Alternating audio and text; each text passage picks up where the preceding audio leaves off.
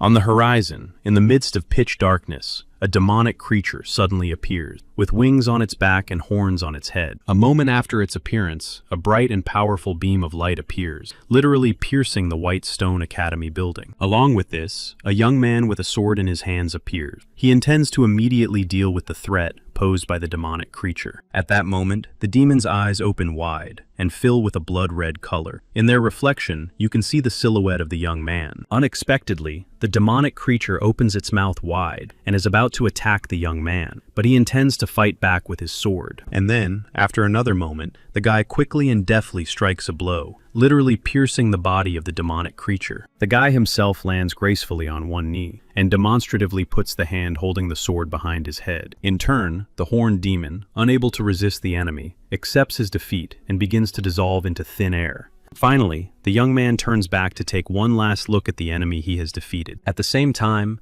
he notices his companions on the horizon, who have arrived after the demonic creature was defeated. Seeing the satisfied faces of his comrade, the young man himself breaks into a broad smile, as if he cannot contain it. He remembers that he had to return to the academy, and that he never expected to make friends with everyone who has now come to celebrate his victory. Some time passes, and another rainy and cloudy day arrives. Raindrops envelop the academy and then run down its walls. The guy enters the academy with two girls and notices a fire burning in front of him, with someone else standing in it. On the other side of him stands a blonde guy who has taken certain measures to stop his guests. Standing confidently in front of the staircase, the blonde guy holds a dagger in his hand and says that the guys will not go any further. Remembering that the blonde guy is the protagonist, the dark-haired boy immediately grabs his sword. He knows the name of his opponent, Ed Rote-Taylor, and now he is heading towards him to begin the confrontation. Waving his sword in front of him, the boy shouts loudly that his name is Taylor McClure. Ed Rote-Taylor, in turn, continues to stand impassively by the stairwell, waiting for Taylor McClure's attack. Taylor McClure himself is increasingly filled with a thirst for revenge, and swings his sword again at the blonde boy. At that moment, Taylor McClure creates several magic circles between his fingers to summon the flame. Taylor McClure's eyes shine and sparkle with anger because Ed Rotator is a third-rate villain. But a moment later, his eyes widen more and more, as if something has happened that makes Taylor McClure shudder with horror. The flames around him begin to dissipate, and a wooden bow with a single arrow appears in Ed Rottler's hands. Taylor McClure raises his sword in front of him, but for some reason, he suddenly turns away. Ed Rote-Taylor's eyes fill with rage, and he prepares to shoot his wooden bow. As he attacks Ed Rote-Taylor, Taylor McClure remembers that he was never supposed to be in this story in the first place. But Ed Rote-Taylor's target is not the guy, but the girls behind him. He quickly and sharply shifts his aim to them. The arrowhead glitters and shines, which is noticed by the innocent girls watching what is happening. A moment later, the arrow is in the shoulder of one of them. The girl does not even have time to react and dodge. At that very moment, Taylor McClure's sword pierces Ed Rote-Taylor's shoulder, almost cutting him in two. A slight but satisfied smile appears on the face of Ed Rote-Taylor, who has been struck down by the sword. He thinks only that he does not expect anyone to understand him. Their foreheads touch, and the men find themselves face to face. Ed Rote-Taylor knows that what the protagonist cannot do, a third-rate villain can. At that moment, the outline of a demonic creature appears behind the unharmed girl, and the entire space around them is enveloped in dark energy. At the same time, two more girls suddenly appear from the blazing flames. One of them is dressed in a school uniform, while the other looks more like a nun. Along with everyone else, a young witch who wields the powers of lightning and thunderstorms also arrives. At that very moment, a huge black dragon appears under the cover of the night sky above the academy and begins to cast a dark spell. Meanwhile, blue-eyed, blonde-haired Ed Rote-Taylor realizes that at this moment, he simply must survive in order to achieve certain heights. The darkness thickens over the academy, and bright, blazing lightning flashes brightly in the night sky. By the way, Ed Rote-Taylor is the high-born son of a noble family. One day, sitting on his bed, he receives a letter, which he immediately reads. Leaning his forehead on his fingers, Ed Rote-Taylor reads that his own family has disowned him. He believes that life is mocking him. Ultimately, everything leads to Ed Rote-Taylor's belongings being packed up, and him being literally kicked out of the house. Everyone around him mocks him, and discusses how his family has disowned him, and, on top of that, he has been evicted from the dormitory. Ed Rote-Taylor himself is in despair and thinks it's all unfair, while the others talk about how he faked his entrance exam results. The fact that the Ed Rote-Taylor everyone is talking about isn't actually him, makes the kid cry because it's so unfair. Everything turns out completely differently. It turns out that he ended up in a regular computer game that he was playing in his room. The essence of the game is that you find yourself among the firstborn of rich families, or SSS rank hunters, who don't care about any rules. But this kid was destined to move into the body of a third-rate villain, Ed Taylor, who was kicked out of the academy from the very beginning. Now the guy is shouting loudly that it's all unfair because he has always lived a modest life without a crumb of luxury. Everyone around him points fingers at him because they are outraged that the guy has the nerve to talk about a modest life after everything he has done. After that, the academy students simply walk away, leaving the fake Ed Taylor alone with his loneliness. At one point, the blonde-haired, blue-eyed boy turns away because he notices something. Then he looks at his reflection in the mirror and realizes that it reflects all of his characteristics. Recalling the plot of the game, the boy realizes that Ed Taylor has always been a beaten and humiliated villain, whom he himself does not really remember. Suddenly, his memories become clear, and the boy remembers what actually happened to Ed Taylor. That same Ed Taylor, being old at the end of the game, ended up simply begging on the street like the lowest of the low. The fact that Ed Taylor survived the game at all makes the boy sink even deeper into despair and hopelessness. But then the guy collects his thoughts and confidently gets up from the bench. He realizes that he is not going to give up and will definitely get back on his feet. The academy from which he was expelled resembles a whole city surrounded on all sides by high hills. To the northeast of it is a wild forest. The guy goes there to escape the prying eyes of his classmates, but ends up getting lost. Tiredly closing his eyes, the guy remembers that Ed Taylor's renunciation of his family was a key turning point in the game's scenario. In the world of this game, the Sylvania Academy is extremely prestigious and has its own coat of arms. Recalling the territory of this huge academy, the guy also remembers that he has the knowledge he needs to succeed in life. Sorting through his thoughts, the guy begins to write the word graduate in the sand with a stick, because now that is his goal, so that he can live a luxurious and wealthy life later. His eyes light up with a bright blue glow, and he thinks about how he can pay for the semester in advance. But at the same time, he begins to study his characteristic and already doubts that he will be able to get by on a budget. Looking at his half-empty suitcases, the guy realizes that he has nothing useful, and now he is not sure that he will be able to survive until next week. Thinking about everything that is happening, he realizes that with his reputation, he won't even be hired for a job, and he has no roof over his head and no food with him. Getting to his feet and stretching his joints, the guy starts counting down to the start of classes and plans to get himself in order during this time. Fortunately, he can use spells, so he uses Windblade to knock a few logs to the ground. His face is covered with beads of sweat from exhaustion, because the spell takes his last ounce of strength for the sake of 15 pieces of wood. In a slight panic, looking around, the guy catches himself thinking that he is now terribly hungry. Looking at the pieces of wood, the fake Ed Taylor remembers his grandfather's story about how he ate tree bark during times of famine. Now he is ready to eat anything, so he begins to boil tree bark in his golden cup, using a flame spell. After putting the tree bark on a thin stick, Ed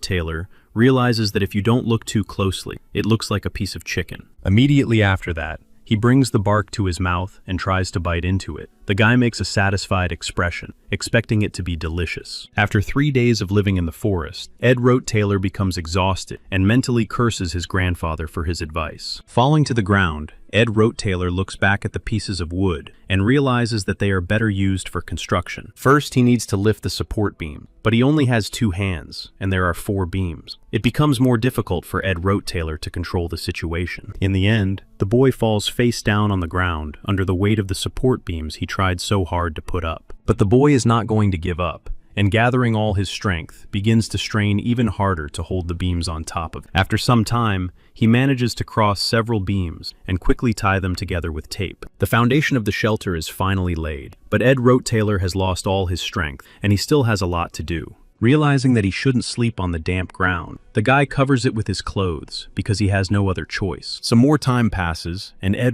Taylor manages to build his shelter. He tries hard not to faint from exhaustion. The guy's attention is suddenly drawn to a notification, and he instantly raises his tired gaze. Studying the notification that he has unlocked the rank of novice craftsman, Ed Taylor is surprised that there is a separate menu for this. A slight smile appears on his face, because he is much better at doing things with his hands than at controlling magic. After some time, Ed Rothaler manages to make a simple spear and unlock new recipes for crafting. Grabbing the finished spear, Ed Rothaler swings it and shouts that it's time to get some real food. Waving the spear in front of him and trying to get food, Ed Rothaler realizes that only despair keeps him from falling unconscious. Thanks to his desire to eat meat, the guy even manages to catch a few fish with his new spear. Immediately after that, he eagerly begins to light a fire with a spell. With drool and a strong desire, Ed Rotail grabs the fried fish and is confident that if he can hold out this week, he will figure out his training. But his meal is interrupted by a man who suddenly appeared. Ed Rothaler realizes with slight panic that he has forgotten something important. A beautiful young girl with long hair appears on the horizon. She recognizes the guy as Ed Rothaler himself. Seeing her, Ed Rothaler remembers a moment in his life when he was tied up and accused of not having a shred of remorse. This girl was the one who punished Ed Rothaler and told him to get out of the academy immediately. Princess Fanya is extremely unhappy to see Ed Rothaler still hanging around in these parts. Ed Rothaler wanted to use his noble status to woo the protagonist's childhood friend. However, he failed because Taylor McClure knocked him on the head, and he decided to take revenge. He wanted to tamper with the exam results, but a girl hiding her identity caught him red-handed. Fenia was a princess and could analyze life for the presence of perfect meanness, thanks to the technique of justice. Thus, Ed Rothaler stammered, gritted his teeth, and was exposed before everyone by Athena's insight. For this reason, he was expelled from the academy and kicked out the door along with his belongings as an unworthy student. When he was near the entrance to the academy, Fenia approached him and asked why he was still there. Ed Rothaler explained to her that he had not yet been expelled from the academy, but had simply been kicked out of the dormitory, so he could still be on the academy grounds. Fenia started shouting and said that she would personally go to the education department and demand his expulsion. She believed that such a student of the academy had no right to demonstrate disgraceful behavior and try to ruin the lives of his comrades. Ed Rothaler understood that his food was burning. Fenia talked too much for someone who was supposed to be taciturn. He understood that he now had serious problems because the princess could get him expelled if she really wanted to. He understood that the sun would soon set, which meant that the princess should not be walking in the forest without her guards. Smiling slyly, he said that the princess should not walk at night in the dense forest because it could be too dangerous. Fonia began to activate her powers and said that she could perfectly well cope and stand up for herself on her own. However, to her great surprise, the young man knelt before her and said that he wanted to thank her for her attention. Using her insight technique, Fonia was surprised because there was not a hint of falsehood in the Rottweiler's words. The Rottweiler family was very influential because they exploited people and conducted various experiments in search of eternal life. However, in the eyes of the protagonists, this family had no right to exist and needed to be killed. At that moment, the system notified him that his fish had burned and was unfit for consumption. He understood that he was still alive, which meant he had to convince the princess that she was wrong without resorting to lies. Otherwise, he could really be expelled from the academy, and then his life would simply be over. He understood that he should have been expelled a week before the start of classes, so he didn't understand why the princess had come to the forest. Getting up from his knees, Ed Rothaler realized that since she had come without guards, she was simply taking a test to determine her class. This class placement test was created by Professor Glass and required finding magical beads hidden in the forest. Fonia understood that her former classmate simply wanted to resort to flattery and had not changed at all. However, to her surprise, Ed Rothaler approached her and said that without his help, she would not be able to cope and would not be admitted to Class A. The princess was confused, and he told her that she should not go to the river in the southeast of the forest. However, it was in that very place that there was a branchy tree that was the guardian tree of Merida. It was there, under the roots of the trees, that a small gift in the form of a single magic bead was hidden. Fonia decided to check, and indeed, when she reached the required place, she found the magic bead. Just 3 days ago, Ed Rothaler was nothing but a liar and a charlatan, and everyone knew it. However, after only 3 days, he had changed dramatically and began to behave differently. Fenia held the magic bead in her hands and thought that perhaps she had been wrong about him. Meanwhile, the class placement test had come to an end. The magic professor carefully examined his students and asked them to show the magic beads they had found. All the students happily began to show off various items, saying that they had worked very hard. However, this test required not only finding a magic bead, but also determining the examiner's intentions. The professor of magic understood that 3 magic beads with weak potential were needed for enrollment in the class. So one student who managed to find a magic bead with low potential was Zach. The second student to be enrolled in the required class with honors was Laura, who completed the task. Glass announced that the third student had found the secret bead with the highest magical potential. He said that this student would definitely become much better than everyone else, and pointed to Princess Phoenia. Meanwhile, Ed Rote-Taylor was trying to make a new fishing rod to catch fish because he wanted to eat. The primitive fishing rod was made from a stick cut from a branch, and thread was used as fishing line. The hook was a small nail. He understood that Princess Phoenia had been very perceptive since birth and could see right through the sophists. As he cast his fishing rod into the water, he realized that this was precisely why he had to tell the truth in order to keep his place. He knew that if she failed the exam and ended up in a worse class, she would simply become the Princess of Love. Therefore, she simply had to find the golden bead in order to be in the best class. Class A. It was then that the narrative could deviate from the original script, and the opportunity to change everything would arise. Ed Rote-Taylor understood that if he managed to avoid expulsion from the academy, all his knowledge would simply become useless. He understood that Phoenia was not always the best student, and would have to go through a lot of trials. At this point in the original story, Lucy Merrill was the best student in the school. Therefore, he understood that he had no right to remain the same without making any serious changes in his behavior. Thanks to her innate ability to see through things, the princess could always discover the truth, regardless of the situation. Therefore, she was surprised that Ed Rote-Taylor did not lie, and hinted that the magic beads were under the roots of the tree. Holding the magic bead in her hands, she understood that it was not really a gift. Ed Rote-Taylor could not understand why the princess was hiding her identity and had been condemned by the public. Just by looking at the bead, she realized that thanks to it, she could become the best student in school, but she did not accept the golden bead. This was because she wanted to do everything herself. She did not find this bead on her own, but simply followed instructions. He understood that Phoenia would still only follow the path she could walk herself, and would not dare to take the magic bead. Therefore, remembering the conversation about how she would not be able to cope without him, he realized that it was just a decoy. At the same time, it did not matter whether it was true or false, because the princess could easily determine that. Ed Rote-Taylor was sure that the princess had failed the test, but she wanted to prove him wrong and rub his nose in it. However, he really hadn't lied to her, which was precisely why she couldn't get into Class A. The princess couldn't do anything about it, so she promised herself that she would always keep an eye on her potential classmate. Meanwhile, Ed Rote-Taylor was delighted because, after a long time, he had managed to catch a beautiful big fish again. The sun began to rise above the mountains, and a beautiful dawn was approaching, heralding the beginning of a wonderful day. Ed Rote-Taylor ran quickly because he knew that in order to make it to class on time, he would have to rush to the academy early in the morning. He tried very hard to make it to class on time, so his morning run was very fast, and he even broke a sweat from running so fast. There were many students at the Sylvania Academy, and they were all walking around the square waiting for the start of the academic year. The professors greeted the students and were very happy about the opening of the new academic year. All the students whispered among themselves, and were surprised that Ed Rote-Taylor had the audacity to show up at the opening ceremony. However, he paid no attention to them and simply ate his steak calmly, observing all the rules of table manners. He understood that he simply had to make every effort to stay at this academy. He ate several plates because he hadn't eaten in a long time and was very hungry, so he tried not to pay attention to anyone. The students were surprised that Ed Rote-Taylor looked different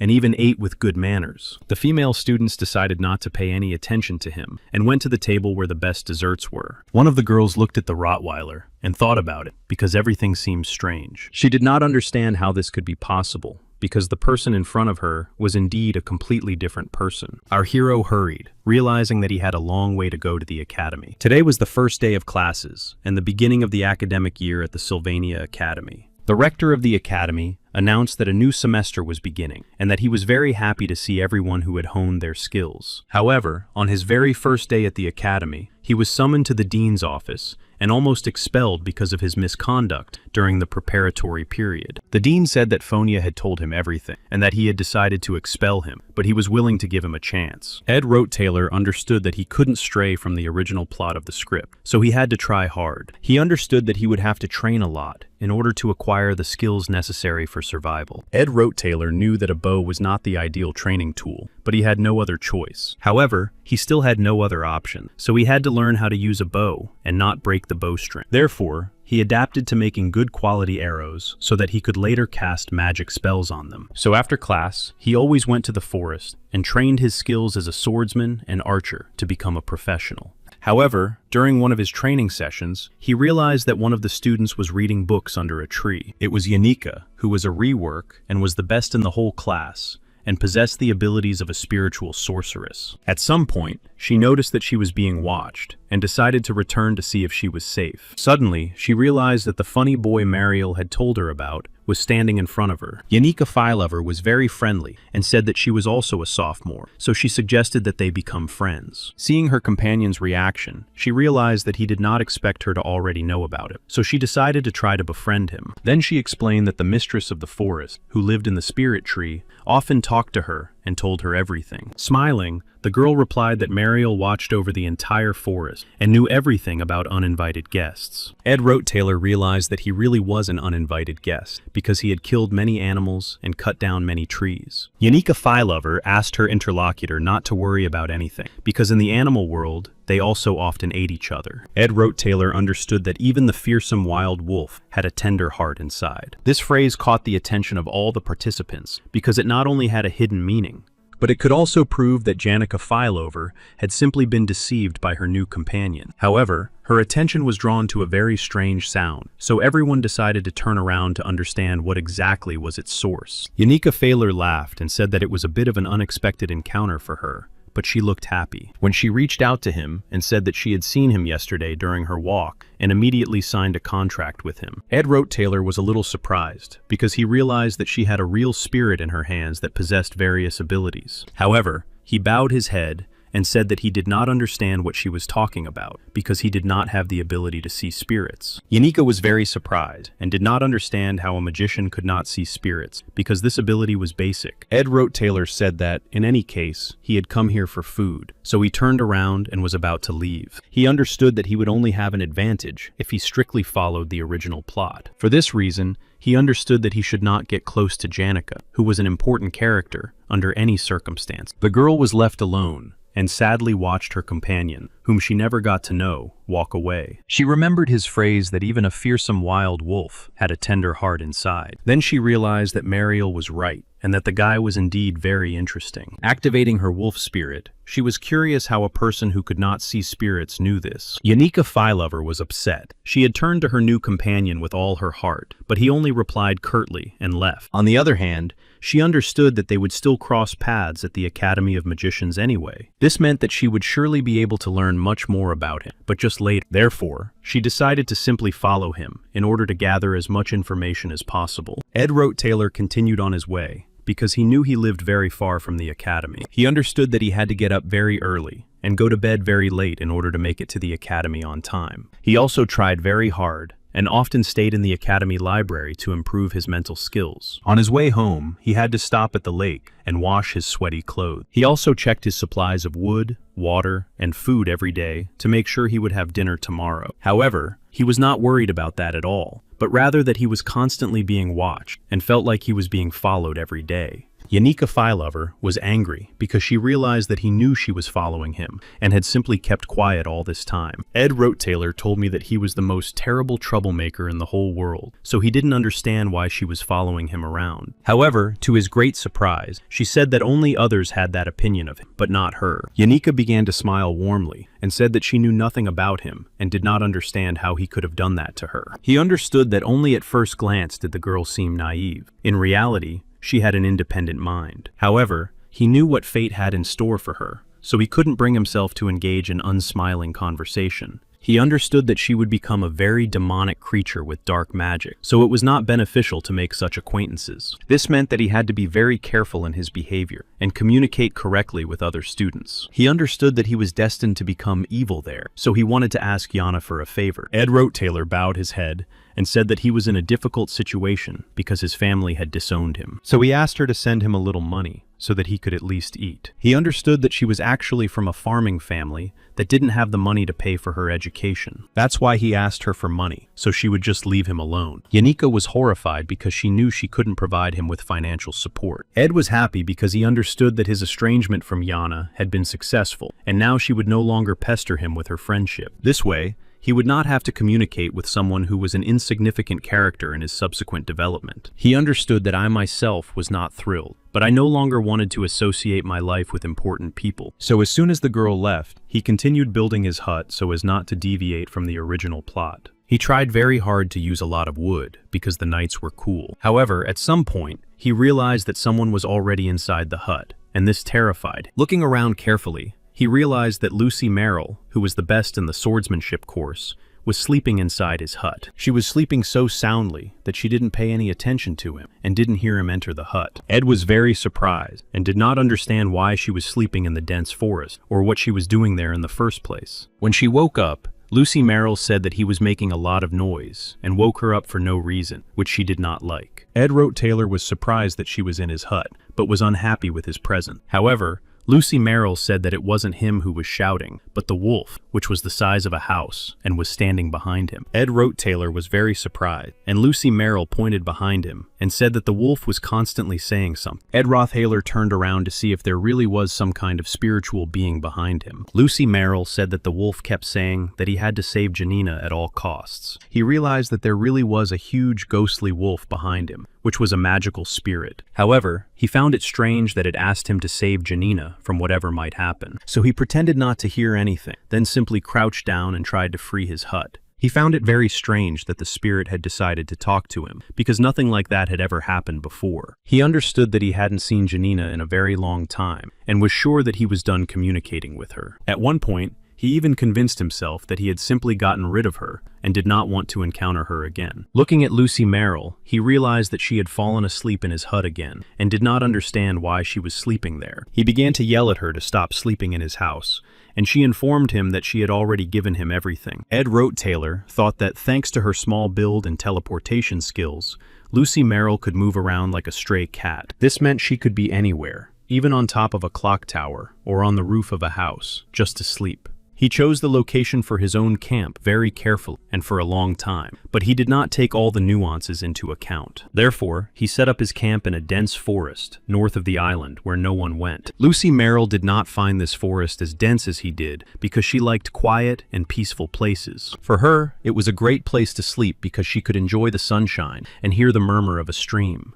This meant that Ed wrote Taylor himself was to blame for setting up camp in such a place. So the next day, he realized that he urgently needed to come up with something and find a more secluded place to spend the night. He thought about mixing 5 or 6 magic spells to completely change Lucy Merrill's body. The system notified him of a new addition, and now he had access to a trap using a rope loop and a very elastic branch. Lucy sat down next to him and asked if she could have some dried meat because she was hungry too. Ed wrote Taylor was very angry because he realized that Lucy Merrill had already come to his camp twice and crossed all boundaries. He knew he had to come up with something quickly because he had seen many strategies and none of them had helped defeat Lucy Merrill. While he was thinking about it, Lucy Merrill simply took some dried meat and started eating without waiting for his permission. He realized that he needed to come up with something urgently to make her leave, and reminded her of the maids who might be looking for her. To his surprise, Lucy Merrill's face and color completely changed, after which she even stopped and thought. She said that she remembered something, that she had very urgent and important business, so she had to run. Then she simply said goodbye to him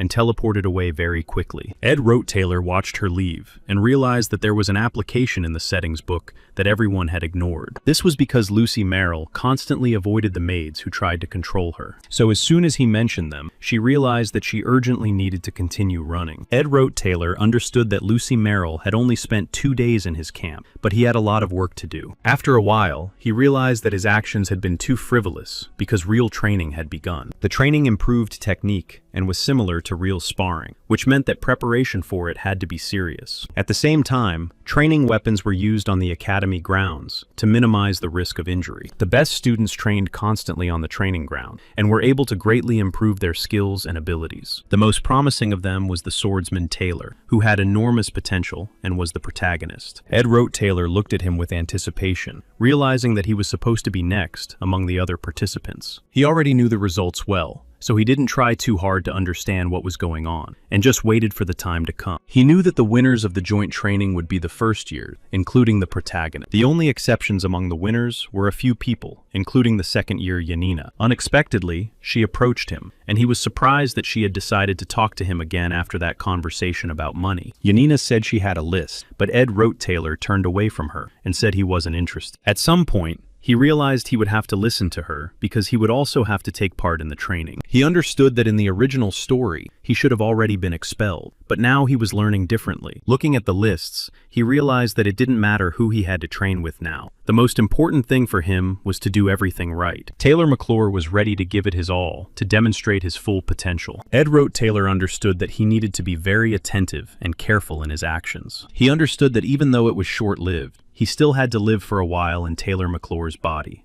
Ed Wrote Taylor lived through several storylines, and there was not a single one where Taylor existed without sweat and tears. He understood that he wanted to live this life for himself, but he couldn't stop worrying about Taylor. However, his attention was diverted because Lucy Merrill was urgently being called over the loudspeaker. Lucy Merrill was invited to come out to the arena for training. Ed Wrote Taylor didn't understand where she could have gone. In fact, as always, she was just sleeping in a secluded place, and she was told that she had to train first and then rest. It was better for Lucy Merrill, a freshman, to face Taylor at that moment. Taylor was the protagonist of this story, and he was also a natural swordsman, so everything had to go according to plan. He had never held a sword before, but with his first swing, he was able to attack Lucy Merrill's magic field. Lucy Merrill was very surprised because it was the first time anyone had managed to block her unblockable attack. Having caught her off guard, Taylor didn't want to waste any time and prepared for his next attack. In a fit of fear, Lucy Merrill simply began to attack him with electric lightning, not understanding what she was doing. Because of this, she was disqualified for using mid-level magic, and Taylor became the first person to defeat Lucy Merrill. Ed Wrote Taylor was simply delighted, because everything was going according to the original plan. After that, the judge began to tell all the students to prepare for the next training competition. So Ed Wrote Taylor watched closely, understanding exactly how everything was supposed to happen. However, at that moment, Taylor did not have a sword in his hands, and was only protected by brass knuckles on his hand. Lucy Merrill was completely calm, and easily put up a magical defense. For this reason, Taylor was unable to cope with this test, and simply fell to the floor. Yanika Filover watched what was happening with surprise, because she did not expect to see this. Ed Wrote Taylor was delighted, because he understood that Lucy Merrill had once again used forbidden magic. To the surprise of all the other students, Lucy Merrill simply yawned, because she was tired and wanted to sleep.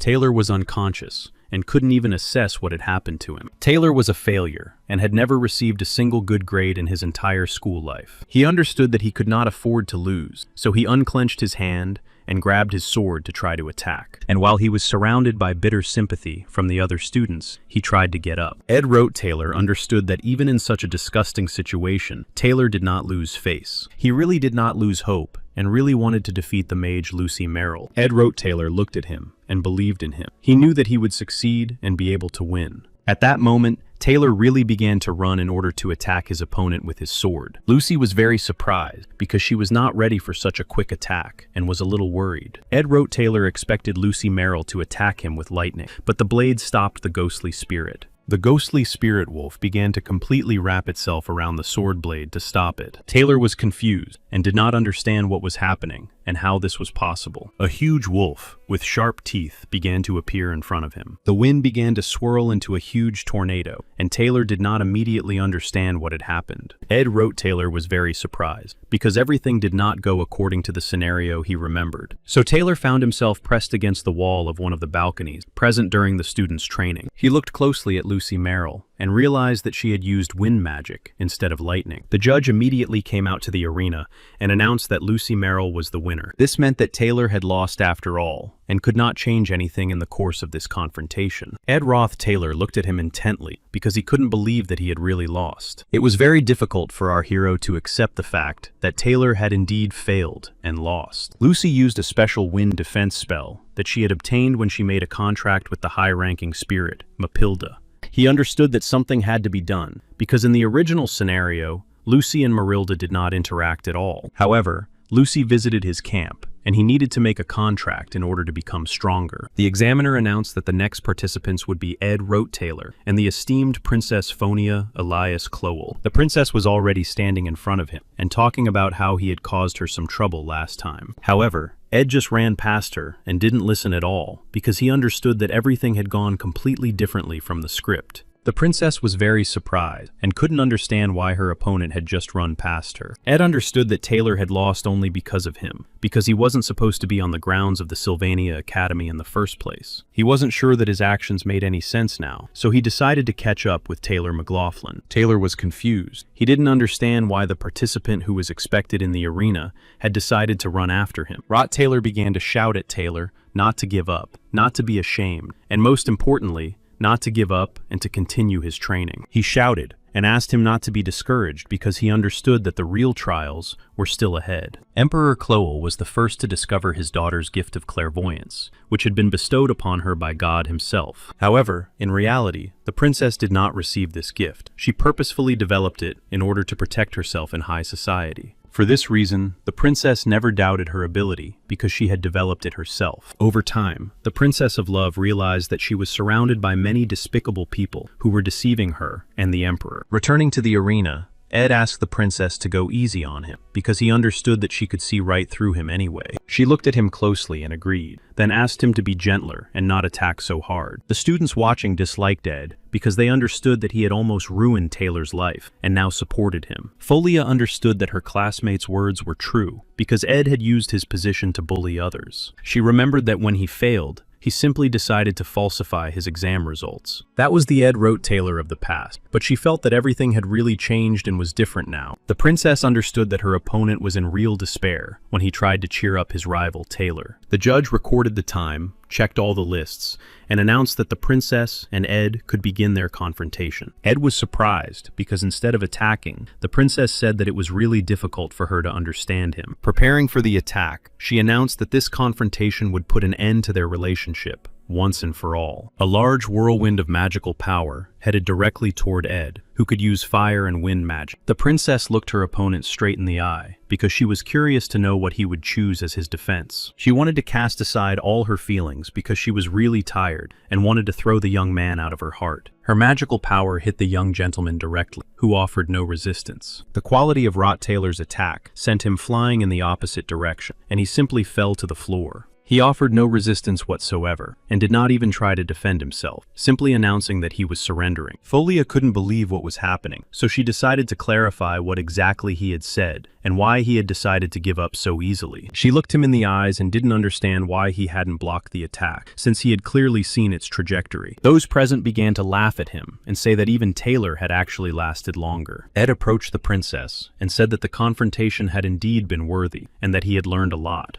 The princess was very surprised, because from the very beginning of the confrontation, her opponent had not even looked at her. The judge immediately announced that the winner was Princess Phonia Elia Clowell, and that this was an indisputable fact. Taylor understood that he should be very careful when interacting with the princess, because she would be an important character. Running through the corridors, he realized that the protagonist Taylor was much more important to him at that moment than the princess. Looking around, he couldn't figure out where the protagonist had gone, and tried to find him as quickly as possible. However, he was suddenly called, and when he turned around, he realized that the princess had been following him all this time. The princess was furious and did not understand what had happened and why he had behaved so strangely during the competition. She was very upset because she realized that her opponent had not even thought about winning for a second and had not tried at all. Folia was furious because she already had enough difficulties in her studies from the other students. She was already suffering from a severe headache, so she wanted to conduct a normal test rather than a game of give and take. Ed realized that the princess was harboring too much anger inside her, so he wanted to calm her down and explain his actions. Holding her by the shoulders, he asked the princess to take a deep breath and try to relax from all the commotion going on around her. For a few seconds, he asked her to take deep breaths in and out, so that she could calm down and control her emotions. After a while, the princess covered her face with her hands and realized that she had really let all her emotions out. Therefore, feeling completely embarrassed, she asked him to forget everything that had just happened between them. Ed Rothaler let her go and wanted to leave because he really had more important things to do. The princess apologized to him, saying that her behavior was due to the fact that she had spent a long time in the palace. She decided that Ed had destroyed all ties with his family because he had learned about their terrible secret. She also suggested that he had been tormenting Taylor because he needed a reason to disown him. He understood that she was absolutely right, but he had to open this Pandora's box much later, so he pretended not to understand. Phineas was furious and didn't understand why he had encouraged a person who had almost been expelled because of him. Ed wanted to end the conversation as quickly as possible, so he said that he was just hoping that people would start to see him differently. He understood that Phineas' ability to see through people could easily detect lies, but he just kept lying. The princess was completely sure that she was being deceived, but she couldn't do anything about it. Rage completely enveloped her body, and she could no longer control her anger. At some point, she realized that she really had no evidence to the contrary, so she simply let Ed go. The princess understood that he had already pierced a hole in the door with his gaze, and said that she would no longer distract him from his important business. Ed thanked her kindly and headed straight for the door, realizing that this was the first time Folia had shown this side of herself. He understood that in the storyline, the princess had many connections with other characters, and his head was spinning. Ed understood that he was also to blame for this, because in the original scenario, he was simply not present at the academy, and that meant that his burden simply could not be compared to that of the princess herself. Turning around, he said that he understood her responsibility well, but that it was also necessary to catch his breath. Folia was very embarrassed because she always tried to see through the lies around her, and now they had seen through her. Putting all thoughts aside, he rushed to Taylor, realizing that if he gave up, his life might also come to an end. On the other hand, he couldn't find the right words and didn't understand what exactly he should say in such a situation. However, unexpectedly,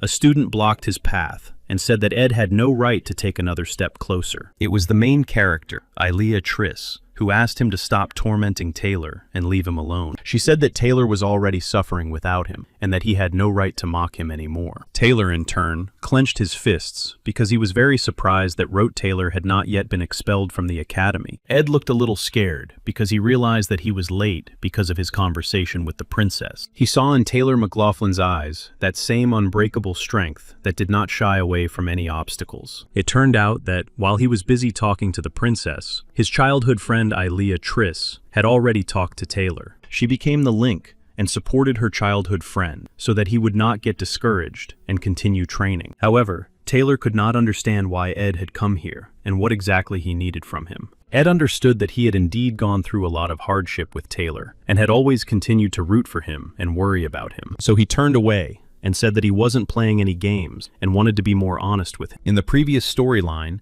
he had simply shifted all his duties and responsibility for what was happening onto Taylor, which had broken him. However, now everything had to be different, and he was glad that everything was really okay with Taylor, with whom they had gone through fire and water. He simply didn't need anything more, so he turned around and decided to leave the room, so as not to take part in this. Taylor and Ilea were confused, and didn't understand what Ed Rothweiler was trying to demonstrate with this gesture. They stared at his back, and didn't understand why he was acting so strangely, as if he were trying to play the tough guy. Ed felt something strange, and decided to turn around to understand what exactly had caused these feelings in him. The entire space began to glow with a fiery light that emanated directly from the hall where the arena was located. In the original story, everyone would have seen this event because they were still inside the building. It was on this scale that the Battle of the Golden Child, Loratel, took place, who did not spare her strength at all. The confrontation was very difficult, and simply amazed with its scale, techniques, and tricks. This was because her opponent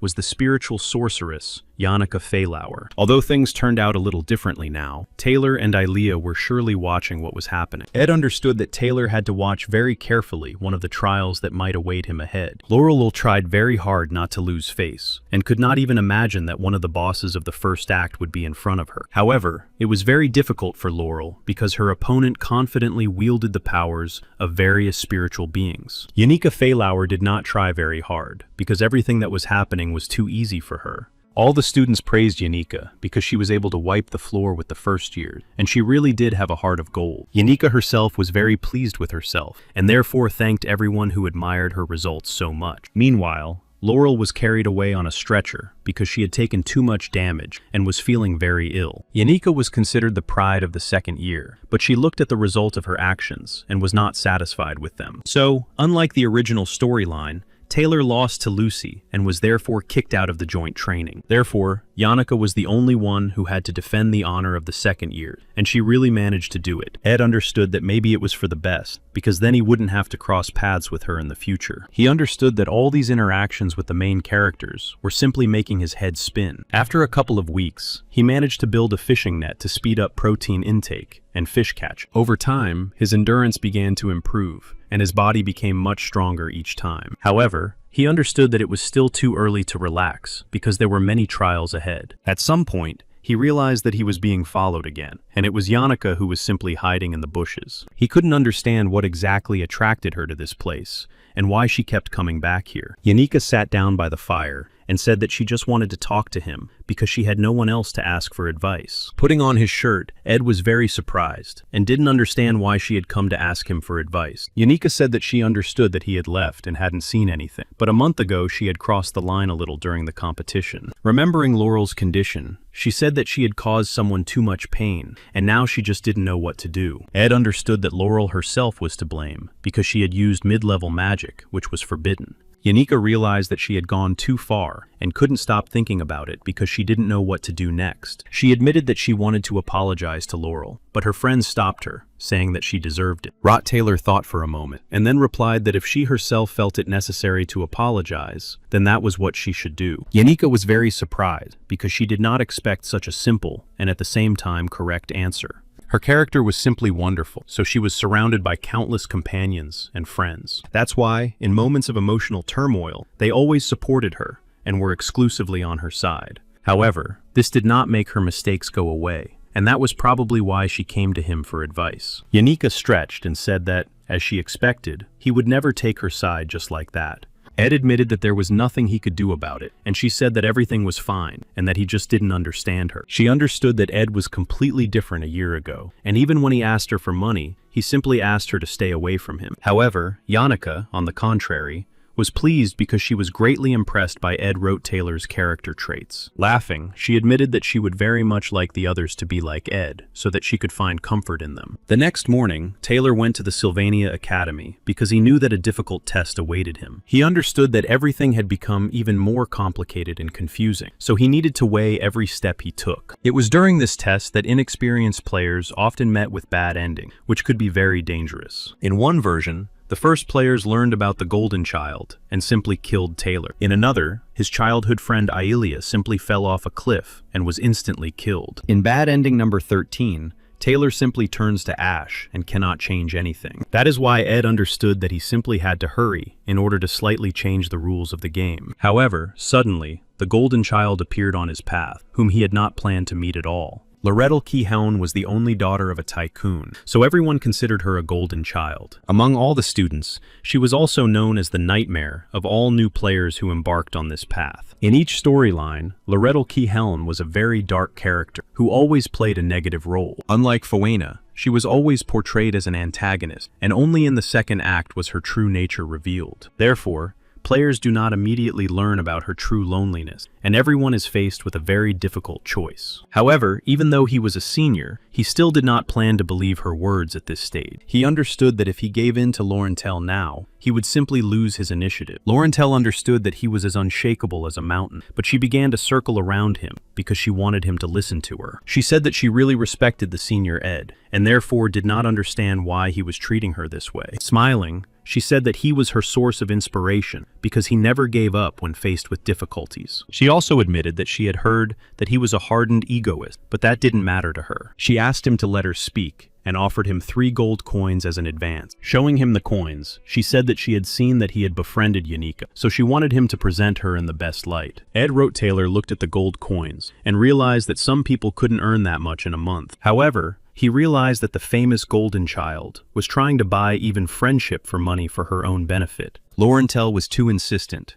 and put the coins in his pocket so that he would not be shy and take his advance payment. He understood that it was she who, according to the plot, had to fight Princess Phoenia for the right to rule the academy. This meant it would be much quicker for him to make allies, so he held out his hand and offered to shake hers. Laurentil realized that her plan had succeeded and happily held out her hand to seal the agreement with a handshake. Ed understood that a fleeting period of poverty was enough to completely break the golden child's spirit. It was people like this who would easily sell their families and friends for a handful of coins. Ed knew very well that it was too easy and simple to manipulate those who were in a state of despair. So he simply handed her back the 3 gold coins with a handshake because he didn't want to start by groveling. Laurentil clutched the coins in her hands and said that he was indeed a very interesting person. Rot Taylor understood that if he took this huge amount of money, his life could become easier. However, he was even afraid to imagine what might await him if he got involved in this adventure with Yannicka. The fact that Ed had rejected her so sharply did not offend Laurentil Cahelm at all. She was a true businesswoman and always skillfully weighed the pros and cons, so she went to Yannicka that night. Yannicka looked closely at Laurentil and said that it was very unusual for her to see Laurentil with her hair down. In fact, Lauren's mind was ablaze with the idea of recruiting Yannicka Feelover to her side. Lauren understood that many people were criticizing her because she had used a forbidden mid-level spell during training. She looked Yannicka in the eyes and said that she understood that too much time had passed, but she wanted to apologize for her actions. While treating her wounds, she said that Yannicka shouldn't worry about her because everything would soon be over. She wanted to manipulate her through guilt, but unexpectedly,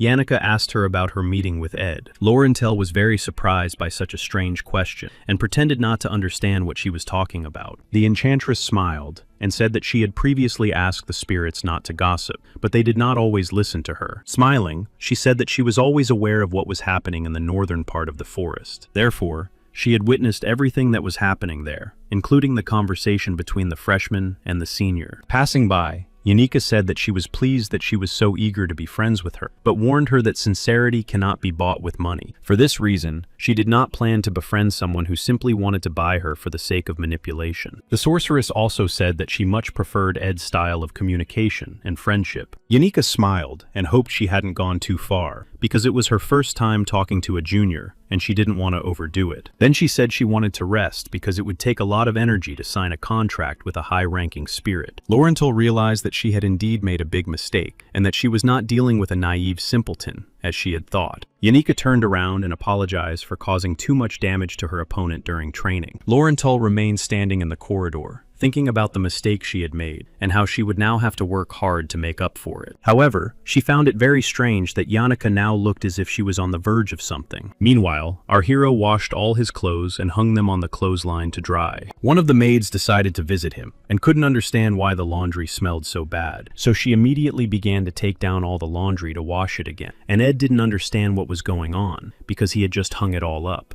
Looking around, he tried to figure out who else was there and what had happened. Belmaya was the senior maid of the Ophelia dormitory, which was the best dormitory in all of Sylvania. It was Belle who had literally thrown him out of the dormitory by the scruff of his neck. Belle looked around carefully because Mrs. Yannicka had told her where Rot Taylor had settled. Looking at everything with contempt, she said she was a little surprised that he had settled in such a strange place in the deep forest. After thinking for a moment, she said she was very glad that he had managed to settle down, even in such a strange place. The maids of the most luxurious building, a Phyllis, were the elite and performed all their household duties impossibly well. Therefore, Ed did not listen to her at all, because his eyes were fixed on the basket that might contain the finest delicacies and treats. He was even a little curious about what role Belle Maya might play in the current storyline. Belle said that she didn't care how he had changed, and that he could continue to be rude to her as he had been before. Ed smiled and said that he couldn't allow himself to be rude to a maid who worked hard and didn't spare herself. He understood that she had a magic basket in her hand, and he really wanted to befriend this secondary character. It was Belle Maya who told him in great detail about the berries, mushrooms,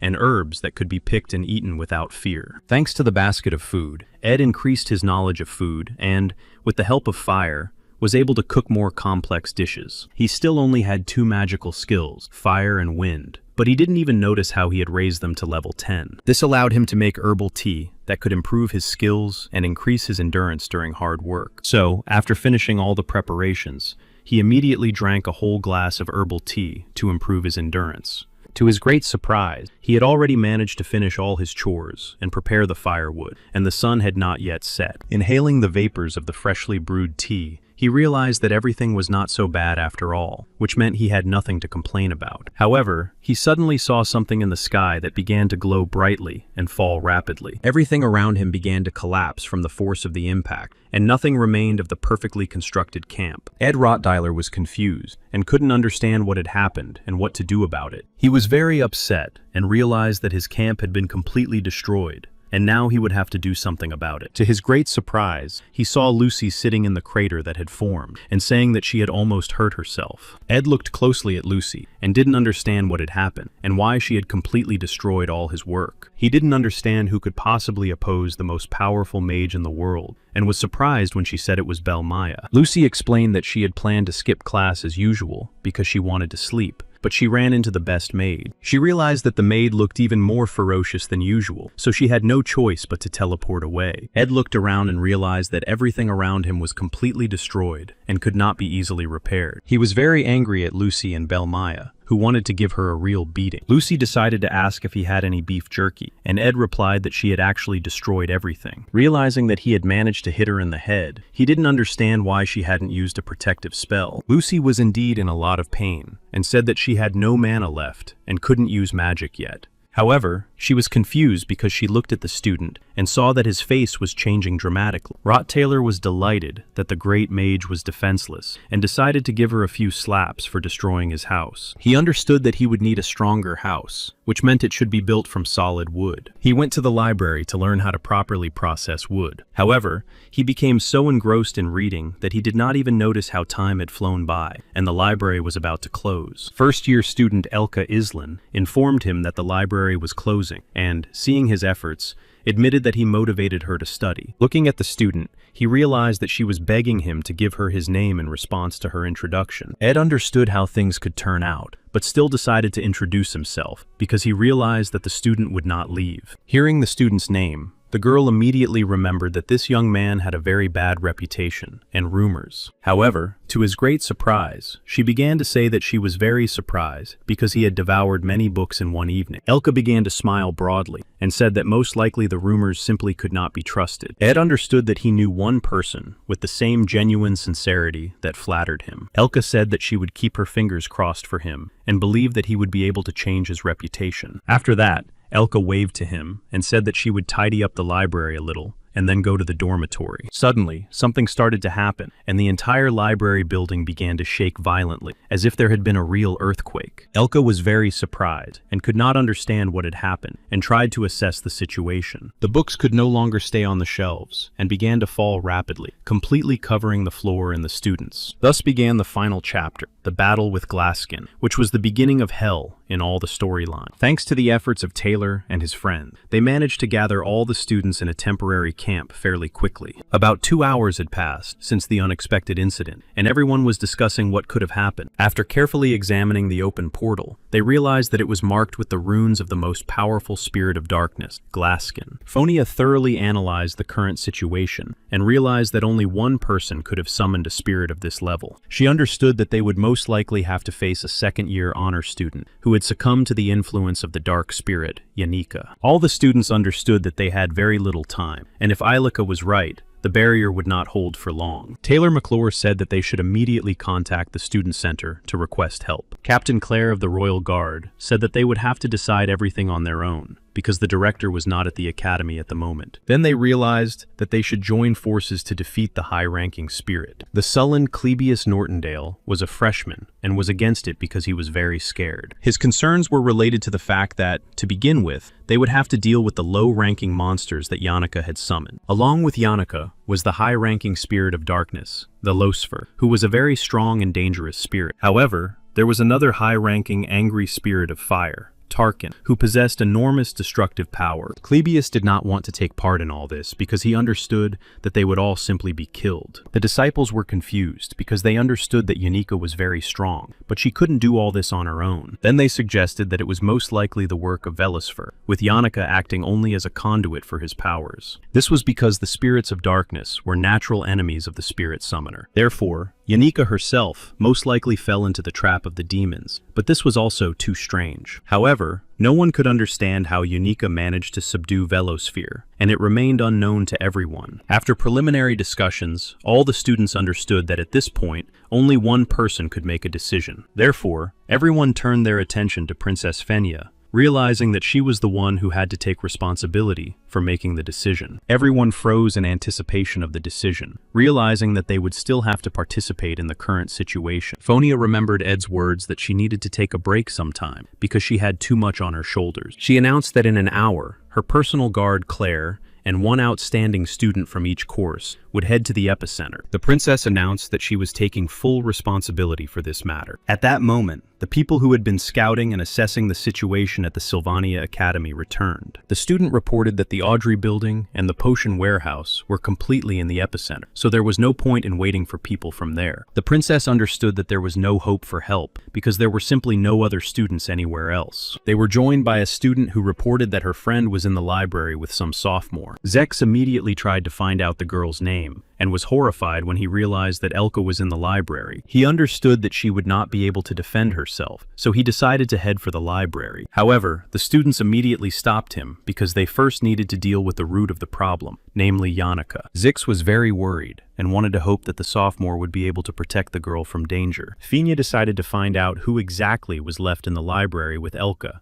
to see if they needed help. Zykes was very impatient and immediately began to question the freshman, realizing that she was clearly not telling him everything. However, when he heard that Ed Rote-Taylor was in the library, his anger filled his body even more. The student apologized and said that she didn't want to have anything to do with Ed, so she dumped everything on Elka. All the students were confused because they understood that Rote-Taylor had a very bad reputation. They themselves were not thrilled that such a person was alone in the library with Elka. The princess tried to bring Zex to his senses because she understood that they really needed him in the current situation. Fonia and Loratel tried to stop Zix because he was a very powerful mage and they would not be able to cope without him. The princess looked Zex in the eyes and asked him to just believe in Ed Rote-Taylor and that he had changed. Meanwhile, the magical field began to change, and everything around was enveloped in dark energy, emanating from the portal. All the students froze, because they realized they had never seen anything like this before, and couldn't understand what to do in such a situation. Laurentel and Fonia also stopped because they didn't understand how Yannicka could have pulled this off. Zex also stopped because he was trying to calm down and assess the situation. He couldn't wait any longer, so he pushed everyone away and immediately headed for the library to save Elka. The first-level demons began to actively penetrate the space in order to carry out their mission. Zix easily passed through the first-level monsters, attacking them because he was worried that Ed might harm Elka. He was furious and knew that he would be crushed to dust if anything happened to Elka. Zix's life had been very difficult, and he was better known among people as the Grass Spear. His journey began in the pastures of a lawless land that even the Empire could not subdue. It was in this land that one always had to be careful, because one could lose one's life at any moment. Zix came from this very region, and at the age of 18, he was completely on his own. At that time, he did not yet know how to earn money, but he already knew how to obtain supplies from dead animals along the way. All the inhabitants looked at the young Zix and understood that he was the offspring of barbarians, so they tried not to communicate with him. Unexpectedly,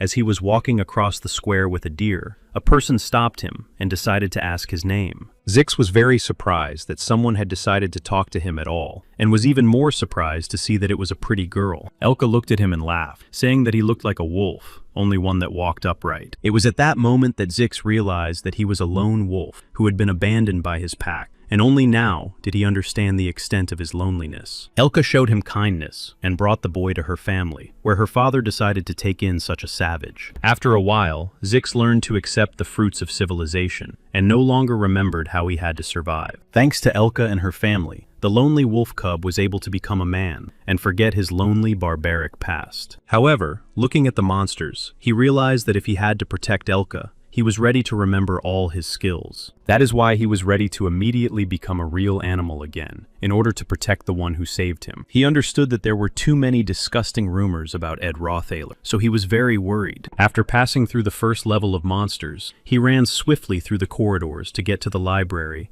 as quickly as possible. The Sylvania Academy library was enormous, so Zex tried to move very quickly. Rushing through the corridors, he he suddenly saw Ed Taylor, who had been injured and was sitting on the floor in the corridor. Zex grabbed him and started shouting, asking where Elka was, what he had done to her, and, most importantly, what condition she was in. Learning that Elka was in the reading room on the 3rd floor, Zex threw Ed aside and immediately headed there. Reaching the reading room on the 3rd floor, he immediately opened the door and began searching for the first-year student. Elka was lying on the floor, sleeping peacefully, her legs covered with a sophomore's jacket. Zix made sure that she was just asleep and was immediately relieved to know that she was safe. However, looking around, he was very surprised because the bookcases stood around Elka like a barricade. He noticed that the windows were tightly curtained so that evil spirits could not see inside. Nearby was a note saying that she should not worry or scream so as not to attract the attention of evil spirits. Zix put all the pieces together and realized that someone had taken great care to ensure Elka's safety and had put a lot of effort into it. Examining the jacket she was covered with, he realized that there were traces of blood on it that did not belong to Elka. Then he realized that it was most likely Ed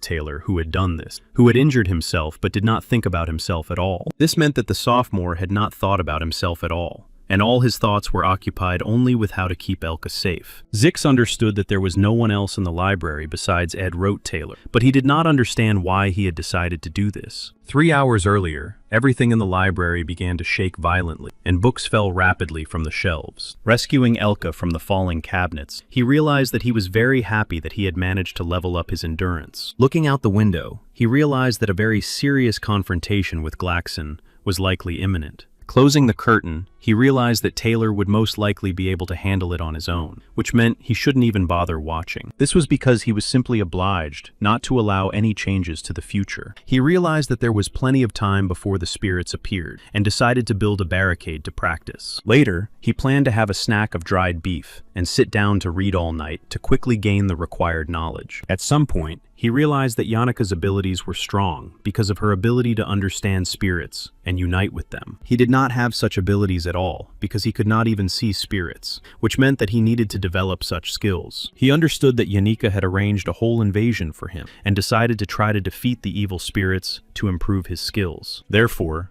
Ed decided to activate his fire and wind skills in order to try to collect a new portion of fresh meat. During the confrontation, he managed to increase his spirit unity skill to the 7th level, which meant he was very close to the 8th level. Upon reaching the 8th level, he would have been able to make a contract with one of the spirits, but his strength began to leave him. Zix grabbed Elka, and passing by Ed, decided to ask him what exactly he was doing here. Rottweiler understood that he looked very insignificant, so he said that he had just been training all this time. Zex calmed down, exhaled, and bowed to the senior, saying that he was now greatly indebted to him. He said that he would definitely repay him later, no matter what it cost him. Ed understood that Elka was Zex's beloved, which was why he was so worried and concerned about her. On the other hand, he was Taylor's closest friend, and had always trusted him from the beginning to the end. Ed told him that he had to return to the student center because he was needed there right now, and Elka was safe. He also asked Zix to obey Taylor McClure unquestioningly, and then everything would work out for them during the confrontation. Zex was very surprised that Ed had such a high opinion of Taylor, since they had never even spoken. Ed explained that the whole point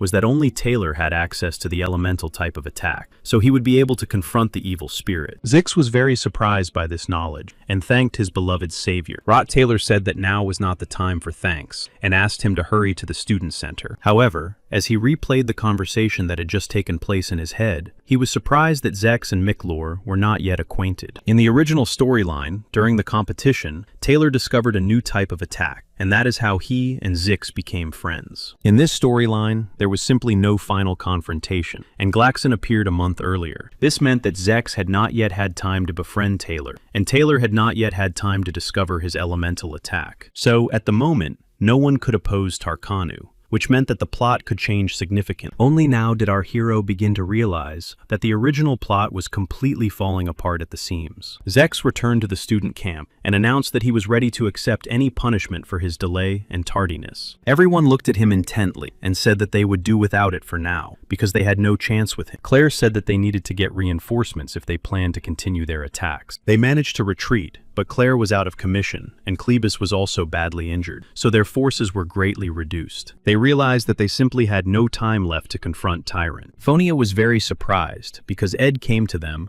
and said that the ritual with Glaxon was about to end. He understood that he didn't want to do this at all, but he simply had no choice and would have to intervene. Remembering the manual, he suggested splitting into 2 groups and said he would lead one of them. Everyone looked at Ed Rottweiler in amazement, because they did not understand how they could trust a man with such a reputation. Klebius was furious and thought that the arrogant Ed had simply decided to play a joke on them. However, to everyone's surprise, Zik stopped him and said that they should at least listen to him. Ed said that first they had to deal with Tarkan, and then take care of the spirit that had subjugated Yannicka. He also pointed out that Tarkan was completely invulnerable to all their attacks. This meant that they had to create a diversionary group, so that the second group could get through the door. Laurentil started shouting that they would not succeed, because there had been nothing like this in training. And if the first group failed, the second group would have to deal with 2 powerful spirits at once. Ed calmly replied that they should only worry about the risks when there were other options. Zik sided with Ed and said that all they had to do was decide who to assign to the diversion group. Laurentil understood that, in other words, they had to choose those who were most likely to lose their lives. Taylor raised his hand and announced that he was ready to lead the first group to provide assistance. Ed refused and said that they weren't choosing sheep for slaughter, so he would be needed in the group opposing Yannicka. He said that the groups didn't have to be equal, and that Loretel and Klebius would be enough to distract Tyrant. The students were horrified and began to say that they would simply refuse because they didn't want to take part in all this. Klebius was terrified because he realized that he would have to be on the same team as Ed Rottweiler, which was simply impossible. Ed realized that they simply did not have time for argument, and suddenly he heard the voice of Princess Fowena. She said that she still did not understand his intentions, but she did not see any flaws in his plan, so as the Princess of the Empire, she gave the order. The first group was to consist of Taylor, Zix, Alvira, Ilea, and herself, in order to deal with Yannicka. The second group was to consist of Rottweiler, Klebius, and Loretel. And Phonia reminded them that her orders could not be questioned. Realizing that they really had very little time, she told them to take care of themselves and not to lose their lives. After that, the teams immediately split up and set off to carry out their direct duties. The first group arrived at the Corridor of Evil, Neil, where the evil fire spirit Tarkin was located, to distract him. Laurentel did not understand how they could possibly oppose such a large and powerful lizard. Ed said that if they listened to him and the plan went as it should, everything should work out. He understood that Klebius was very worried and very fearful, so he decided to support him by saying that he could handle it. Klebius was very surprised and did not understand why a man with such a reputation was so confident in himself. All of Ed's team members were very surprised and did not believe that he really knew what he was doing. He understood that Yannicka was waiting for them behind the door, which meant they had to go through the door and distract Tarkan. Klebios understood that he was here solely because of the order of the Princess of the Great Empire. On the other hand, he was not alone, so he believed that he would be able to muster up the courage and pass all these tests. Terran woke up and was ready to attack, because he saw that his enemies were in front of him again. Klebius was confused and did not understand how exactly he should behave and how to distract the monster. However, not hearing an answer about the tactics of his further actions, he turned around and realized that there was no one behind him anymore. Klebios began to worry greatly because he did not understand where his comrades had gone. At the same time, Tyrant was directly behind him, and he could feel his breath on his neck. Klebios realized that his teammates were dishonorable cheaters who had simply abandoned him and left him alone. He tried hard to escape from the evil spirit and did not understand where his comrades had gone and why they had simply abandoned him. Laurental was very worried, but Ed said that she should not waste time worrying and should continue to act. She realized that he had simply decided to use Klebius and warned him that the other students would not be able to forgive him for this. However, Rote Taylor asked her not to think that way because he was confident in Klebius and his quick wits. Besides, he understood that Laurentil played the most important role in this confrontation. It was she who had to destroy the wall so that the second group could get inside, and she also had to attack Tarkan. In the course of her activities, Laurentil realized that she should not have made conclusions about the student based solely on rumors. She remembered how Ed had told her that everyone had doubts about themselves, but that it wasn't worth dwelling on them for too long. This phrase gave Laurentil confidence, and she began to act more decisively and confidently. Thanks to this, Laurentil managed to completely destroy the wall in order to clear the way for the second group. The group of students was confused because they did not expect Laurentil to be capable of such strength. She just smiled and said that she had completely cleared the passage for them and they could begin their tasks. Laurentil understood why Ed had entrusted this task to her,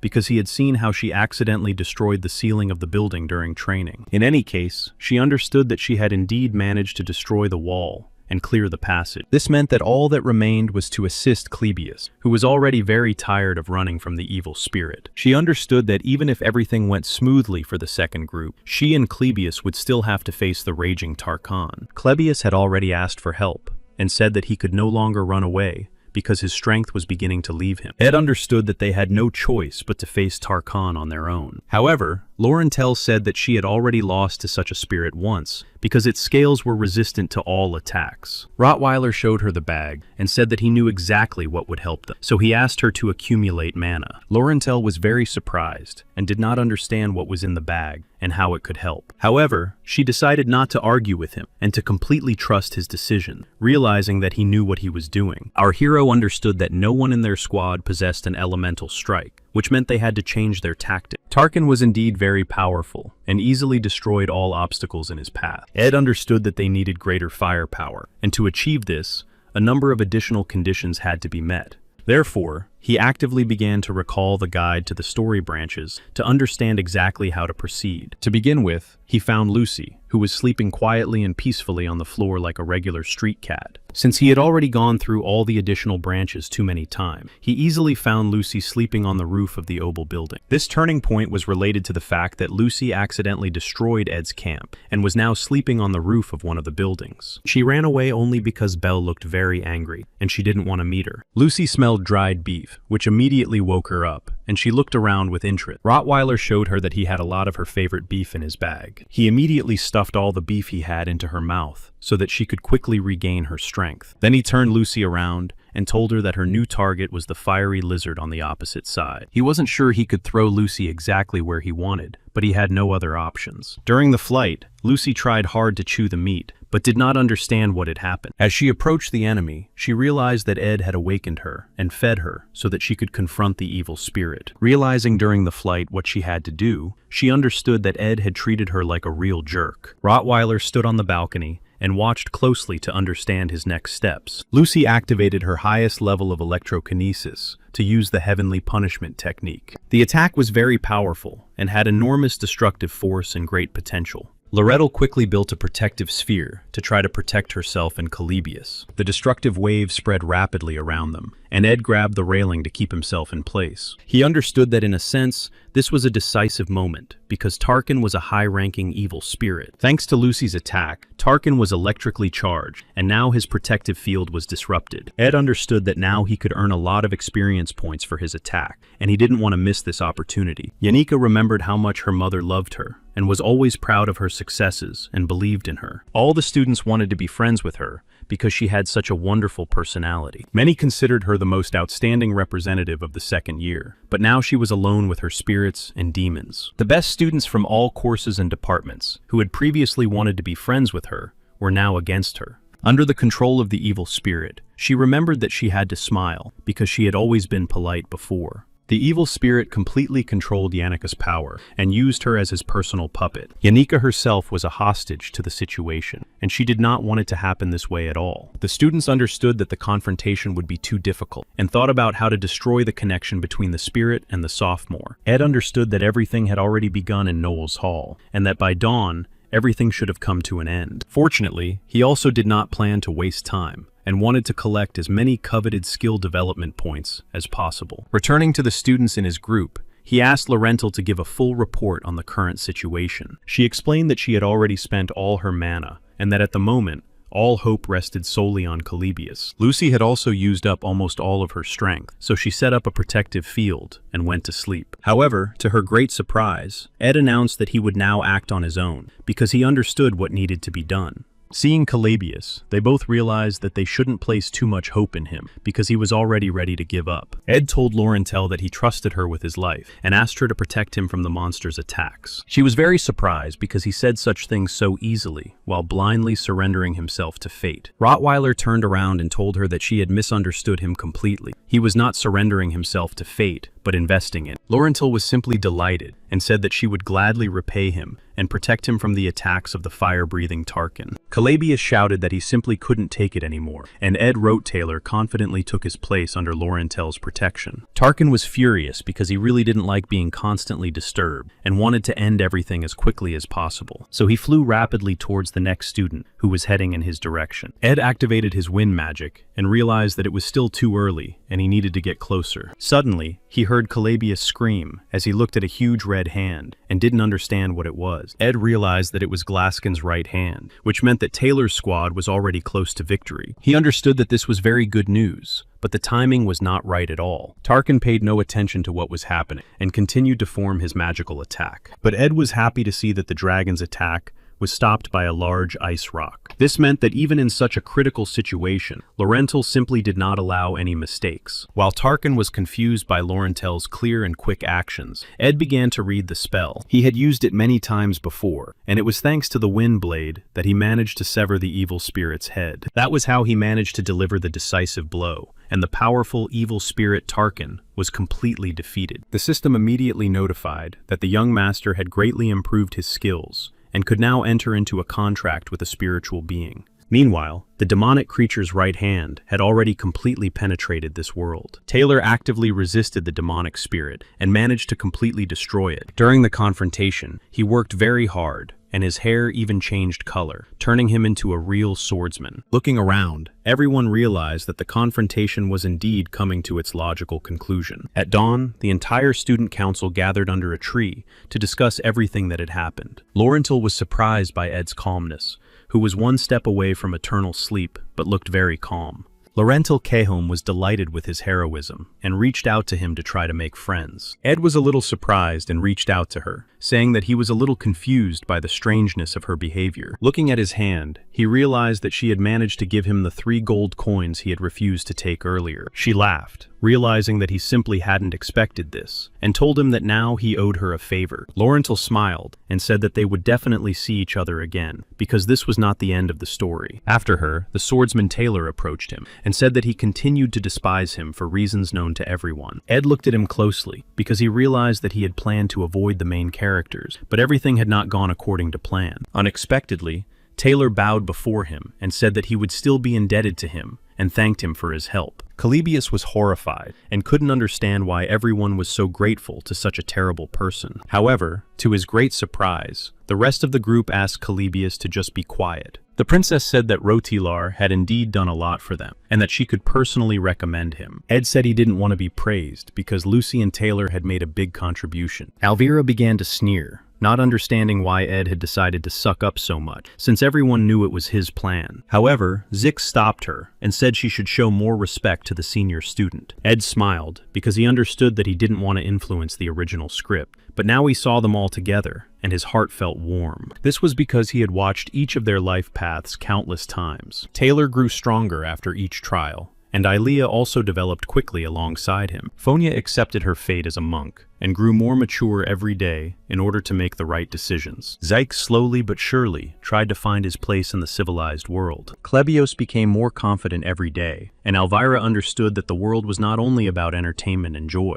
Lorettel had lived her whole life on a mountain of gold coins, but she learned to look at life differently. Each of them was the main character in this world, and each of them ultimately achieved success. It was for this reason that Ed simply turned away from them and left, because none of it interested him. He wanted to visit the hidden location that opened up after completing the storyline as quickly as possible. At the epicenter of all events was a hidden scene that could only be accessed after completing the main chapter. Opening the closet door, he realized that in order for the main characters to move forward, someone would have to stay behind. Yannicka was hiding in the closet. As he had suspected, she was alive and laughing at everything that had happened. He understood that she had not become this way of her own free will and had decided to make a contract with the demon. So he remembered his conversation with Laurentil. She told him that one day, quite by accident, she saw Yannicka's room, which embodied peace and order. However, there wasn't even room to read a book on the very large table because it was covered with notes about her being a second-year student. The solution was simple. She just had to remove the notes and move the gifts. But Yannicka couldn't bring herself to do it. Yannicka was obsessed with the idea that her diligence was a sign of respect for the sincere people around her. It was too reckless, and Velosphere easily took advantage of this darkness,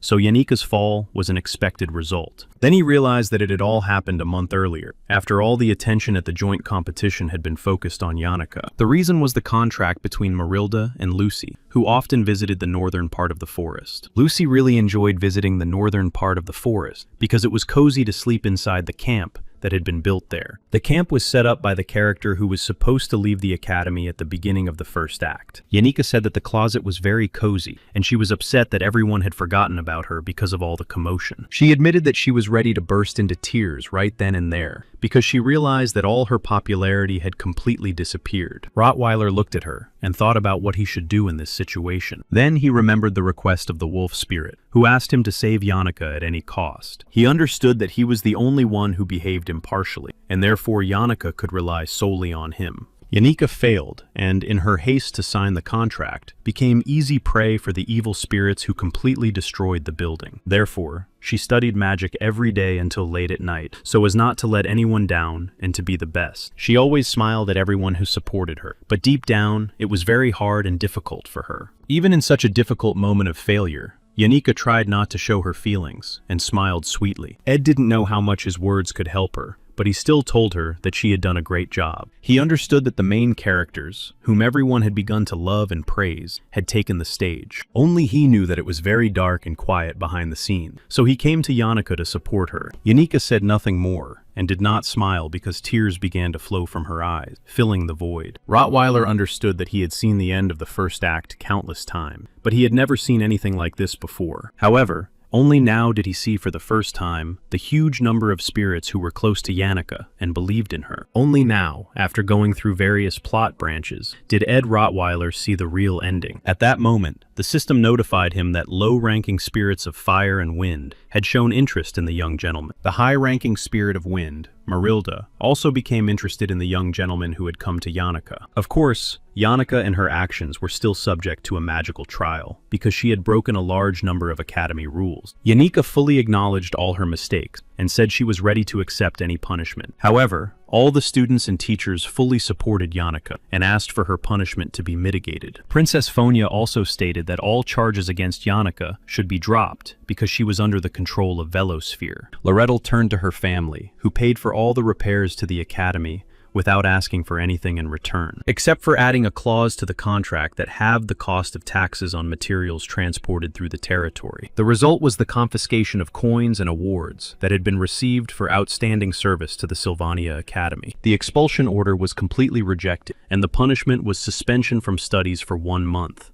Everyone present in the courtroom was very happy with such a lenient punishment because they were worried about their friend. However, Yanika looked very depressed because she was very upset about everything that had happened. Her friends understood that this was their chance to step in, and they organized a large tea party. They understood that they had to be very careful not to remind Janica of Glasgona and upset her even more. Anis and Clara really wanted to support their friend and help her return to normal life. Yanika fixed her hair and decided to ask them what exactly was the difference between infatuation and love. Clara and Anis were very surprised because they did not expect the conversation to turn to this topic. Yanika said shyly that she was just asked by a friend who had a very strange dream. In the dream, Yannika was sitting in a meadow picking flowers to make a beautiful bouquet. Then Ed Taylor, who looked more like a prince, rode up to her on a beautiful white horse. In the dream, she was very happy to see him and gave him a freshly woven wreath of wildflowers. After that, they ran happily through the fields and meadows and had a good time together. After telling her dream, Yannika said that her friend had been dreaming it every day for several days. Clara was very surprised because Yanika had been in isolation for 10 days and her friends were not there. Anis said that she had forgotten to help the professor and had simply run away, while Yannika said that she had seen his face several times. Clara realized that she was completely alone and that she would have to act gently and carefully so as not to hurt her friend's feelings. She understood that Yanika Filover's love story was now pointless and asked her to take everything easier. Clara said that love and hate were feelings shrouded in mystery. Yanika realized that Clara was right and that she should be honest about her emotions with her friends. This meant that in order not to completely ruin her reputation, she should stop talking about such topics. Yanika said that she had to return to the Ophelia Pavilion to give a report because she had been suspended from classes. Clara understood that she shouldn't go anywhere yet because she needed to try to sort everything out in her head. She realized that she had managed to cope and not bring up painful topics in front of her close friend. Ed, meanwhile, understood that he had been constantly saving money, but thanks to Phinia, he was exempt from paying for the next semester. So he happily bought himself some tools with the gold coins to make his work easier. Returning to the forest to build a camp, he was surprised to find Yannicka there, walking awkwardly along the paths. He realized that he had been avoiding her all this time, but the first act was over, and now they could talk calmly. So he greeted her, and taking the first step towards her, asked if her probation period had come to an end. Yannicka was very frightened, and quickly hid behind a tree. She couldn't be honest about her emotions, so she simply said that she urgently needed to go to the pavilion, and ran away. Ed Rote-Taylor was very surprised because he didn't understand how he had managed to embarrass the kind Yannicka Fallover. On the other hand,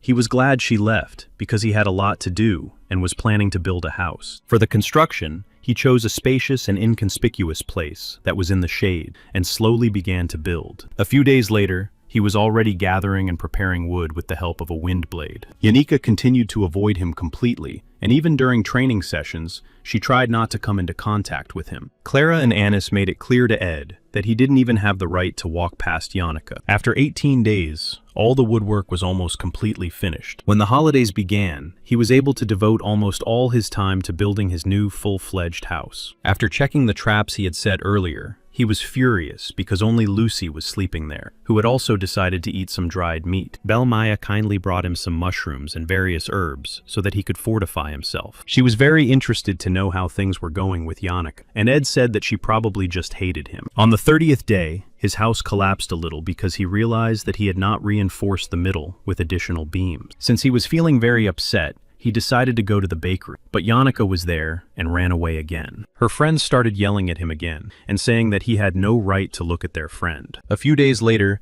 Zix came to him to help build the house and talked about Taylor. In one place, they did not nail down the roof because a chimney was planned there. So, after 45 days, the house was completely built, and now our hero did not have to worry about the rain. He understood that he did not even have furniture, but with the door closed, insects did not bother him. Thus, a new completed project appeared in the form of a wooden hut made of logs stacked on top of each other. The construction was completely finished, and his skills had improved significantly. He was very happy that he finally had a real house, and didn't even notice that Yannicka was watching him. Yannicka was very shy, but couldn't do anything about it, so she just stood and watched him. Ed realized that he had already finished even the fireplace, and that it would be nice to build a fence around his house as well. Lucy was sleeping peacefully on his roof, even though he tried to explain to her that his house was not a tower for her to sleep in. However, a familiar voice from nearby caught his attention, so he decided to turn around after all. To his great surprise, Yannicka was standing in front of him, greeting him and looking a little shy. Ed was very surprised and, looking at her,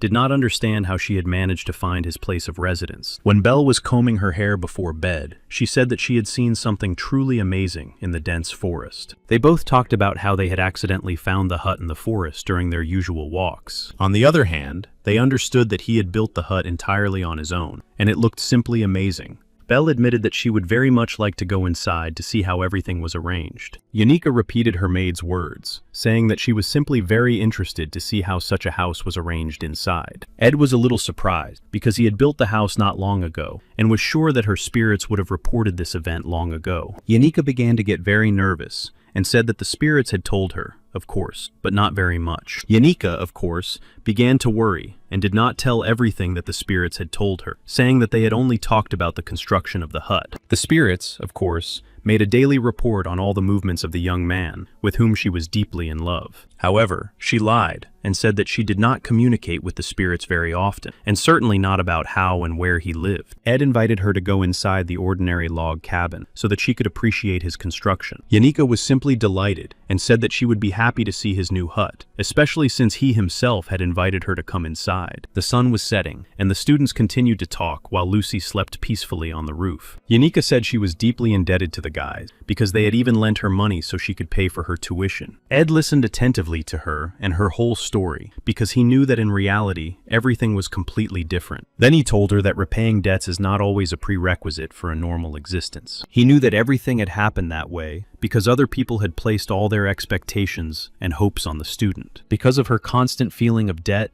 she moved to a cheaper dormitory where there were about 8 people in the room. They would also begin to envy Yannicka and her success, so the vicious circle would simply not be able to be broken. Therefore, he told her that she could always come to visit him at any time, because he did not mind. Yanika was very happy, and said that he could also always rely on her if he felt confused. She drank tea freshly brewed over the fire, and said that she would gladly help him at any cost. Rot Taylor was glad that they had finally managed to talk calmly with Yannicka Fleaver after so long. He realized that he was indeed a little confused, because the beginning of the second act was approaching. The culprit of the second act would be the sealed grimoire of the sage, in which the notes of the great sage were recorded. The girl stood nearby, and said that perhaps the stories from this book could bring her a good income. Finishing his thoughts, Ed realized that of course he was very grateful to Yanika, but he knew that he would not take advantage of her offer. For the rest of the evening, they just sat by the fire and were quiet, because they simply wanted to enjoy the silence and tea. Ed understood that in this part, the real trials awaited Taylor, and he would have to ask for help. This is exactly how the second episode began, with the capture of the Ophelis Pavilion, where the most interesting and dangerous events took place.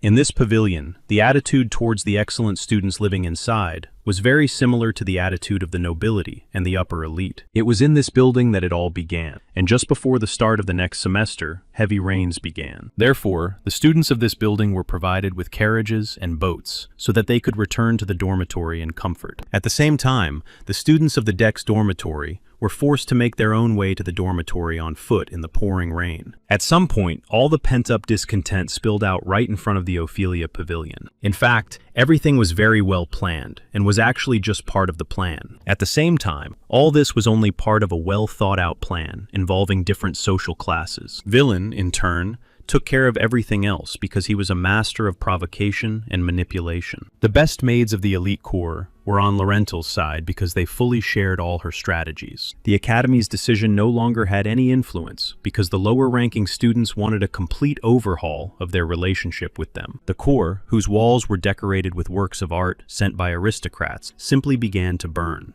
The merchant organization understood that the more damage the Academy suffered, the lower the taxes would be, and the better the terms of cooperation would be. The main negotiations would be about the sealed grimoire of the sage, a book that embodied the heart of the Sylvania Academy. Laurentel looked out the window and wondered when the rain would finally stop, because it was interfering with the global destruction of the Academy. She remembered that the weather was the same as when she lived in the slums and was a very poor girl. Looking out the window, she felt that this romantic world held a lot of knowledge, but it was not always useful. Laurentel understood that her image covered in dirt was more realistic than what she could become. The conspiracy plan lying right on her desk was actually direct proof of this. In order to survive, she had to become who she was now, but her dark nature was always with her. She was always actively looking for those who would fully share all her interesting and diligent plans. Laurentel understood that she was still too lonely in this world, because no one really tried to understand her. This was because she had always been a dark screen that hid the grim reality behind the scenes of the universe. The black veil was always with her, because Laurentel did not know how to live any other way, as she always had to survive. The students from the poor dorms no longer wanted to tolerate such treatment and demanded equality, at least in terms of evaluation and attitude. In the main storyline, the main characters had to stop the invasion of students provoked by Laurentel. The maids on the lower floors realized that the wave of unrest was growing and wanted to report the information to higher officials. The boss of the first floor was Tote,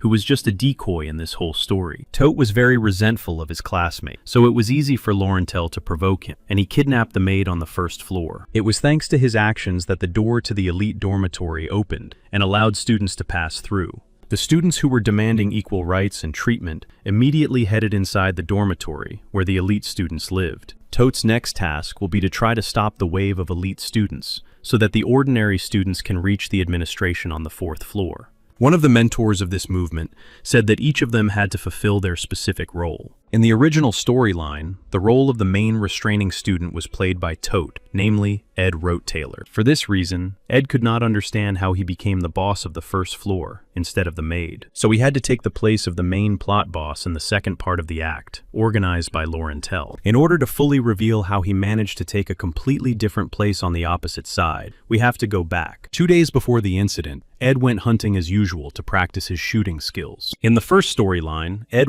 Taylor completely lacked lacked any talents related to attack and defense skills. Therefore, he had to force himself to use a bow at every opportunity to improve his skills. However, he increasingly found it strange that uninvited guests began to visit his camp deep in the forest more and more often. Among them were Belle, a maid, and Zix, a student of the sword-fighting faculty. He felt that the number of people who knew that he lived in the northern forests was growing every day. However, among all the other visitors, 3 deserved the most attention from him. The first was the incredibly talented magician Lucy, who came to his house whenever she felt like sleeping. Lucy was happy that Ed had a door, and suggested that he make a small spare entrance just for her. However, Ed had no desire to share his hut with Lucy, so he often threw her out onto the terrace. Lucy did not give up, and suggested that he make a window in the roof so that she could visit his house at any time. The second guest was Janika, who did not come as often, and always brought food or a whole basket of eggs with her. She added warm salt water to the eggs,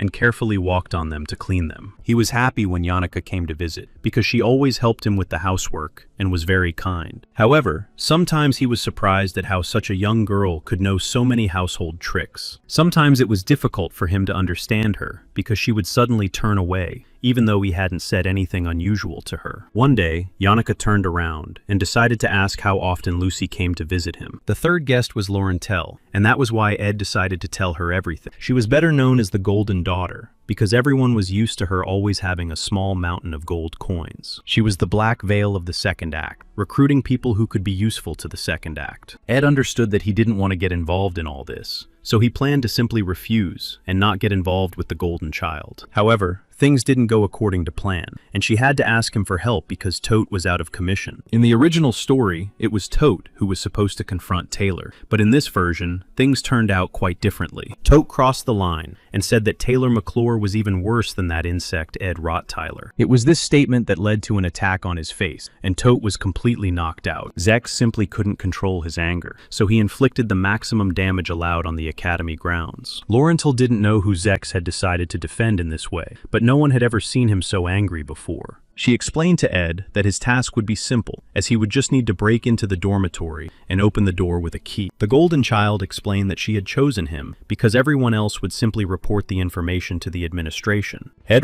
Taylor thought for a moment and realized that she had turned to him because he had a very bad reputation. She knew that he had been forced to leave the Ophelia Pavilion, and therefore he simply had to want revenge on the entire academy. Ed understood that he would simply have to take on this intermediary role, so he said that he would also have some conditions. The Golden Child with the Black Veil immediately understood everything and said that she would gladly pay him 20 gold coins. So the students agreed on who would play what role in the upcoming event and shook hands. The day before the supposed event, Ed understood well that Laurentel simply wanted to destroy the academy's financial potential. In the storyline, Laurentel must succeed and form a group of merchants in the academy behind the princess's back. This would create a confrontation between idealists and realists, and the winners would be those who Taylor joined. Ed would simply have to join the winning side and continue to watch the plot unfold from the sidelines. While he was thinking about all this, Janika came to his house and said that she had not expected such heavy rain. She admired Ed because she came to him and left as if on a trip, while he had to live with it. Janika said that she would soon have to move out of the elite dormitory, so she could bring unnecessary things. So she offered to bring him bedding and pillows, because she felt sorry to throw them away. She also said she could bring many things for the house except furniture, because it belonged to the dormitory. Ed thanked her and said he would be happy to receive useful things for the house to improve his living conditions. Janika turned her attention to Lucy, who was standing on the roof in the rain, and asked if she often did that. Ed explained that she often stood there because she also had to pay a high price for her extraordinary abilities. Lucy understood that she had a certain destiny that she could not change or influence in any way. Janika was delighted because she realized that there was really nothing between Ed and Lucy. While she was rejoicing, Ed thought about the fact that she still hadn't left the most elite pavilion for rich people. He understood that according to the rules, they had to lock all the students in their rooms with magic during the event. Because of this,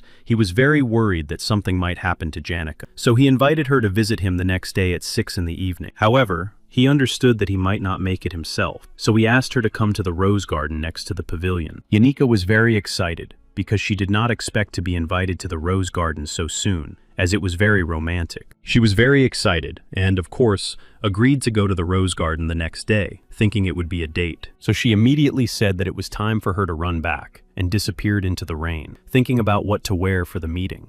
Rottweiler exhaled and hoped that the rain would end soon, and he would be able to enjoy the sunshine a little longer. The long vacation between trimesters had come to an end, and it was time to prepare for the start of a new academic project. Meanwhile, Zix Effelstein was training hard because Elke was very unhappy with his behavior and displays of anger. During his training, he decided to go to the window to get some fresh air, but suddenly saw a person there. He found it very strange that just before the start of the first day of school, there was a person in dark clothes standing there in the pouring rain. Ed Rottweiler understood that he simply had to fulfill his part of the mission so as not to change the plotline. He listened carefully to the maid on the first floor to understand how many maids were inside. In fact, most of the maids were gathered in the meeting room because they had also been bribed by Lauren Tell. The maid on the first floor reported that everything was completely ready and they could begin. After that, they checked the list and finished all the preparations, realizing that they could start taking action. Therefore, the occupation of the Aphelis Pavilion went on the offensive, and all the students were already approaching the dormitory. They raised their hands and shouted that they demanded equality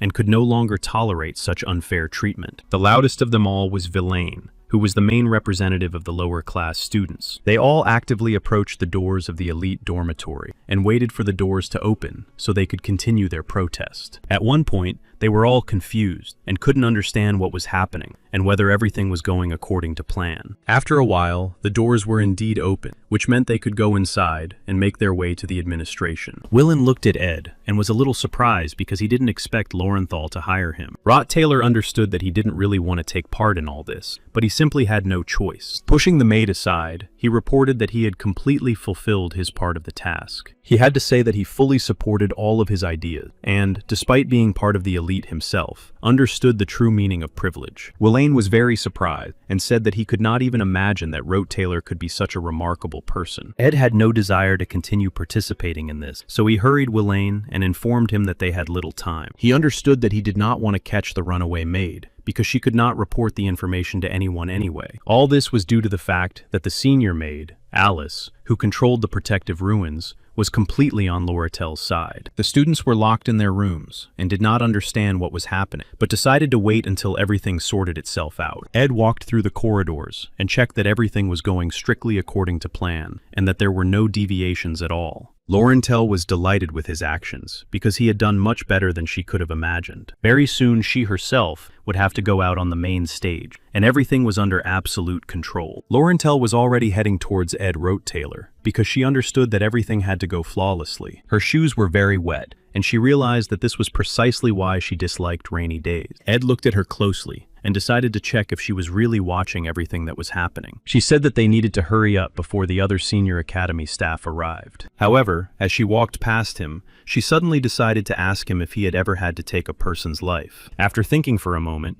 Rothaler told her that he had never had to take a person's life. Lorenthal laughed and said that she had never had to do such a thing either. However, she added that she had to do such things solely to earn the right to live. For this reason, she had to do very dirty things and completely destroy other people's lives. She admitted that she always justified her bad deeds by saying that she simply had no choice, but she understood that these were only excuses. It was because of such deeds that she was nicknamed the Golden Daughter and did not evoke any sympathy from anyone. However, she really wanted to be liked by at least one person, so she asked Ed if he could treat her well. Loneliness eventually overtakes all people, regardless of whether they are good or evil, so they seek out others like themselves. Rottweiler did not plan to become such a person, so he told her that one must always take responsibility for one's actions. Lorenthal did not respond because she realized that he was not ready to take her side and support her. She realized that she had been distracted by useless conversation and decided to continue with her business, knowing that time was very short. Ed looked around and realized that the golden child simply had to become that way in order to survive in a cruel world. Sitting on the floor, he hoped that his participation in this chapter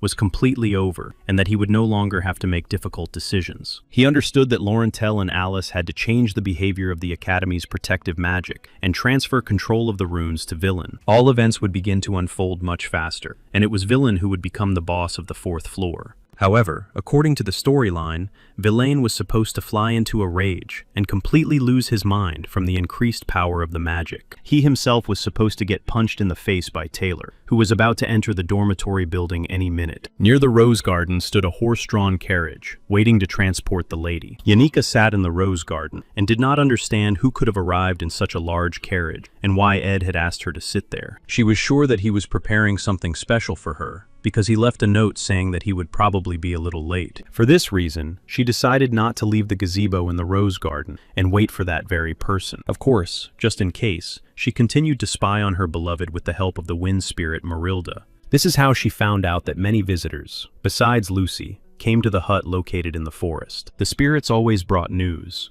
and Yannicka tormented herself more and more every day, realizing that she was not the only visitor. For this reason, she wanted to wait for him to talk about everything that was happening. However, at some point, she thought that the hairpin in her hair was not very appropriate, and the other one was left at home. So she decided to quickly run to the Ophelia Pavilion to change the hair clip in her hair. Ilea, Phonia, and Taylor stood near the entrance and wondered whether they should go inside or wait for the administration.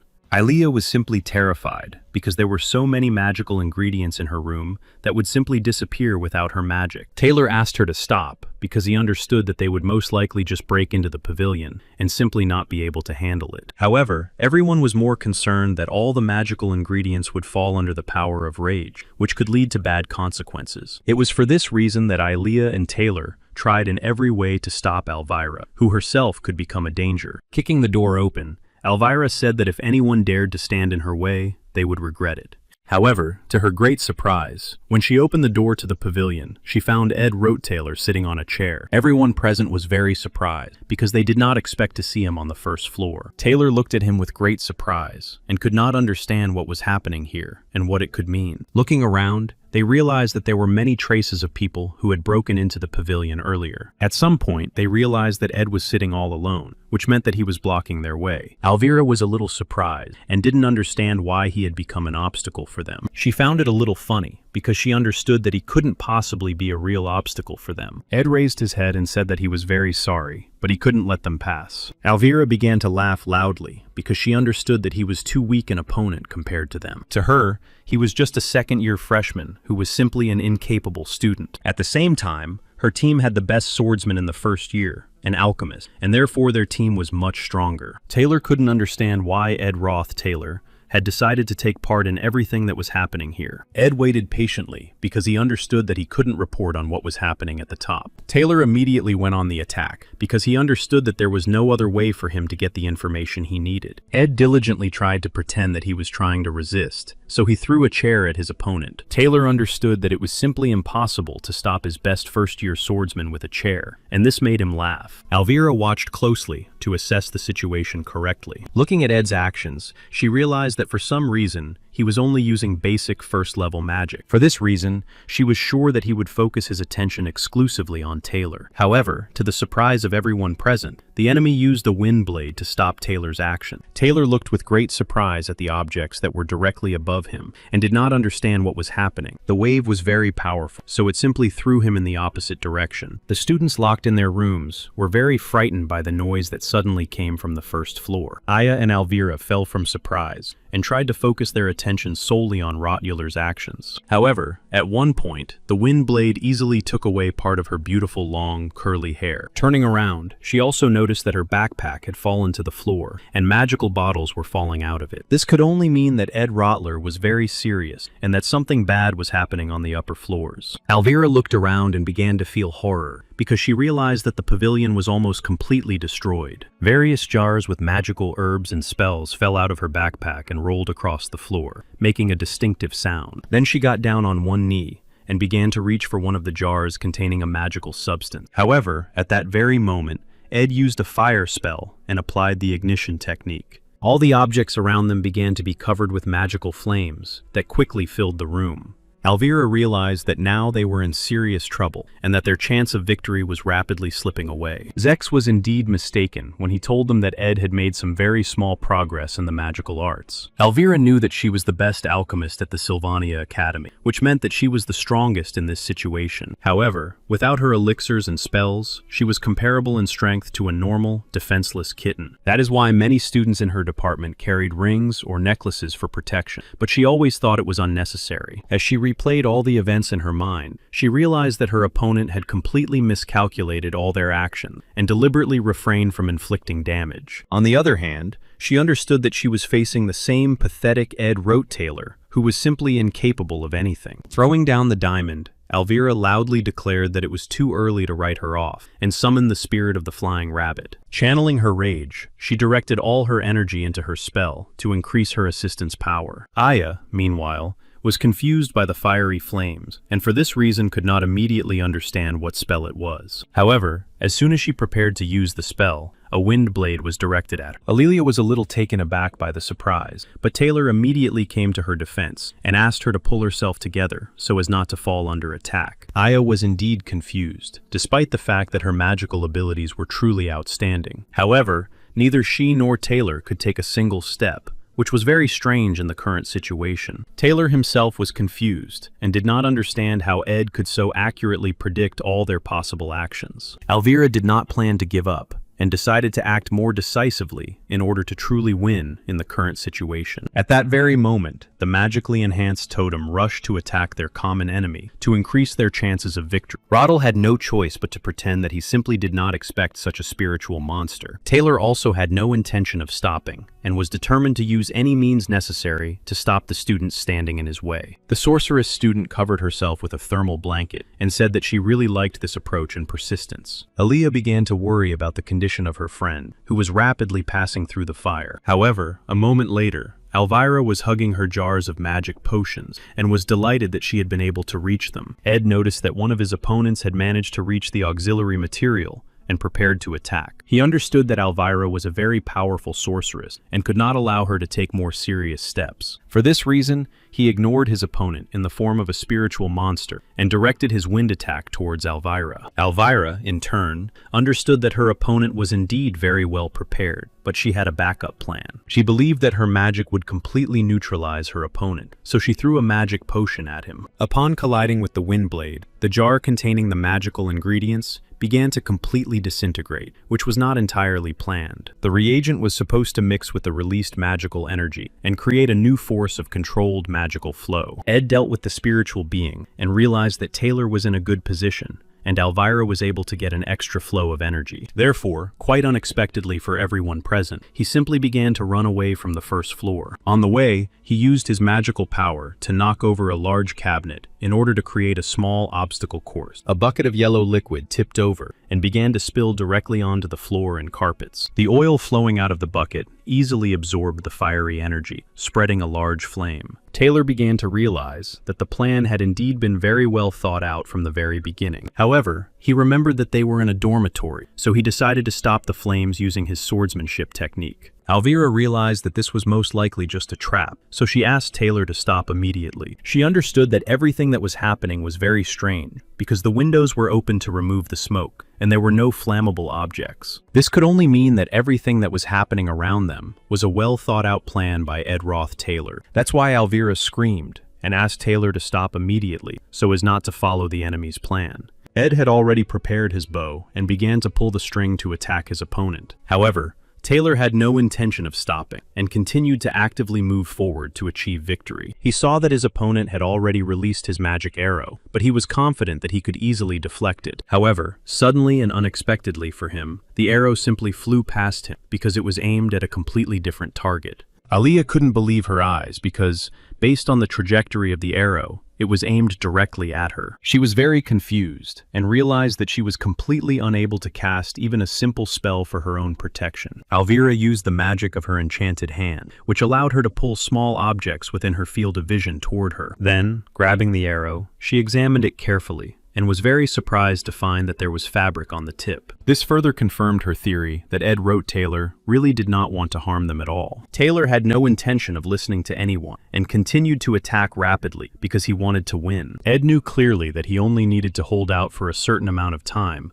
to get out of this game. A little later, he heard a noise coming from the second floor, which meant that the second chapter of the storyline had begun. He knew clearly that the noise coming from above was made by the sullen Clebius, who had managed to escape from his room. Taking a deep breath, he simply stopped resisting and easily accepted Taylor's attack. Alvira watched what was happening with great surprise, because she couldn't understand what it all meant. Looking closely at Ed's condition, she realized that he had deliberately given in at that very moment. Taylor thought Ed had simply gone mad, so he asked him to explain the reasons for his strange behavior. Everyone present felt very uncomfortable because they were sure that they had simply been played with. They understood that if Ed really wanted to harm them, he would not have waited for them on the first floor, but would have attacked earlier. At the same time, throughout the confrontation, he did not show a moment of weakness and remained confident. Ed simply looked Taylor in the eye and asked him if he was really finished and if they could continue. Unexpectedly for those present, he announced that they should no longer pay attention to him and that they should go upstairs. Alvira couldn't understand why Ed Roth Taylor had simply let them win. She leaned over to Ed and told him that she wouldn't leave until he explained what was going on and why he had let them win. At that moment, Yannicka saw a crowd of students standing over her beloved and trying to harm him. Ed immediately turned his attention to her because he didn't understand why she had decided to leave the rose garden without permission.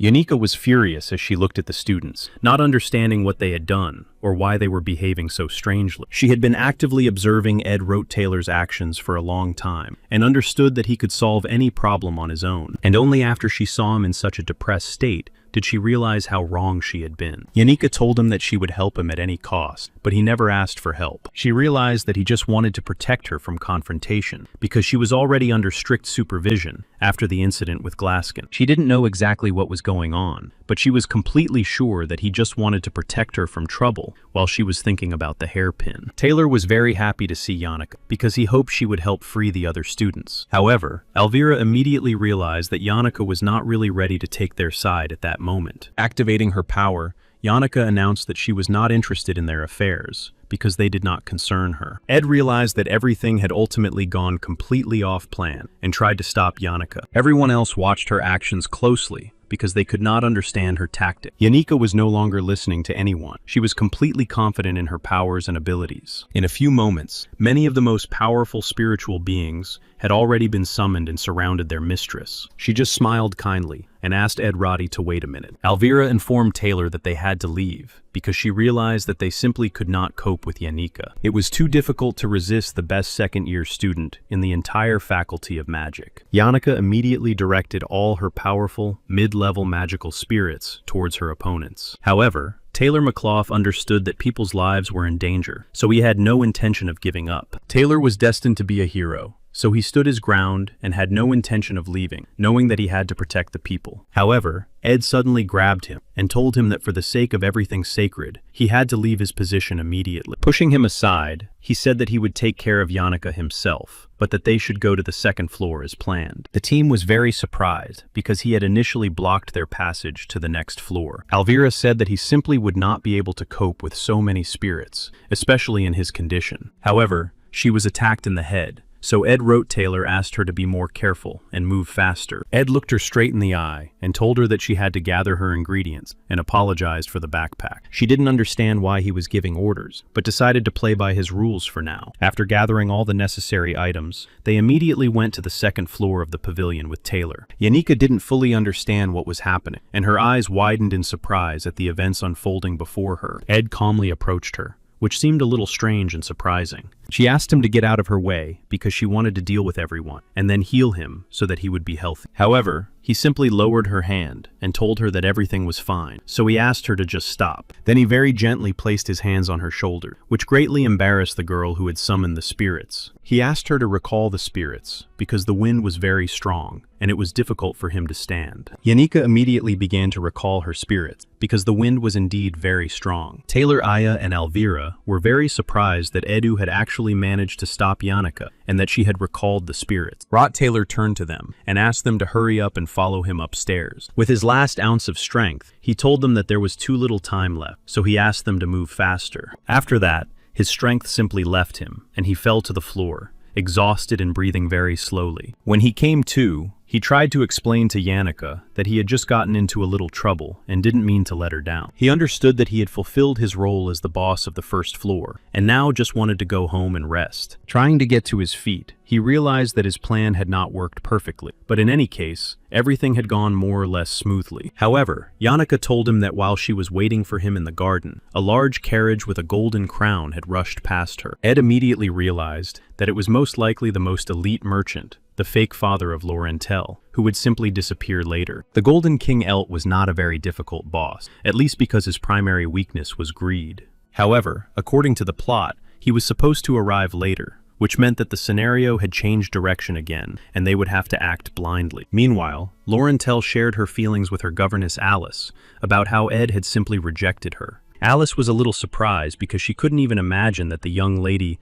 could possibly like such a strange guy. Laurentel admitted that it wasn't about liking him, but about the fact that she could feel like herself in the present when she was with him. However, Ed simply rejected her without a shred of mercy and told her that she had to take responsibility for her actions. Alice was the senior maid in the Ophelia Pavilion and had been working there for over 20 years. She started from scratch and took the position of an ordinary maid at the age of 15, after which she worked very hard. Laurentel had to spend a huge amount of money to win Alice over to her side. At the same time, the Golden Child did not consider any of these expenses unnecessary and was very happy that Alice was on her side. This was because she had finally managed to find someone just like herself. Only by being around such people could she completely avoid loneliness and feelings of being crushed. Having gone through a very difficult childhood as a street kid, Laurentel realized that if she didn't betray someone first, they would definitely betray her and hurt her. However, despite her kindness, she was the kind of person who could calmly attack first and was evil. It was for this reason that the Golden Child Laurentel became the secret villain in all the storylines. Walking through the corridors, she realized that everything was going according to plan, and now she had to hide in the utility room and pretend to be an innocent student. However, Alice unexpectedly announced that she also had something to say, after which she drew her sword.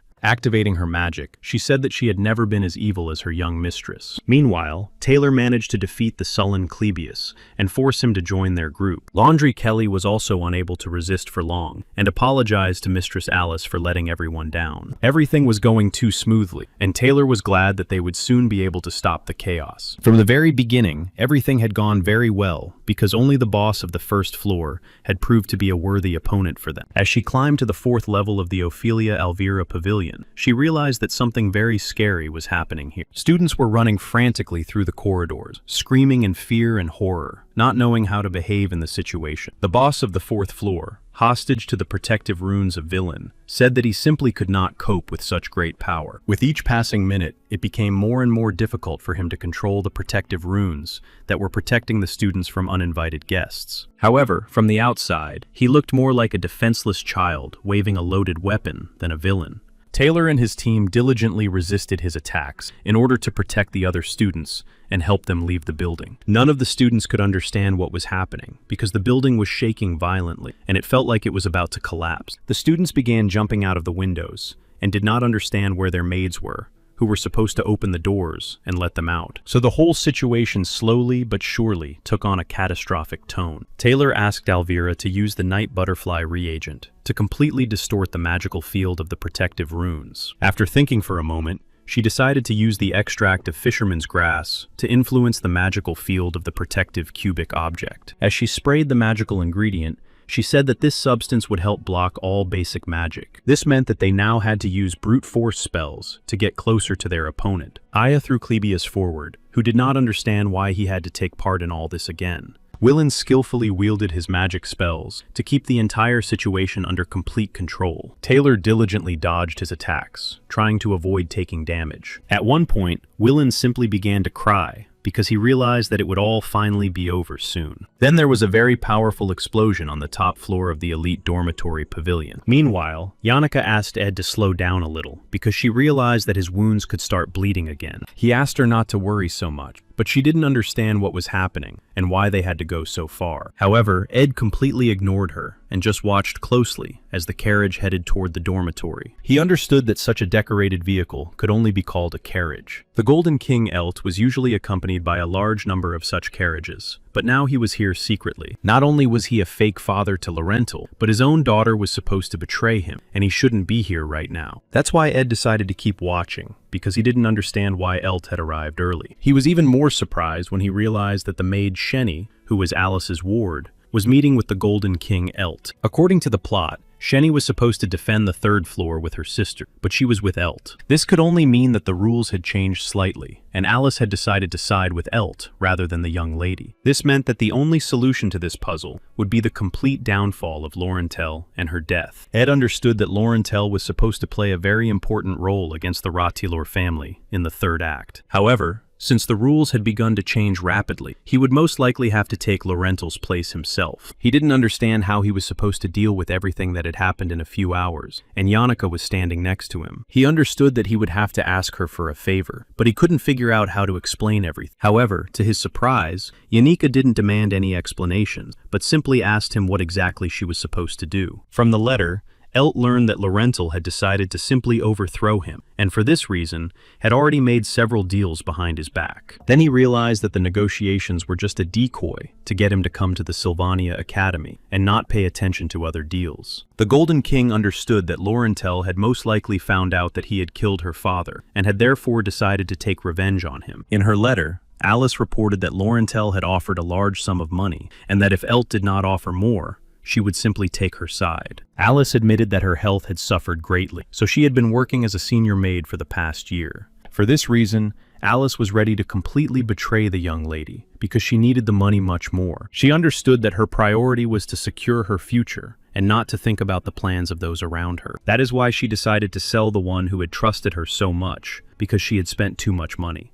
Meanwhile, Alvira was carefully analyzing everything that was happening around her because she was trying to figure out who could be behind it. They grabbed Willem and tried to get information from him in order to understand who was responsible for all the events. When they reached the top floor, they saw Alice, the maid, standing in front of them with Laurentil as her hostage. The maid simply did not expect such a turn of events, so Laurentil took advantage of the situation and escaped her attack. Laurentil immediately fell at the student's feet and said that Alice had planned all this and they had to deal with her. Alvira was confused and looked closely at the golden child, not understanding what was wrong with her face. Laurentil simply covered her face with her hand and rushed downstairs, realizing that Elt never trusted anyone and must have arrived. She understood that the plan was almost complete, which meant she had to get to headquarters immediately and contact the imposters. To speed up the process, she ran to her room to send a pigeon with a letter she had prepared in advance. In the process, she thought about Eve, realizing that there was simply no one in this world who could understand her and accept her actions. Alice's betrayal was also expected for her, because she had been through it too many times before, so Laurentil simply decided to pull herself together and continue to follow her original plan. Tears flowed treacherously from her eyes,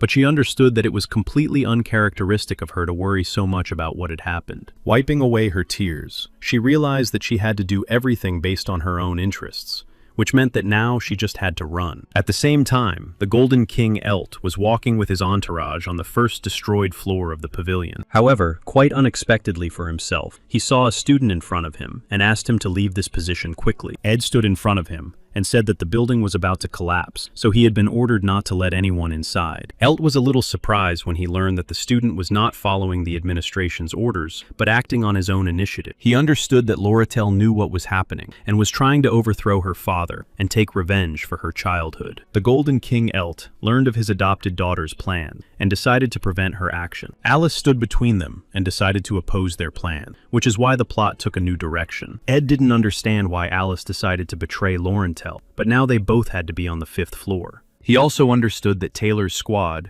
would most likely come across them and be able to prevent Laurentil's death. Therefore, Ed decided to leave everything to Taylor's squad and planned to stay on the 1st floor himself. He simply had to delay the Golden King Elt in order to turn the plot line back in the opposite direction. Ed bowed to Elt Kalin, saying that he couldn't believe he would see a representative of the Elt Trading Company here. He recommended contacting the Sylvania administration so that the king would receive the reception he deserved. Rottweiler bowed before the Golden King and tried to be very polite and friendly. The Golden King began to emit negative salgy because he realized that he was actually facing Laurentiel's henchmen. 10 minutes before this event, Yanika and Ed were standing near the side wall of the pavilion to make an additional passage. Opening the door to Zex's room, Ed was very surprised to see such chaos around him, while Zex simply continued his training. Zix, continuing his training, said that he just didn't want to rush and take any unnecessary wrong actions. Returning to an upright position, he decided to clarify why they had broken the wall in his room, because now it would be cold to sleep. Zix also turned his attention to Yanika with surprise, and greeted her because it was their first meeting since the Glaxon. Ed asked Yanika not to worry so much, because she had already suffered enough punishment for what had happened a month ago. Then, to everyone's surprise,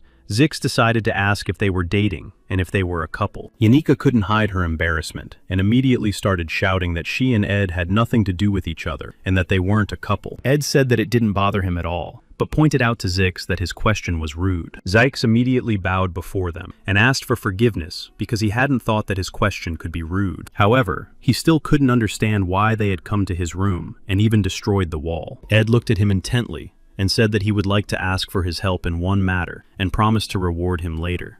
At that moment, the Golden King told Ed that it would be better for him to choose gratitude now than a few gold coins later. However, to Elt's great surprise, Ed said that he had not been offered any money, so he did not plan to leave. The Golden King was indeed very surprised because he was convinced that his daughter was a real fox. With a wave of his hand, he activated his entire escort, who pointed their swords at the lone student. Our hero understood that such actions were to be expected, so he immediately ran towards his assistants. The Golden King ordered his assistants to act quickly and quietly so that the student could not simply run away. The first group of assistants was immediately attacked with wind magic, which knocked the weapons out of their hands. This was the result of an attack by Zix, who really wanted to help his friend who had saved Elka. Ed said he would return as soon as he checked the situation upstairs and reminded them that he would thank them later. Yanika immediately summoned her spirits, and Zex thought with surprise that he was actually indebted to Ed. However, the Golden King was completely confident in the strength of his retinue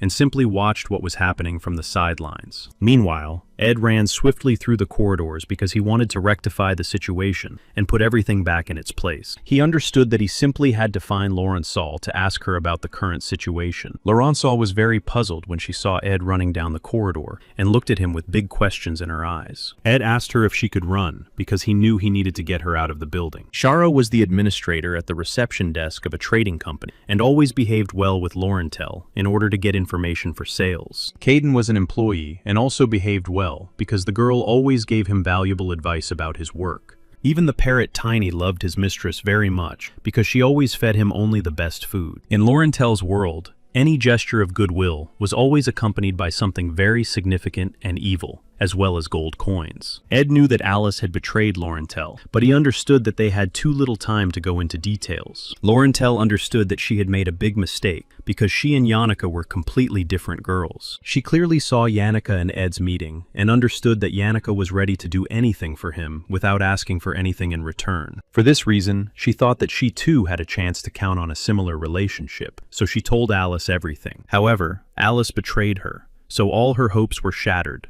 and her plan began to fall apart before her eyes. She couldn't forget who she was, let alone count on such a simple and warm relationship. To carry out her own carefully thought-out plan, she had to bribe 5 people. At the same time, everyone betrayed her, so she couldn't trust the fallen nobleman Ed and believed that he wouldn't betray her. Therefore, she stopped and told him that she wouldn't be able to pay him 20 gold coins because the situation was very unstable. She was sure that he would also betray her, so she decided to tell him right away that she would not be able to pay him for his work. However, to her great surprise, he said that they had no time to pay her on the spot and that they had to run before Elt found her. Pulling her along, he said that they had to escape first and then think about their next steps. Loretto simply could not believe what was happening, because trust and good deeds were too far from her own experience. As they ran forward rapidly, Rotilar asked her to tell him what was really going on. She explained that the price of armor had fallen sharply, and her father had decided to take advantage of this to manipulate the market. This required a lot of money, so he sent his daughter to steal a very expensive book belonging to a wise man. Ed realized that this was a classic scheme for controlling market prices by artificially inflating the price of goods. If all the calculations were correct, the merchants could make a huge profit from their machinations. However, the weak link in such a scheme was trust, because two merchants could start acting behind the third's back. The third merchant would then suffer heavy losses because he would have to sell cheaper than he had bought. It was for this reason that Laurentel had long been bribing people who were connected to the other two merchants. Then Ed realized that everything that was happening in Ophelis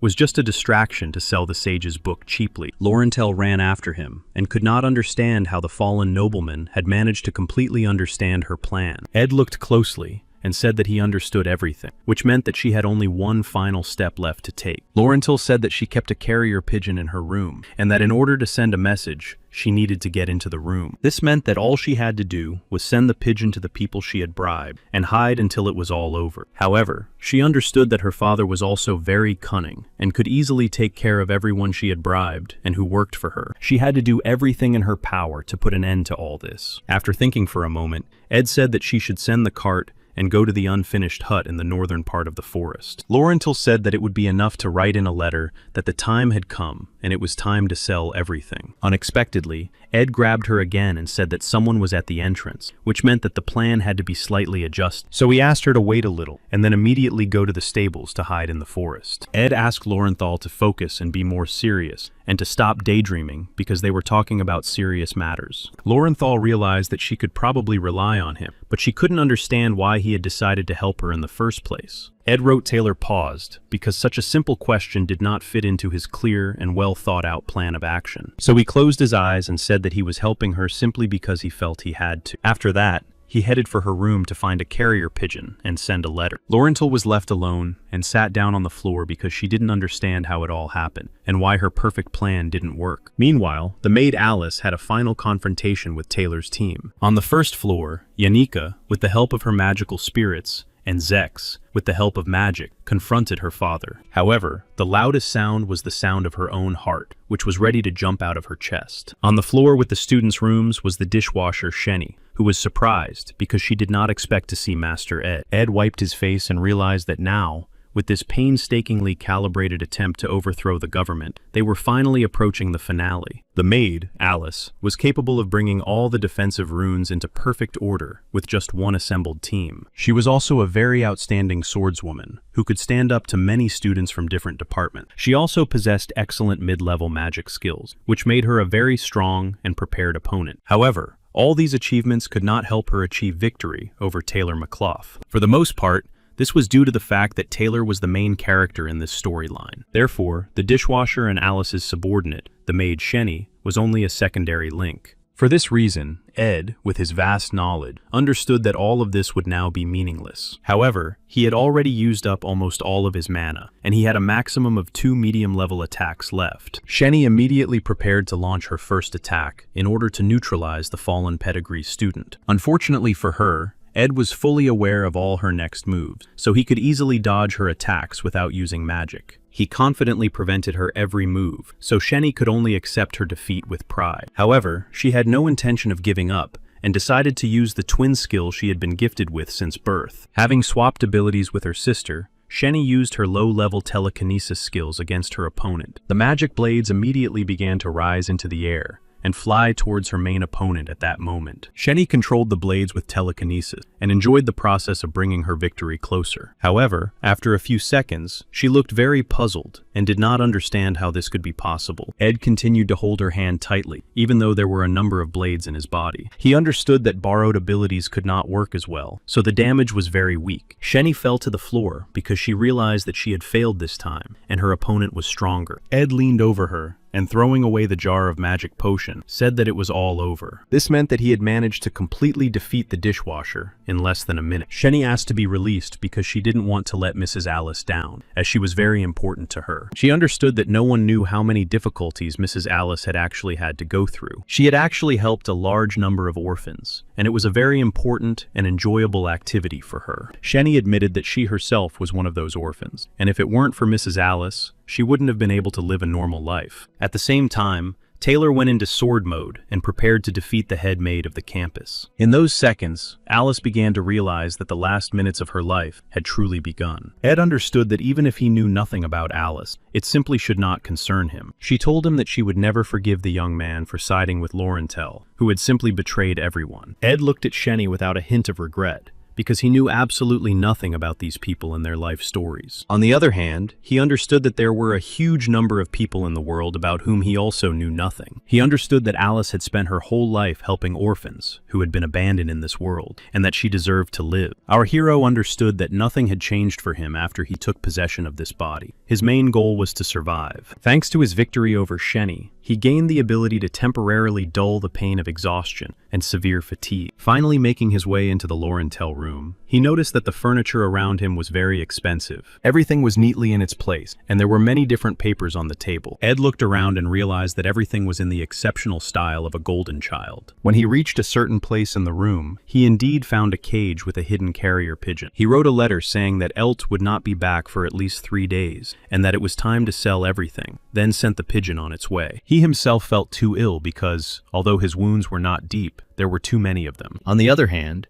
he realized that he was just lucky that Yannicka and Zix had agreed to help him. The cart with Laurentel, who was not inside, was rushing directly into the mountain, and everything was going according to the original plan. So he headed for the hut in the forest, because that was where they were supposed to be waiting for him. However, as he approached his unworthy home, he found it very strange that Laurentel came out to meet him. As soon as she came a little closer to him, his eyes were filled with horror, because he realized he had made a mistake. Laurentel was holding a blade in her hand, and he realized how presumptuous he had been in the current situation. After all, only 5 people knew that she was guilty, and if they didn't, Elt would again agree to take her side. Among these 5 people, only Ed Rottweiler seemed to her to be the one person who simply could not be bribed. For this very reason, if she took Ed's life in the middle of the forest, where no one would see, her plan would surely succeed. It was Laurentel who was the real villain, and the one who was pulling the strings of her puppets all along. Ed realized that he had to come up with something quickly in order to survive, but his body was not in the best shape. Laurel was rapidly approaching him, confidently holding a blade in her hands, and he did not understand what he should do. However, instead of attacking,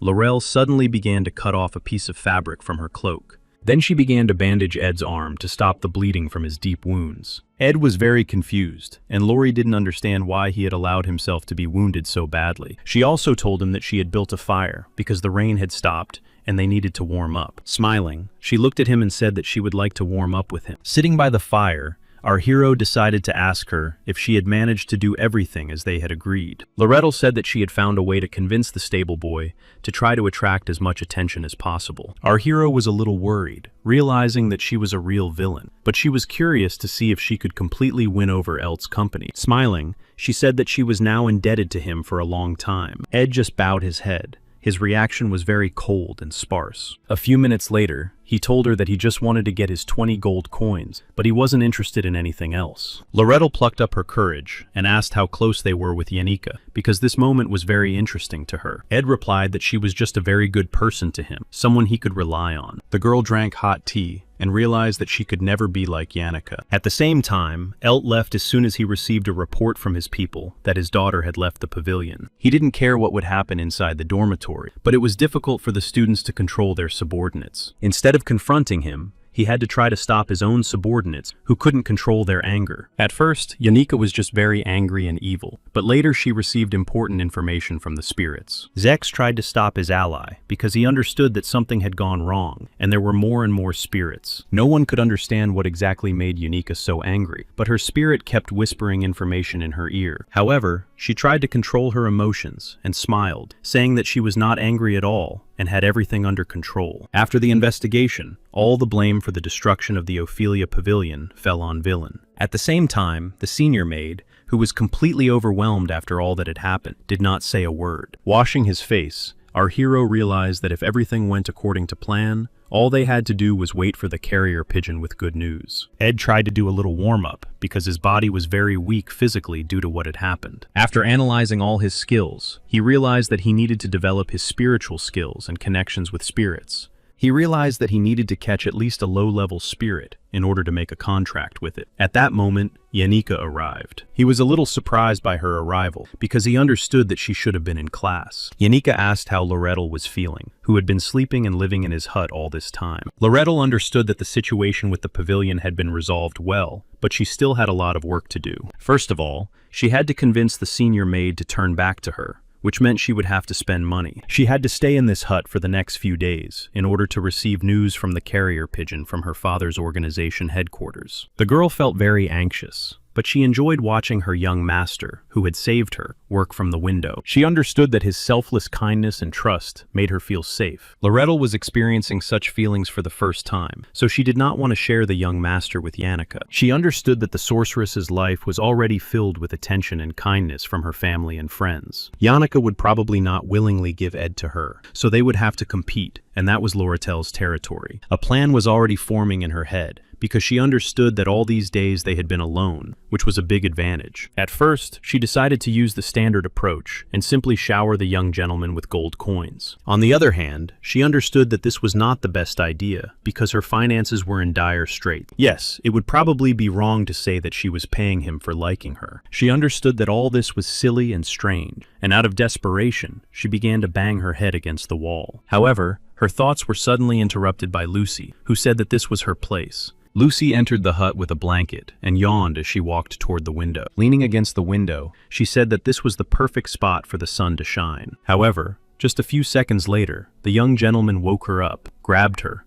and carried her outside. Turning to his guest, he apologized to her, thinking that he had woken her up with his actions. Loretto was a little puzzled and surprised because she did not expect Lucy to be her rival. After thinking for a moment, she decided to clarify whether she was really a frequent guest here. Ed explained that he treated her as something inevitable, like a natural disaster. Loretto decided to take a different approach, and the next morning, after fixing her hair, she looked out the window to greet the young gentleman. However, contrary to her plans to be alone with him, she simply couldn't because Yanika was already visiting. She was upset by this because she did not want to share the young gentleman, her savior, with anyone else. Meanwhile, Lucy was still sleeping in the hut, sprawled on the floor with a piece of dried beef. Ed, meanwhile, was very enthusiastic and was busy pottery making in order to create a new object. With his ability to work with stone and his superior craftsmanship, he managed to create a brick. He immediately began to build a fireplace out of the brick, which he had been unable to build due to the incident that had occurred. As soon as the fireplace was assembled, he immediately set about making small kebabs,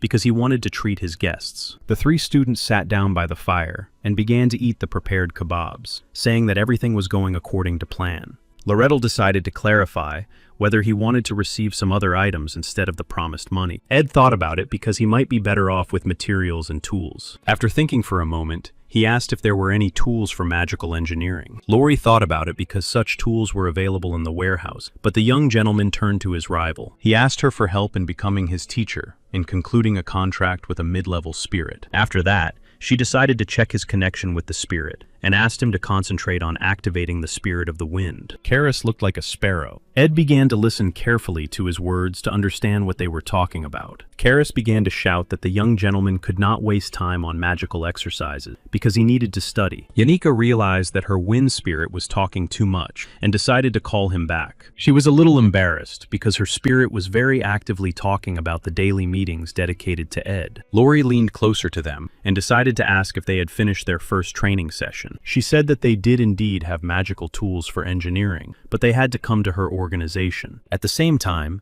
she established rules that he had to visit her organization every 3 days. The girls began to argue among themselves because they did not want to share the only young gentleman who treated them well. Ed tried not to pay any attention to them and just continued to eat calmly. Their quarrel was interrupted by Belle, the maid, who came to the northern part of the forest to deliver some information. She bowed and began to apologize for such an unexpected visit, but reported that the situation was not very peaceful. Looking closely at the students, she announced that she had been appointed senior maid. Laurentelle understood that Alice would never again have as much power as she had before. She hung up freshly washed laundry and shirts, and said she wanted to talk to them. She remembered how Clara had told her in secret that her friend Yannicka was in love with Ed Rottweiler. Clara was completely convinced that this was a big secret that no one could know about. At that moment, Belle wondered whether she should look surprised so as not to appear rude. She understood that Lady Clara was very concerned about her friend's mental and physical condition. She was frightened by the fact that Janica had started skipping classes and running to the northern part of the forest instead. They understood even less the behavior of the young gentleman, who pretended not to notice the girl's affection. Belle tried to explain that the young man was not cruel. He was simply in a position where he was not interested in relationships. However,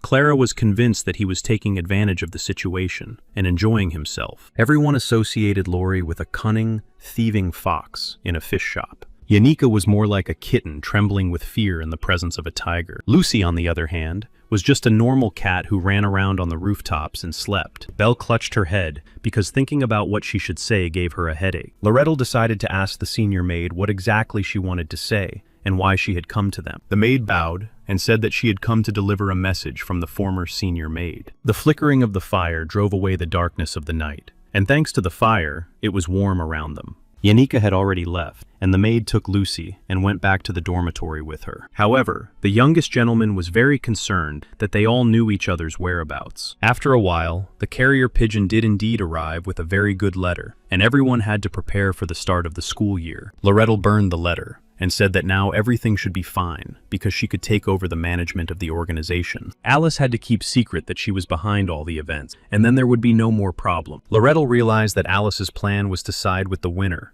whoever it might be. The former senior maid was unable to continue her work and support all the shelters she had been helping. She even risked her own life, but because of her lack of emotion, no one understood what she was risking. Only her assistants understood, in a sense, the situation the senior maid found herself in, and why she had made that choice. Ed understood that in the world of merchants, there was no place for concepts such as mutual understanding and trust. Laurette smiled and said that for now, she was ready to play along with the former head maid so that everything would remain in its place. Then she said it was time for her to go and asked him to visit the trade association office the following week. Ed handed her the torch and told her to be careful in the forest because there were many wild animals and monsters there. The girl began to approach him as closely as possible in order to take the torch from him. The young gentleman did not understand why she had frozen, and she replied that she had simply thought he was a little taller than she had imagined. The girl bowed her head and said that maybe she was rushing a little, but in order to win, you had to take risks. Grabbing him by the tie, she said that the essence of human relationships was fully revealed in the game of push and pull. The young man was a little confused and thought that she had simply decided to fix his tie because it was tied incorrectly. However, suddenly the girl began to pull very hard on his tie to make him lean toward her. Unexpectedly for him, Laurie pulled him toward her and kissed him right on the lips. Smiling,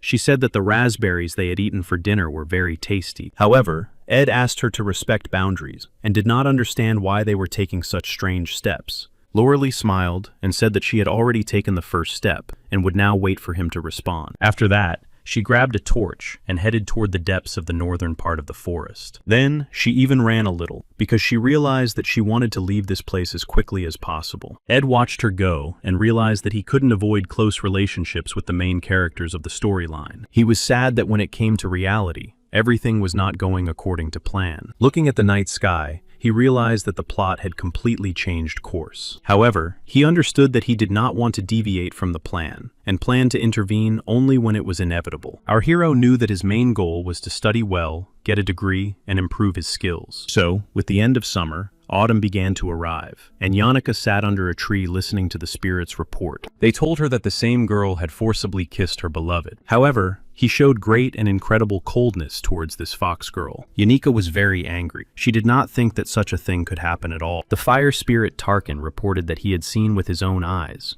how the young gentleman was definitely keeping his distance. Yanika was very happy to hear this news. She was pleased that her beloved had rejected her rival. However, her spirits began to shout that she did not understand anything about human relationships, and that she should also take action. The other spirits even grabbed the spirit of fire to calm him down, and he stopped talking so much. They were surprised why the mistress did not want to have some kind of unique experience with the gentleman. I began to fix my hair and think about whether I really wanted him to feed her or she would feed him. However, at that moment, the young gentleman was feeding Lucy with a spoon to test his culinary skills. Lucy didn't want to offend the young gentleman, who kindly provided her with lodging and food every day. However, his food was very unpalatable, and she asked him to stop experimenting with her taste buds. Ed tried to develop his domestic skills and dexterity because his studies were his top priority. He could spend up to 5 or 6 hours developing his main skills, even instead of sleeping. In any case, in addition to studying, he always kept an eye on the most important characters, so as not to miss anything. Taylor continued to train hard on a daily basis, and Elvira helped him. Everything was fine with Princess Fowena, too,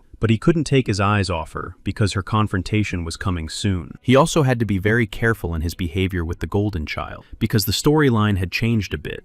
The main reason he was running out of time was because he was looking after the school building. Professor Glass received a report that the pavilion breach had actually been well planned. Claire was the professor's assistant and took it upon herself to conduct a personal investigation. However, the professor was furious and said that he was waiting for her to provide him with the information about divine science that he had asked her to obtain. All this was happening in the academic building, so she had to focus on her education first and foremost. Returning to her office, Claire was a little upset because she realized that something was wrong with the incident. Reading the students' personal files, it seemed strange that the same ones were always present. She realized that she was already very tired. Ed wrote Taylor seemed strange to her. Meanwhile, the gentleman came to the organization to obtain tools for magical engineering. The trade association branch was located on the grounds of the Sylvania Academy. Loretto informed him that the equipment was fully prepared, so he could pick it up at the counter. He was surprised that she looked very elegant, but Loretto said she had an important meeting. It seemed strange to him that after all that had happened, she had an important meeting scheduled on the academy grounds. However, the girl silently adjusted her hair, showing off her beauty. She understood that his specialty was woodworking, so she took a chair and broke its leg. Laughing, she said that this chair would definitely not be able to be sold, so she planned to throw it away or give it away. Ed watched everything that was happening and calmly drank his tea, after which he thanked her. She was very pleased to see him,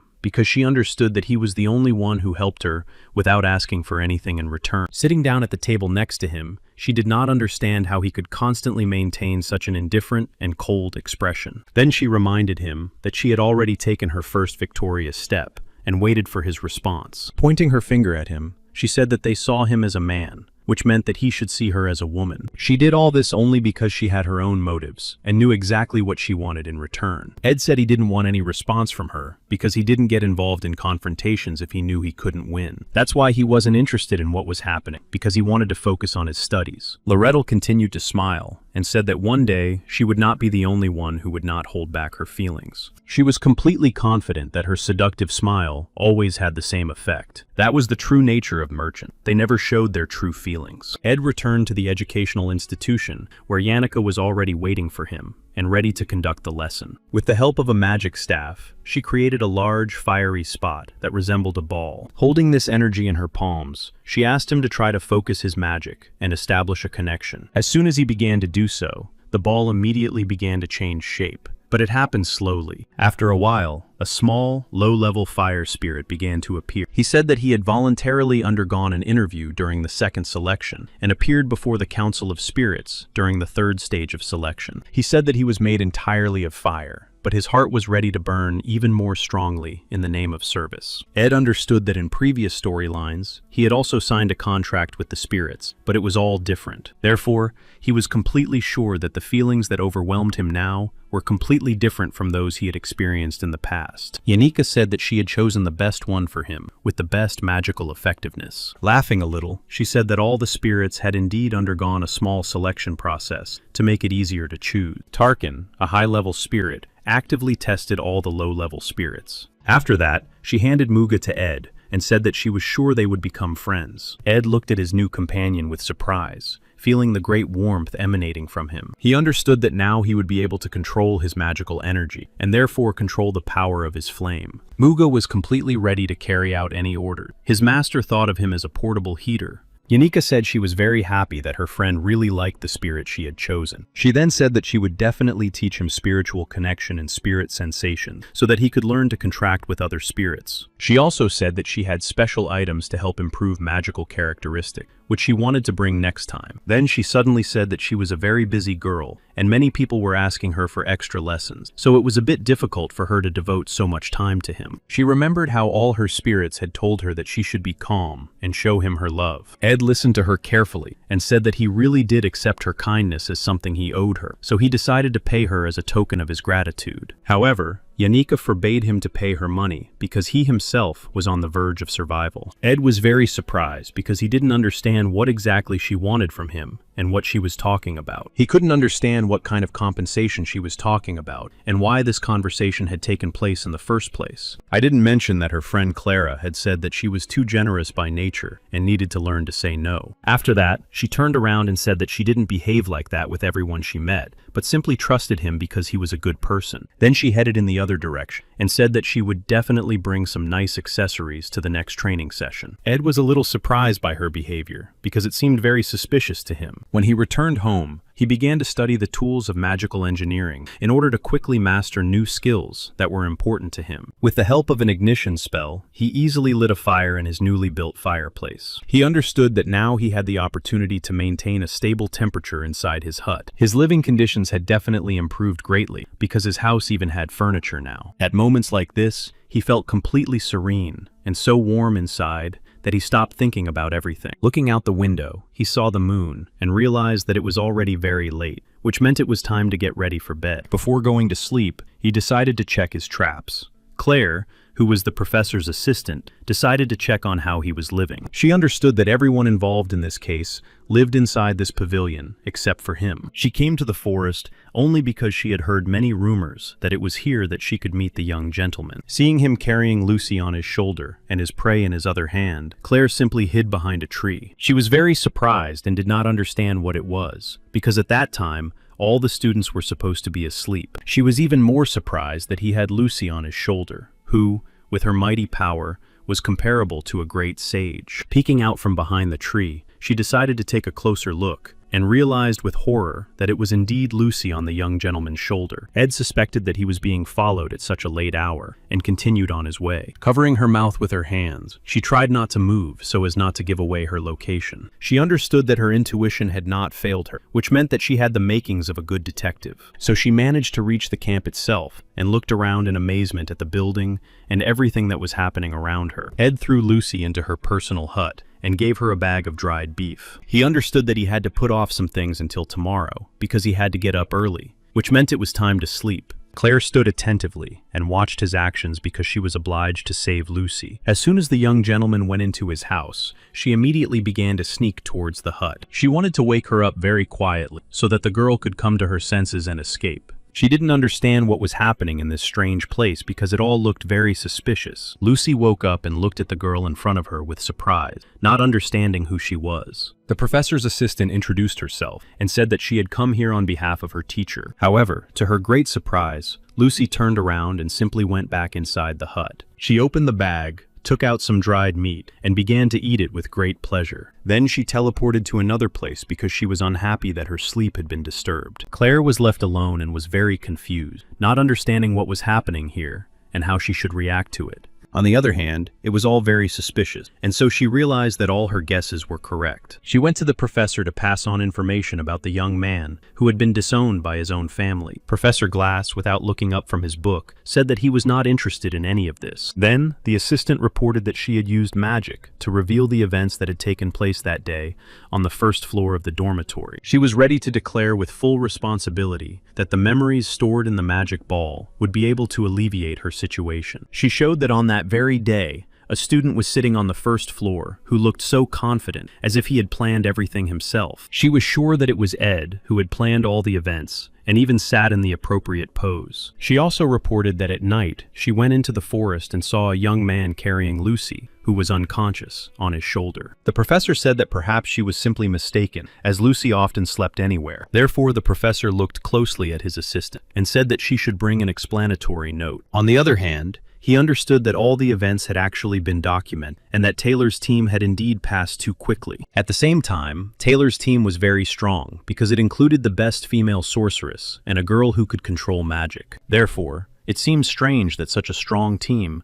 could not resist such a weak single student. On the other hand, the professor understood that at the moment, the whole situation had been completely resolved, and there was no point in changing anything. Ed continued to develop his skills, realizing that the dagger had been with him since he first started living in these parts. So he engraved it to make the dagger's power much more powerful. Mug kept interjecting his comments and talking a lot, so the young gentleman grabbed him by one wing. The fire spirit did not understand what exactly he had done wrong, so he asked his master to tell him about his sins. Ed said that spirits who had left their shells to become low-ranking spirits had to develop quickly. For this reason, the spirits loved Yannicka very much, because she could give them a large amount of magical energy for their development. That is why the young master did not understand why the fire spirit had made a contract with him and was now suffering so much. He asked his spirit to tell him the truth, realizing that Yannicka had probably promised him something in return. All this was very strange and unusual, but Mug tried not to reveal his true intentions. Under the influence of his young master, he had no choice but to reveal why he had behaved in such a way. Mug admitted that his actions were not truly sincere, but only because she had promised him rapid development of magical energy. The contract he had signed allowed him to grow twice as fast as other low-ranking spirits. After the spirit told the whole truth, he felt much better because he no longer had to carry this burden on his soul. Ed continued his rigorous training, and his endurance improved, so he had to prepare more firewood for heating. His storage room was completely filled with meat,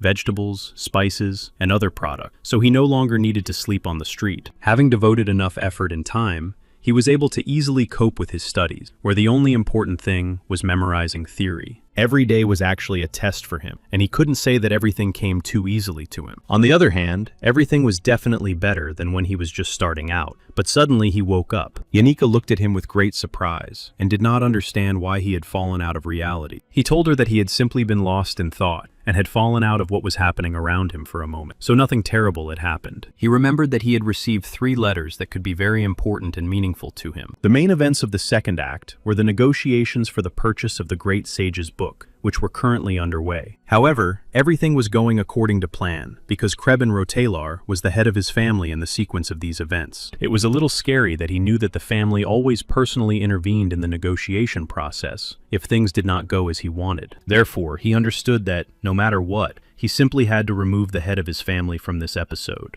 The letter described various actions of the head of the family, and various notes about his previous action. One of the letters also contained an invitation to negotiations, but the sender was not specified. One of Claire's assistants reported that he had returned from the northern forest and delivered her personal message. She thanked him for a job well done, and understood that the director had told the sad truth about the current situation. Everyone understood that the academy was private, and that there was no opportunity to support it directly. The princess also thought long and hard about what was really going on. She wanted to make the right choice about selling the book. The assistant said that if he were in the boy's place, he would do everything in his power to revive his family. The princess also thought about this, but their conversation was unexpectedly interrupted. Loretto decided to clarify whether a person with such a low status as hers could have tea with her. The assistant set up a table between them, placed a chair for the guest, and they began negotiations. Loretto said that the head of the Rot-Taylor family had been drawn into the negotiations solely because of her father. The princess was very surprised, because she had not expected such a turn of events. Loretto said that her father had initially agreed with the head of the Rot-Taylor family, but she had simply not known about it. She understood why the best merchants, father and daughter, constantly argued with each other and competed in the market. However, the fox, finishing her tea, said that,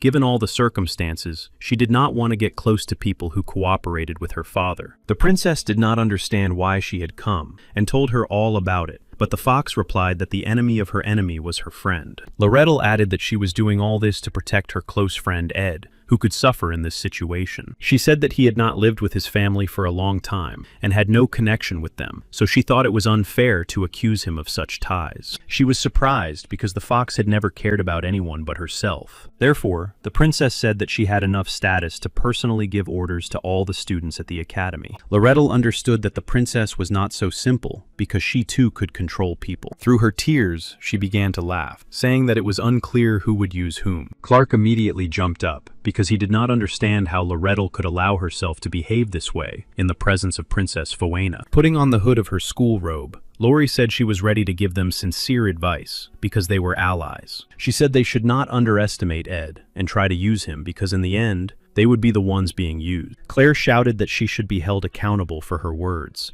but Princess Foena asked him to stop and calm down. Laurentil Cajon was a very confident and strong personality, and Princess Foena had no desire to enter into open conflict. No one had ever seen her truly upset before, but now that was exactly how she looked. Ed stood before her with Yannicka, who reported that the situation was not developing in the best way. Lori was furious because she had poured cold water on Yannicka, but Ed had given her his cup of tea with his own hands. Trying to control her emotions, she smiled and said that the tools for magical engineering were completely ready. Then she accompanied them to the rack, where the tools for magical engineering and construction were located. Yannicka was shocked because the tools looked brand new, and it was not in Laurel's nature to give such gifts. Lori began to laugh and said that Janica was very inattentive because all the items had defects. Janica became even more angry because she realized that her rival, Lorelei, had made all these defects herself. Ed admitted that he felt very uncomfortable accepting all this for free, but Lori said that he just needed to come more often. Yannicka couldn't understand what it all meant, but Lori asked her not to meddle in other people's business. Ed diligently and carefully signed the contract extension so that his and Lori's business relationship could continue. However, he had a very strange feeling,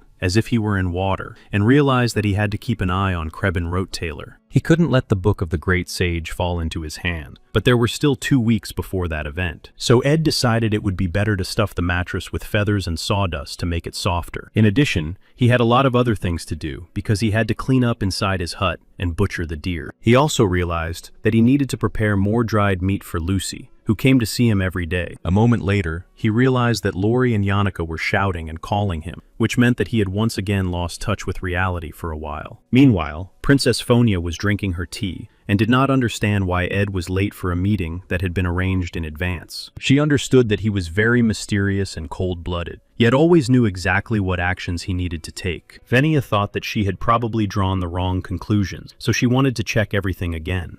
That was why she invited him to the imperial residence, so that he would not have a chance to refuse. However, after a while, her assistant Claire came into the room and reported that Ed would not be able to visit her for a long time. Fenia was very surprised to learn that Ed Rottweiler was unconscious due to prolonged fatigue. Ed felt very ill due to prolonged fatigue, and Lucy was sleeping on his chest, warming him with her body heat. In her sleep, she muttered that the meat was too salty and that less salt should be used in cooking. After a while, Ed regained consciousness and realized that Lucy was talking, even in her sleep. He understood that she was very light on her own, so many even doubted that she was really human. However, now her weight felt like a large, heavy weight that was simply impossible to move. Lucy felt some movement and realized that she had been awakened, which meant that she was once again very hungry. Then she activated her healing magic and told him that he had been in this state for several months and that his life force had been distorted. Ed was very surprised that she had been with him all this time, and Lucy admitted that when she was bored, she just slept. She explained that she had to walk on very thin ice between Yannicka and Loretel, who were very worried. However, they understood that it was simply a necessity, so they did not greatly interfere with her actions. Lucy always worried greatly when people around her were sick, because she had witnessed the last moments of her grandfather Glocta's life. Ed was very grateful to her, because thanks to her actions and magic, he was able to regain consciousness. Zix entered the room and said that he was afraid to light a fire in the fireplace, so he decided to do everything outside. Zex was a little surprised by what was happening, because he did not expect to see such a strange picture. Lucy immediately became very embarrassed, so she decided to pack her things and just leave the room. Then she quickly teleported herself directly through the chimney, because she didn't want to talk to Zex. Zex couldn't understand what was going on, so he decided to ask Ed how long it would last. He thought about how in the civilized world, men had several partners at once, which was a little strange for his values. However, to his great surprise, Ed decided to ask him why he was in his hut.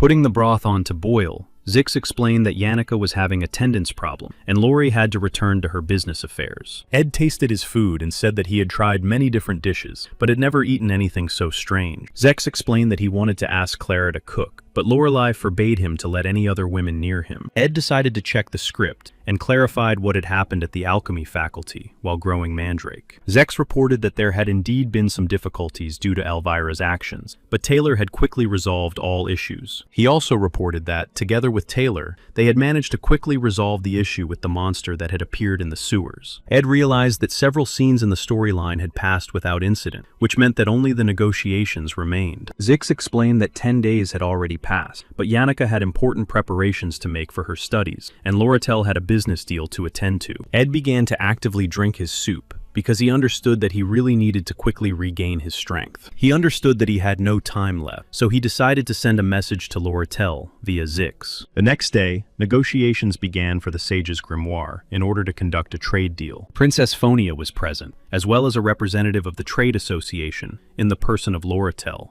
However, there was a person present who disrupted the natural course of events, in the person of Duke Krebin Rodalor. Phonia lowered her head and carefully cut the meat, because she understood that she was in for a difficult and long conversation. Duke Krebin offered his personal apologies for the actions of his son at the Sylvania Academy, whom he had disowned on the recommendation of the Academy. Krebin Rotler was the very person whose blood flowed in Ed Rotler's body, even though they were different people. The princess noticed that every action of the servants showed deep respect for the Duke. However, thanks to her innate insight, she sensed his true nature and understood that he was truly evil. After eating a little, Krebin decided to turn to the girl, who was a sales representative for the Elt Company. Loratel bowed to him and informed him that she was indeed the only daughter of the Golden King. She said that their family had always been where there was even the slightest scent of money. Krebin smiled and said that he understood everything, because he was not very interested in her candidacy. During the sale of the grimoire, each participant had to write the price on a piece of paper, and the one whose price was higher would be able to purchase the collection. The princess, in turn,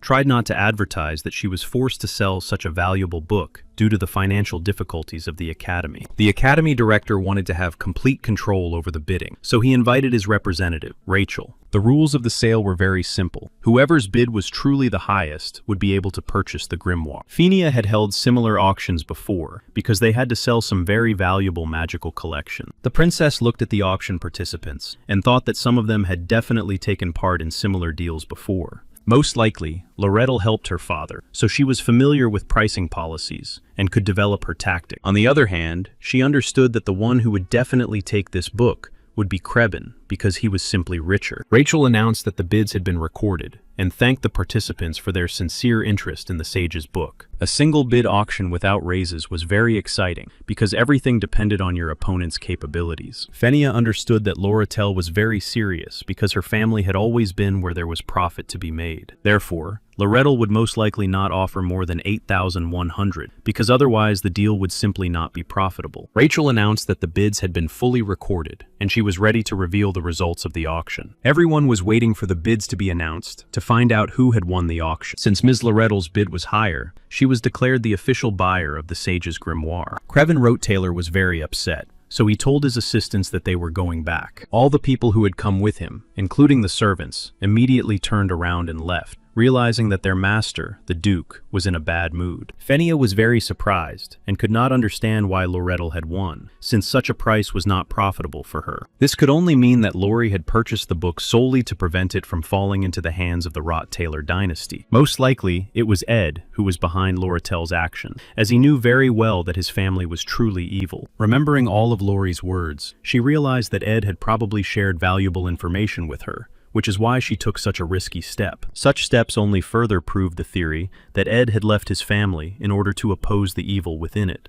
Realizing all this, the princess began to feel very ill, and her legs even began to shake violently. The princess began to be overwhelmed by a deep sense of guilt for her action, realizing that they had indeed done everything wrong. Lori herself thought about reselling the grimoire to Krebin, because that way she could recoup her expenses. The letter she received from Ed said that after she purchased the grimoire, she could count on anything. Lori was delighted because, considering the resale of the book, she had gained full access to Ed for 900 coins. Zex came to Ed and reported that he had delivered the letter to Loratel, who had indeed won the bidding for the book. Ed realized that he was already beginning to feel a slight sense of guilt for the actions that would take place very soon. Their conversation was interrupted by Yanika, who said that she had quickly finished all her classes and immediately came to check on him. She was very happy that he had regained consciousness and looked stronger and healthier. However, Zix said that Yanika was very upset and even ran out of the auditorium several times in tears. Yanika immediately summoned the bear spirit to shut Zix up and simply take him back to the dormitory.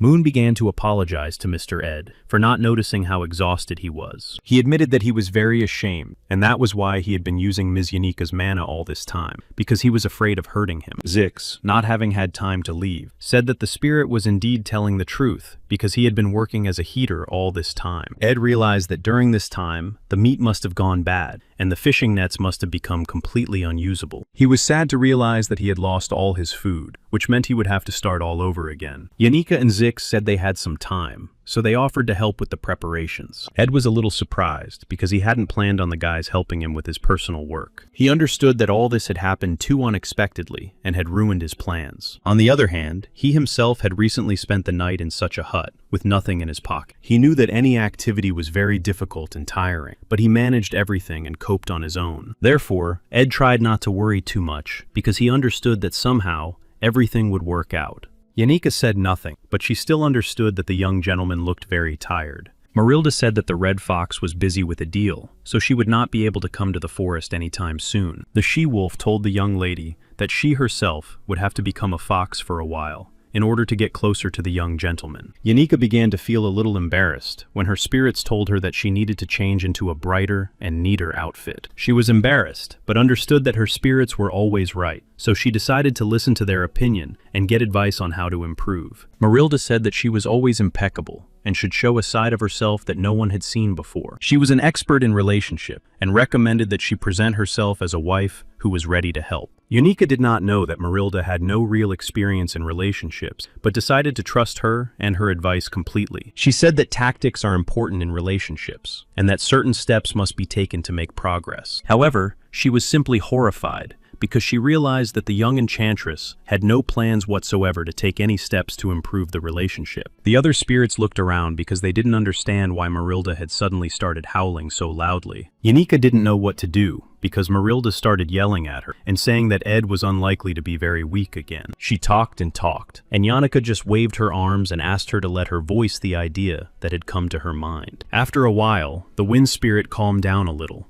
and agreed to listen to the idea of her enchantress mistress. Time flew by very quickly, and it was already late at night, so a fire was burning near the hut to scare away animals. Yanika prepared a very tasty meal that was very different from what Zex had cooked before. Ed understood that he needed to regain his strength and restore all his resources as soon as possible. He was not in good shape because a headache and a slight fever were bothering him greatly. However, at that moment, Yanika entered his room. She was very kind and said that he looked very tired. Ed looked at her closely and decided to ask what she was up to and why she had decided to come in at such a time. Yanika sat down on the floor near his bed and laughed, saying that she wasn't up to anything and had just come to talk. Ed was a little surprised because he had never seen Yanika so mysterious and strange. She said that she understood him well because everyone gets tired, both physically and mentally. She also admitted that what helped her most was when someone in a difficult situation simply stayed quietly by her side. Yanika turned to him and said that she understood that he had been through very difficult times, but he had managed to do a very good job. Ed asked her not to go so far, and she asked him to just admit that it had been really hard for him. Then our hero dropped his head on the pillow and said that he had indeed had a very difficult time. As soon as his head touched the pillow, which was very soft and resembled an airy cloud, he immediately fell asleep. The whole night passed like this, and in the morning the sun rose and illuminated the hut, after which Ed naturally woke up. To his surprise, he saw Yanika sleeping next to his bed all night,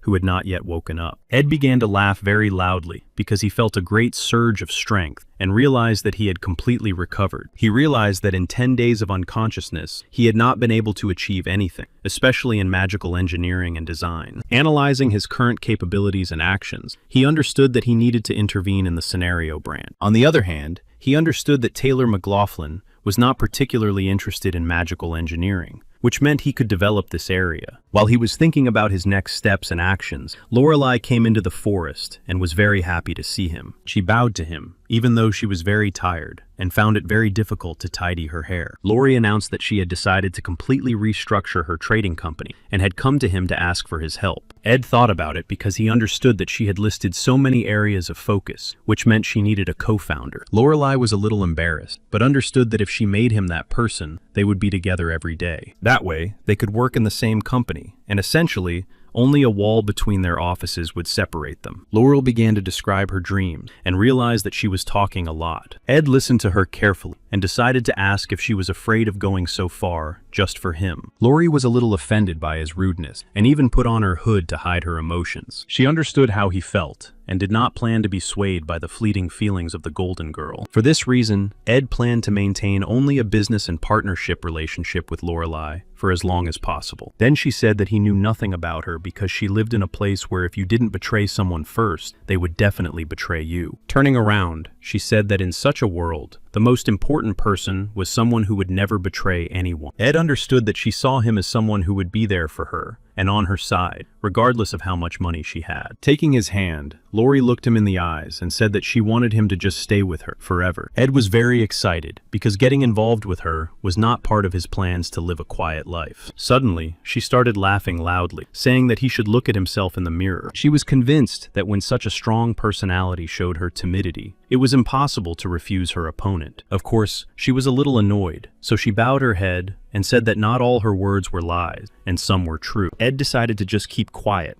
because it was a little difficult for him to assess Lorelei's actions and understand her true goals. After thinking for a moment, he said that he planned to graduate from Sylvania and did not plan to leave the academy until then. Loretto said she was willing to wait for him, but reminded him that he simply had no other choice. She then showed him his own letter and told him that she had a free pass and was glad to have met him. Ed exhaled after she left because he felt like he had done something truly terrible. Loretto hid behind a tree and was very upset because she realized that things had not gone as she had wanted. She had planned to hand him the letter at the end of the conversation and tell him that he now belonged entirely to her. However, seeing him so depressed, she simply couldn't go through with it, and all her plans fell apart. She found it all surprising because she had even brought him the change from the sale of the master's book. After thinking for a moment, she realized that it would be awkward to go back, so she decided to leave the bag of gold coins in his hut. At that moment, the door of the hut opened, and Yannicka came out, saying that it was time to make breakfast. So Yannicka and Laurel met face to face, which was very unexpected for both of them. Yannicka did not understand why Loretto was coming from the river, and Loretto did not understand why Yannicka had come out of the hut.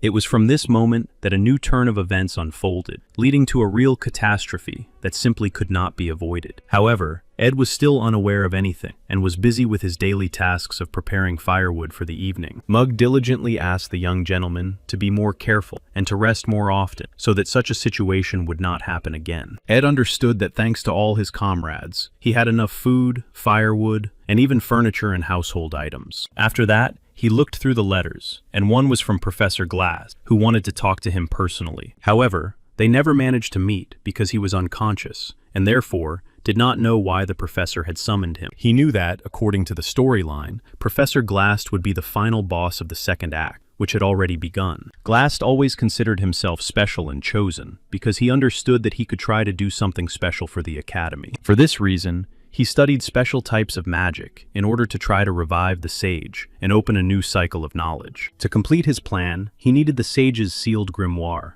but the academy simply sold it. Then, in a state of despair, he had to steal the magic book and put the sage into Ilea's body. To some extent, his actions were much more reminiscent of the story of an ordinary madman. However, kidnapping Ilea was the wrong decision because Taylor, who was the best swordsman, would immediately go after her. For this reason, Professor Glass would not be able to complete his mission because Taylor simply would not allow him to do so. Ed tried to remember what the professor's last words were before he fell, but he couldn't. Ilea Triss had indeed been kidnapped by the academy professor and looked frightened because she didn't understand what was happening. She was very scared, because next to her behind bars was a demon of the underground waters, who looked simply terrifying. Aaliyah couldn't understand why everyone thought that everything that was happening was her fault. Ed Rothaler stood next to her and didn't understand why she was talking to him so rudely. So he decided to remind Aaliyah that they had been kidnapped together. So he was also scared and asked her to be more restrained. In fact, Ed understood that the finale of this act of the plot was beginning right now. 3 days before these events,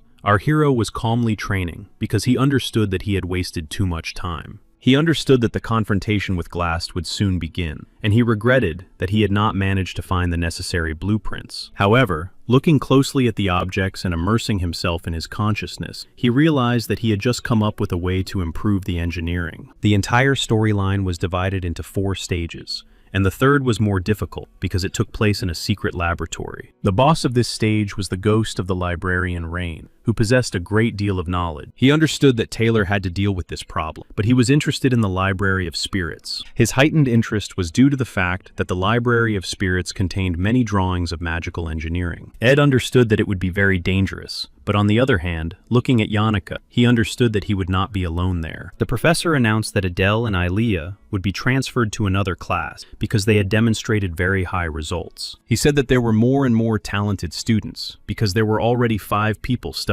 in Class A. Loretto understood that Ilea was very weak, but had a great inclination towards aspectual magic. Suddenly, Zix announced that he had not dared to speak about this before, but he believed that admission to the best class should not be limited to talent. Professor Glass began to shout very loudly that he loved and valued all his students, so Zix Effelstein was confused. The professor said that everyone should respect his opinion and decisions because he was more experienced and wise. Loretel thought about it because before entering the Sylvania Academy, she was very interested in the teaching staff. This included a complete excerpt from the biography of the outstandingly talented Professor Glast. He had a daughter, Muri, who was studying at the Faculty of Magic, and as a parent, he believed in her unconditionally. However, Muri perceived his belief not as that of a father, but as that of a professional professor at the Faculty of Magic. It was because of this strong belief that she resolutely joined the raid against monsters at a very early age. Due to her inexperience, Muri was simply unable to cope with the monsters, so she died, which was a great trauma for the professor. Since then, Professor Glast has been obsessed with discovering true talent,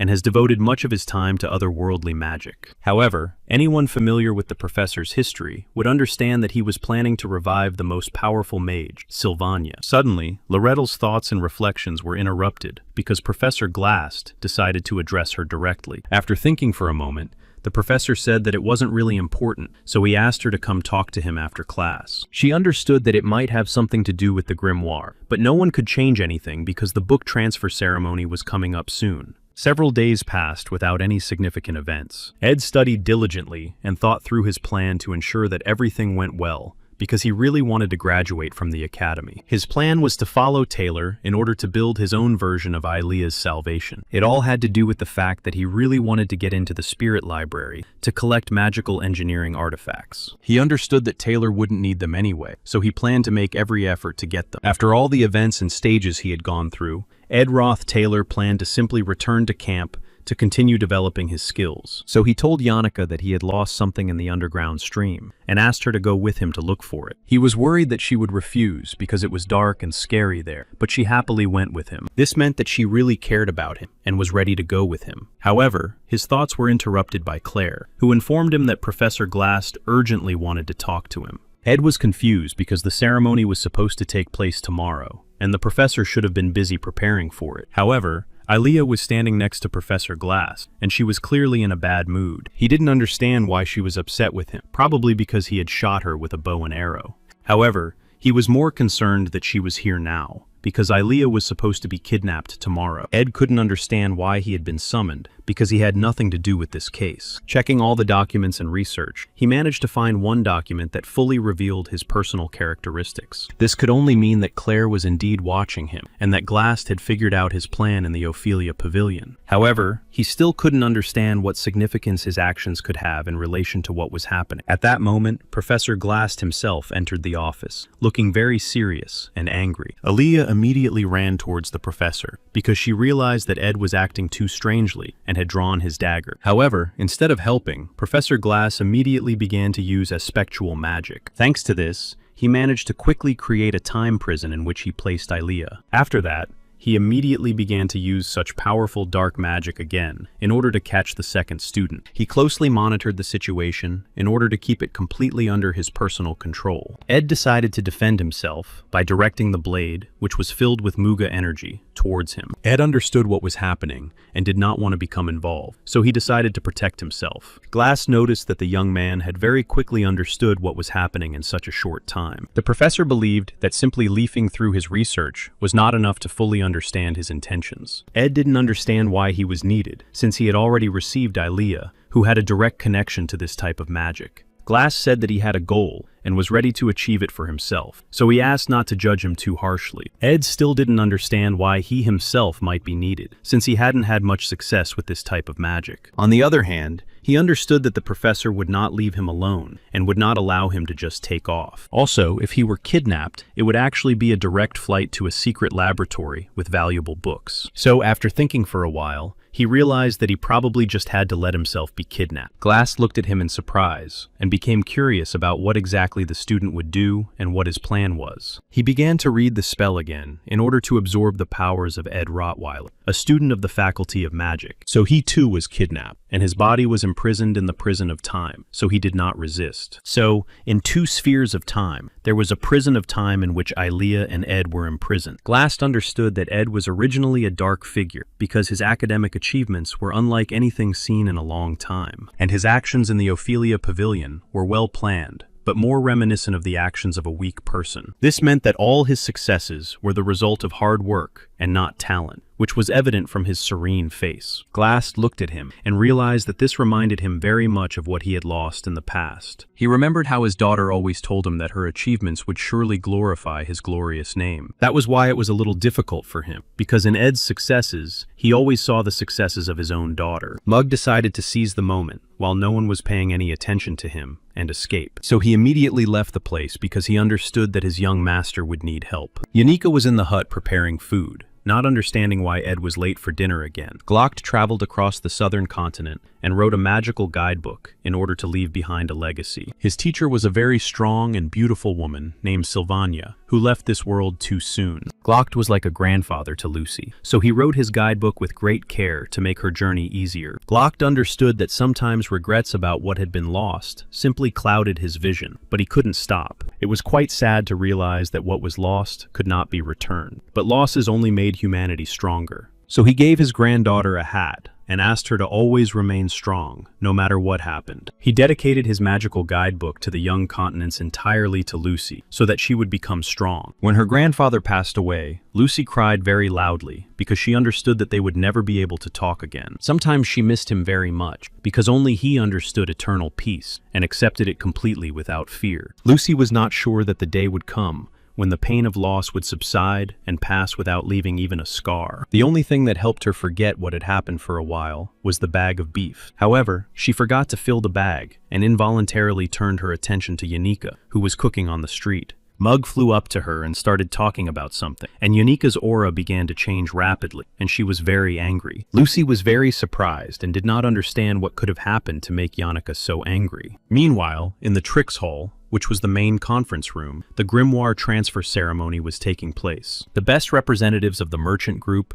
and the seller group were gathered in this hall. The main attention was focused on Lorettel Kelm, who was the current head of the Elt Company. Obel Forcius was the current director of the Sylvania Academy, so he was very important for the ceremony. Lorettel understood that Obel was about the same age as Krebin, and they even looked somewhat alike. She knew that Krebin had come to her after the negotiations and asked that the grimoire be transferred directly to him. It was for this reason that the whole provocation was staged in front of Princess Phoenia, so that she would believe it. And then Krebin agreed to buy the sage's grimoire for a whopping 12,000 gold coins. In addition, he warned Lorettel that Elt had hired several workers who were already on their way to Sylvania. Glass accompanied the transfer ceremony, and Obel completely renounced his right to ownership of the scroll. After that, Lorettel placed her hand on the scroll and became the rightful owner of the book. However, to the surprise of everyone present, she did not have time to do anything before Professor Glass began to use his magic. The director diligently tried to restrain the appearing magical monsters, and Lorettel realized that the grimoire had disappeared from the stand. Professor Glass simply took the book,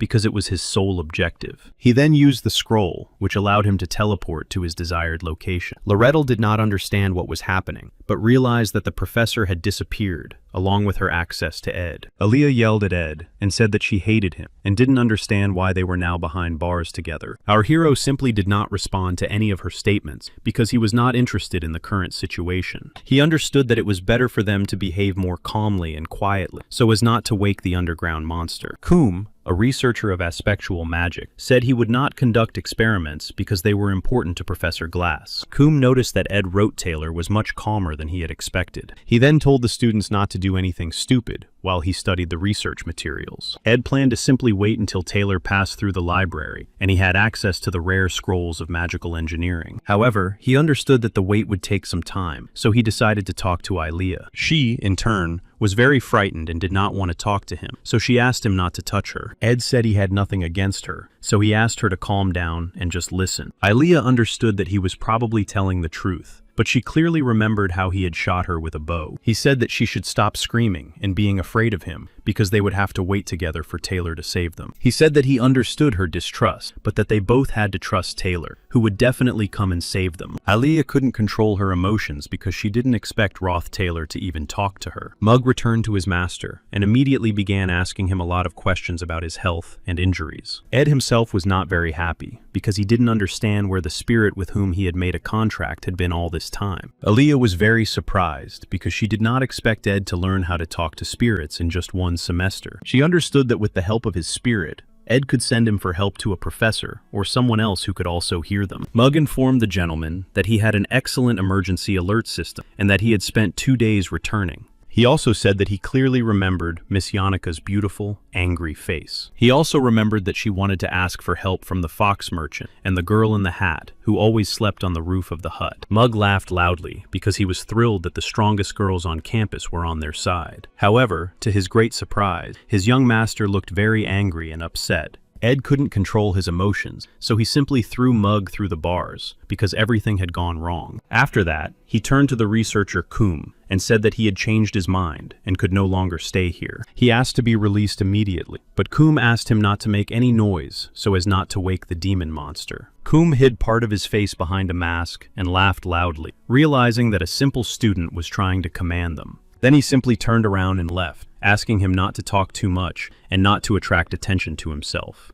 Aaliyah didn't understand what had happened, because they were supposed to sit quietly and wait for Taylor to rescue them. Mug returned with the keys a few moments later, and said that the gentleman was right, and that he had indeed found the keys in that place. After receiving the keys, he ordered Mug to disappear, because he didn't understand why he had done something he hadn't asked him to do. Opening the gate, they began to go outside with Aaliyah, trying to be quiet so as not to wake the monster. However, Ed suddenly pushed the girl back and closed the door in her face. Turning to her, he asked her to be quiet and answer his questions with only yes or no. He told her that she should immediately say that he had simply run away and cooperate with his enemies, then they would not harm him. Our hero understood that she still couldn't run normally while her legs were shaking with fear. Aaliyah was indeed very frightened and said that she really couldn't run properly in this state. Ed ran away and asked her to be quiet and not attract attention to herself because he was sure he could handle it. He was confident that he could deal with most problems by having an information advantage over his opponents. He also understood that there could be variables that he simply couldn't handle on his own. The intervention of Yanika and Lorettel couldn't have much impact on the situation. However, Mug spoke in his report not only about them, but also about the little girl in the hat who was sleeping on the roof. And that's where the complications began, because no one had ever been able to defeat Lucy, who had passed hundreds of levels time and time again. In the storylines, it was Lucy the slacker who was the bad ending for everyone, so no one tried to touch her. Ed ran with all his might, because no matter what,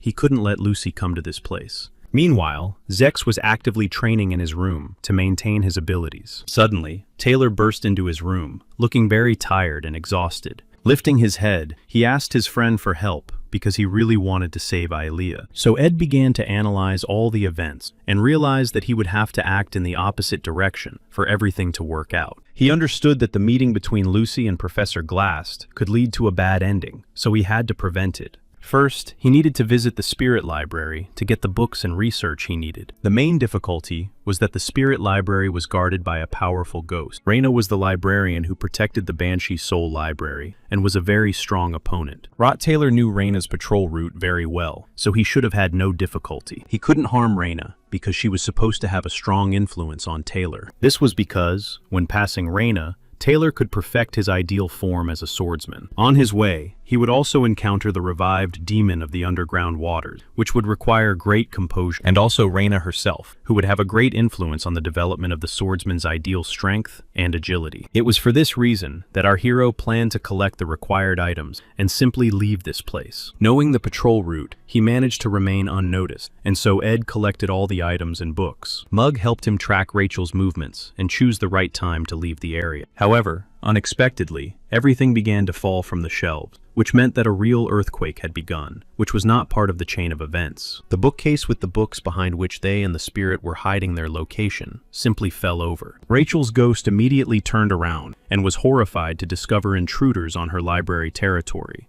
Mug was very frightened because he understood that they were facing a very strong opponent that would not be easy to deal with. 30 minutes before the earthquake began, strange things happened that led to a series of changes. The golems under the professor's control began to attack other workers in the building. However, at some point, the golem itself was attacked and began to turn into a huge ice flow. It was attacked by Lortel, who did not understand what was happening at all and why everything had turned out so strangely. She understood that if the ceremony had gone smoothly, the reputation of the Sylvania Academy would definitely have been low.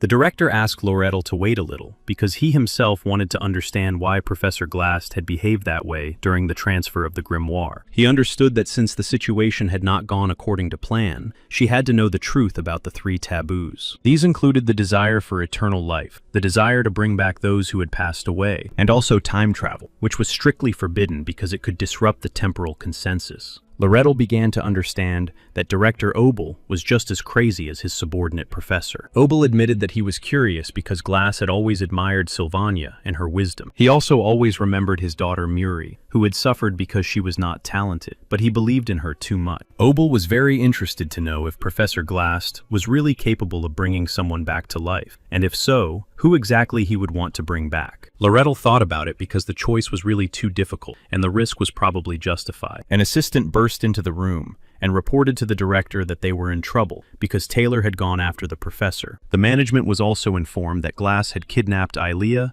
and Ed wrote Taylor. Loretto simply could not believe that all this was really happening here and now. She understood that Obel had promised to return Grimoire, which meant he could easily save Ed. So the most reasonable thing to do was just to wait. But the sounds and their trajectory were too familiar, so she grabbed her binoculars. Squeezing her way to the window, Loretto immediately began looking through the binoculars to assess the situation. Then, she immediately saw Tarkin walking above the forest, looking very angry. On his mane was Yanika, who was crying, wiping away her tears and walking confidently forward. To the surprise of everyone present, Cahill announced that she also wanted to go there and help. Putting on her hood, she said that she couldn't stand by and watch the director treat Grimoire so carelessly, so she wanted to bring him back herself. She ordered that the number of staff participating in the negotiations be minimized so that the rest could go with her. Dorothy was the best student in her 3rd year of alchemy and held an important position.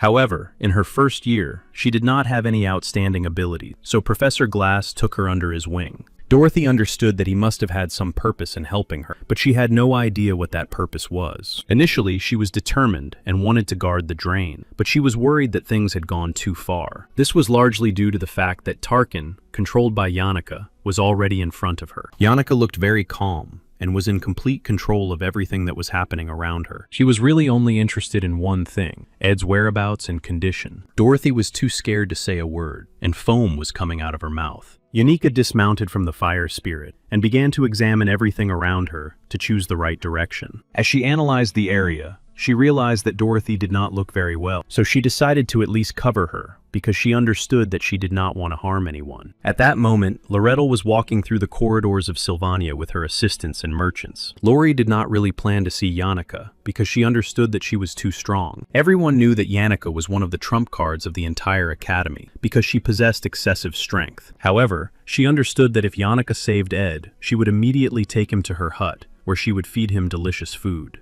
Ed would, of course, develop feelings for her, because he would understand that she had saved him again and had always been there for him. After that, he would propose to her, and they would simply get married because she had always been there for him. As soon as this whole picture formed in Laurentel's mind, she immediately began to scream that she would never allow such a thing to happen. So she resorted to trickery and told Yannicka that Ed had already been rescued and was lying in the hut waiting for her to return. Yannicka was very surprised and couldn't understand why Lori was telling her this now. She said that she had just come from the hut and hadn't met anyone on the way, so she didn't understand who could have passed her unnoticed. Lori was a little surprised because she didn't understand how Yannicka could become so quick-witted in a matter of seconds. Yannicka said that at first she wanted to ask Lucy for help, but she just yawned and walked away in an unknown direction. That was why she didn't believe Laurel, who clearly wanted to deceive her. So they decided not to interfere with each other and simply divided their search between the northern and southern parts of the drainage ditch. They understood that their only main task now was to save Ed, and everything else was secondary. Lori decided to speed up in order to gain an advantage and be the first to save her beloved. Yannicka also hurried, because each of them wanted to be the one to save Ed from what had happened. Meanwhile, Ed himself was trying to understand why the earthquake had occurred, which had easily revealed his location. Suddenly, Rachel's ghost began to lose her balance and simply fell to the ground, not understanding what had happened. Covering his face with his hands, Ed really hoped that it was just a consequence of the earthquake. However, to his horror, he saw Lucy, who looked very sleepy but easily attacked the enemy. Yawning, she said that she was a little bored, so she decided to come to the rescue so that no one would disturb her sleep anymore. Meanwhile, Obel stood on one of the academy's balconies and watched the events unfold closely. His advisor was concerned that it might not be entirely right to just stand aside and not interfere with what was happening. The advisor understood that the academy was currently experiencing its golden age and that difficult times lay ahead. On the other hand, each of them clearly understood that the current generation of students was truly special. Each class had exceptional students who held great promise for everyone at the academy. Obel understood that the current situation would teach the students to be stronger and more talented, because there were still many difficulties ahead. The hut in the northern part of the forest just stood there and did not foreshadow any other actions. However, unexpectedly, a huge hole began to form nearby, penetrating through the ground. Ed understood that Lucy had teleported directly from that place to here in order to help him. However, Lucy just smiled sweetly and asked if he had any dried meat left. He didn't understand where he could get meat here, and Lucy was upset and said she was going to look for a place to sleep. Ed couldn't let Lucy go,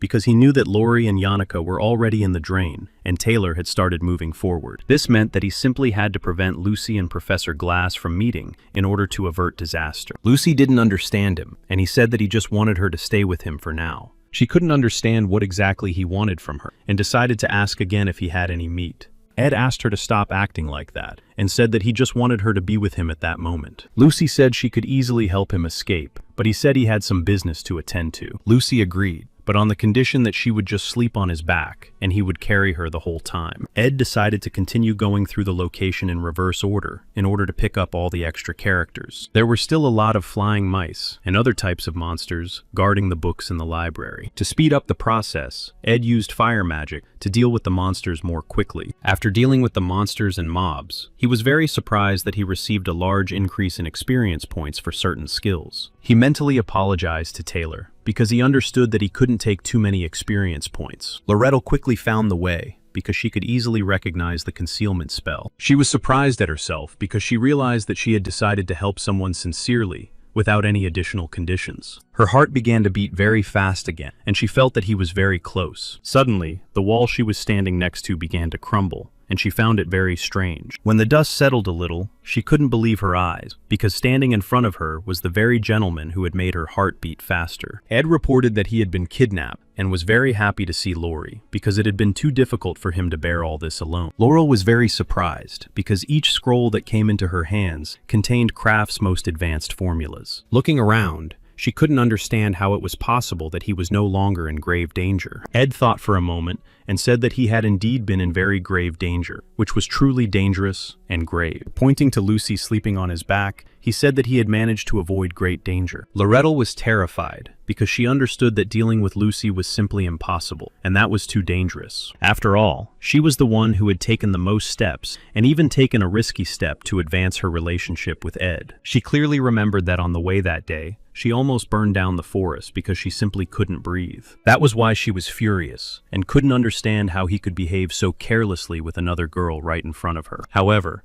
to her even greater fury, he said that she could buy it from him at a very cheap and attractive price. Realizing that she was in a state of panic, he leaned over to her and said that he simply could not trust anyone but her anymore. She realized that he had just crossed the line, so she smiled and said she would give him a check for the purchase. However, their conversation was interrupted when a man approached them, out of breath, and addressed the president of the Elt Trading Company. He reported that an unforeseen situation had arisen, and that they could now be in very big trouble. Meanwhile, Taylor's team was also walking along the gutters, trying to be very careful and stay alert. The sullen Clebius did not understand why they had to go on, and just wanted to go back. The boring Elvira immediately started yelling at him, and scolding him, because she realized that he was talking nonsense again. Taylor said that he still had to save Ilea, so he asked Clebius to do him a favor. Zixi put his hand on Clebius's shoulder and said that Ilea was a very good person. The clairvoyant Adele was with them, and she stretched out her hand and said that she sensed something very good there. The clairvoyant was always right, so she smiled and said that very soon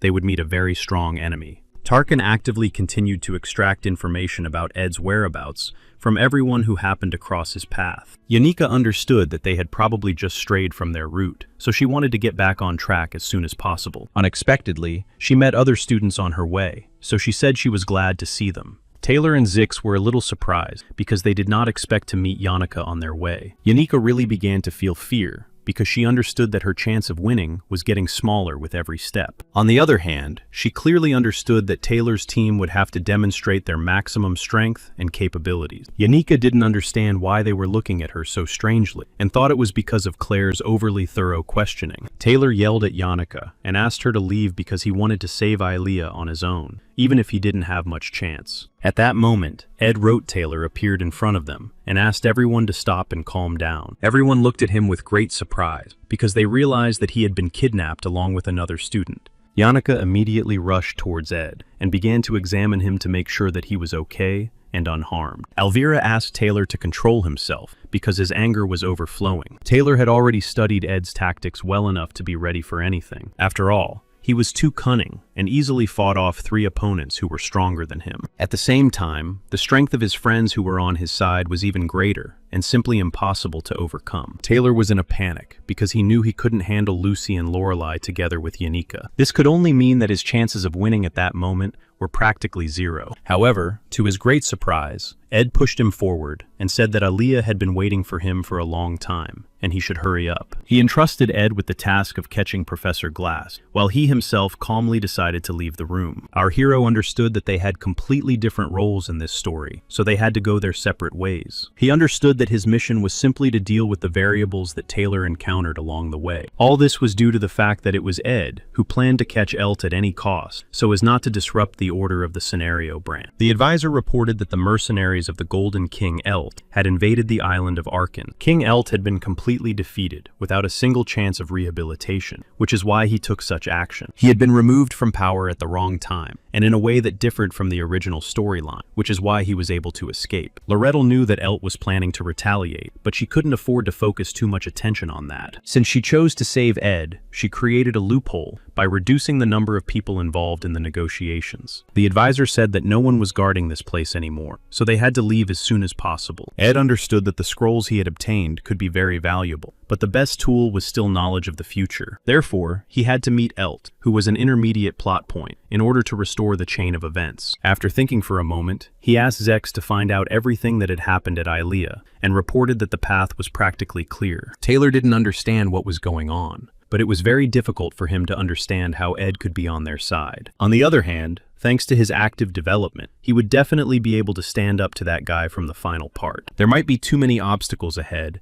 that would require more than just willpower, but all that would come later, after Taylor was able to proudly pass the current tests. Ed understood that there was no need for a long farewell, so he simply wished Taylor luck in what he was doing now. After that, Ed's team simply left because from that moment on, their current tasks were completely different. Yanika decided to clarify what exactly had happened and why. Instead of resting, they were rushing off somewhere again. She asked Ed to wait a minute, but he said they couldn't waste time and had to deal with the trading company. Yanika couldn't stand the pressure and stopped, saying that he shouldn't be involved in this at all. She said that he had not yet fully recovered his strength, and that Ed's trading company should be run by responsible people. For this reason, she admitted that she did not want him to get hurt again, and said that she simply would not let him go. Ed understood that Janica was absolutely right, and he could not tell her that dealing with Elt was actually for his own sake. Therefore, he hoped that Lorelei would ask them to help her in any way she could to confront her false father. However, Lori approached her rival and acknowledged that she was right, saying that Ed really needed to rest in a safe place. Of course, Ed was very pleased to see them getting along, but now was not the right time for rest. He had nothing left to say, except that he appreciated their concern, and confirmed that Loratel's problems affected him too. The girls were very surprised by this statement, and asked for an explanation. Yanika was angry and demanded an explanation, while Lori began to dream of their wedding, after he said he was ready to share her problems. Ed said they didn't have enough time, and asked everyone to hurry up and talk later. It was very difficult for him to come up with excuses, and while running, he racked his brains trying to think of something. Yanika suggested that he had decided to help Lorelei, because they had a trade contract, and he didn't want to lose it. Ed was delighted that she had come up with an excuse for him herself, and immediately told her that she was absolutely right. He understood that it might have looked that way from the outside, but in reality, it was complete chaos. Running past unconscious people,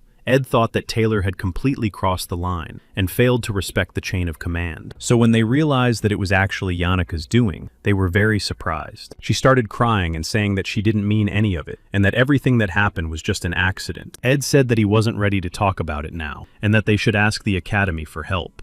And the carriage was already very close. However, it was completely destroyed, and Loretto realized that her fake golden father was much faster than she thought.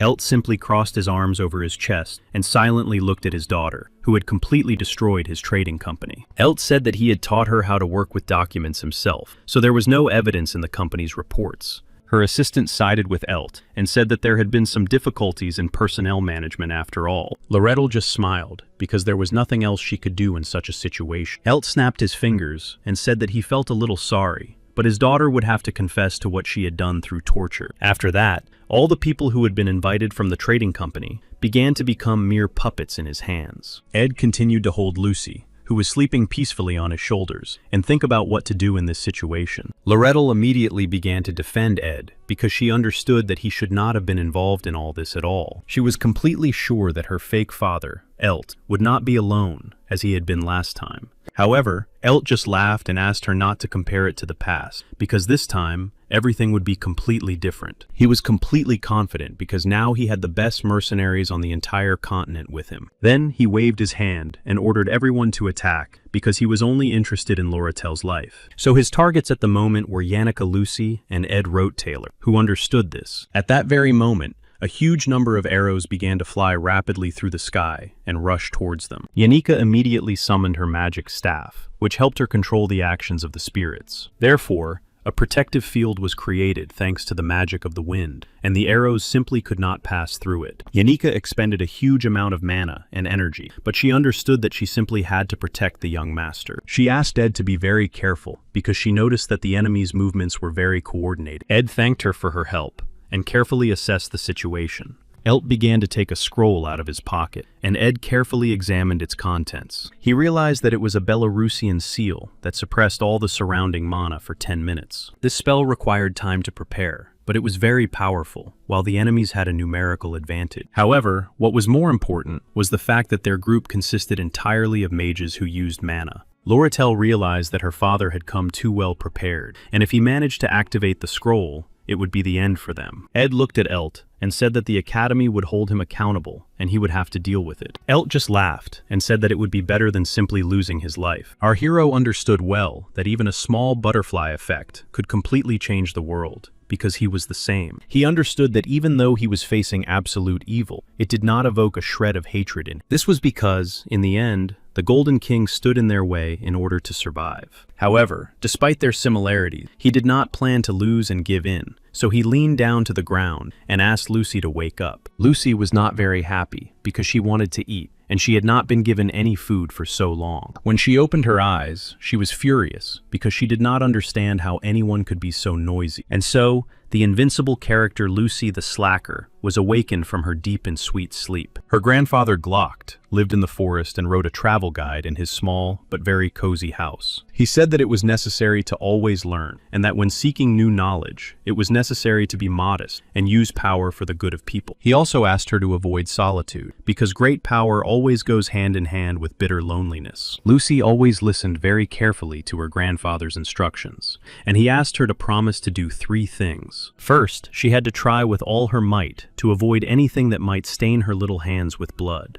She also had to try to live the life of an ordinary student until she graduated from the Sylvania Academy. Elt hired very strong people, most of whom were seasoned veterans of combat. Seeing the power emanating from little Lucy, all their hunting instincts told them to stop immediately. The Golden King could not understand what was happening, and why all his allies had suddenly stopped and ceased their attacks. Only the youngest mercenaries continued their attacks, because they completely lacked the instinct for self-preservation. Lucy did not like breaking the promises she had made to her grandfather, but she simply had no other choice. Despite being a mage, she rarely used spells. Instead, she used physical energy created from the most densely compressed mana. Elt understood that his scroll had not yet been activated, which meant he had to hurry or he would be defeated. He looked closely at Lucy and realized that she was their leader, which meant that it would be enough to get rid of her. Lucy immediately directed a stream of her mana, which was more like brute force, in his direction. Ed put his hand on her shoulder and asked her to stop, because he realized that they had already won. Suddenly, he felt very strange tremors again, and realized that the earthquake had started again. The moment the 7 bright stars lined up, Professor Glass began to act according to his plan. Professor Glass's advanced aspectual magic completely violated all the laws of the universe. That's how the magical tower began to rise, rapidly ascending and obscuring the sky. Most likely, Taylor had to defeat all the monsters and acquire enough skills.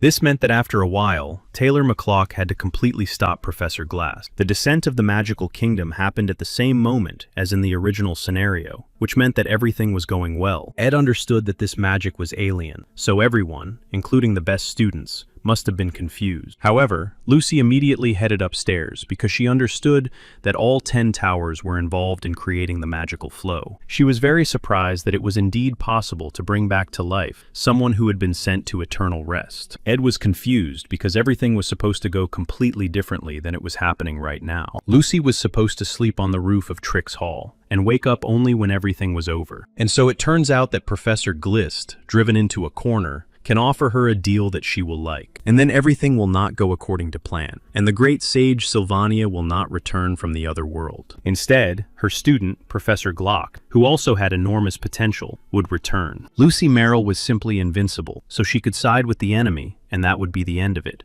Ed understood that this turn of events was the fault of all the extra variables, but it was precisely those variables that were supposed to help him fix everything. So he grabbed Lucy, and Elt began to activate Belarus's warning scroll to suppress magic. This would suppress all the surrounding mana for 10 minutes, so Lucy would be unable to do anything. Elt shouted to his assistants that they had a chance to win, and they had to act. He understood that now, brats like these students in front of them simply couldn't use magic to defend themselves. Ed sensed that one of the mercenaries was heading in his direction, so he immediately used the magic of the wind blade. He knew that, in a sense, he himself was a variable that possessed a great deal of informational knowledge. The Golden King Elt was very surprised and could not understand how such a thing could be possible. All this was due to the fact that even the strongest magic of suppression of the Belarus vessel simply had its limits. Such an anomaly was due to the fact that it was simply impossible to scoop out the real sea with a bucket. Lucy understood that she needed to get somewhere, because she had found a place dear to her heart. Elt's experience was not much different from that of his mercenaries, and he felt that the last minutes of his life were approaching. He had never before seen such a powerful mage, who was simply overflowing with mana. Lucy stood before the Golden King,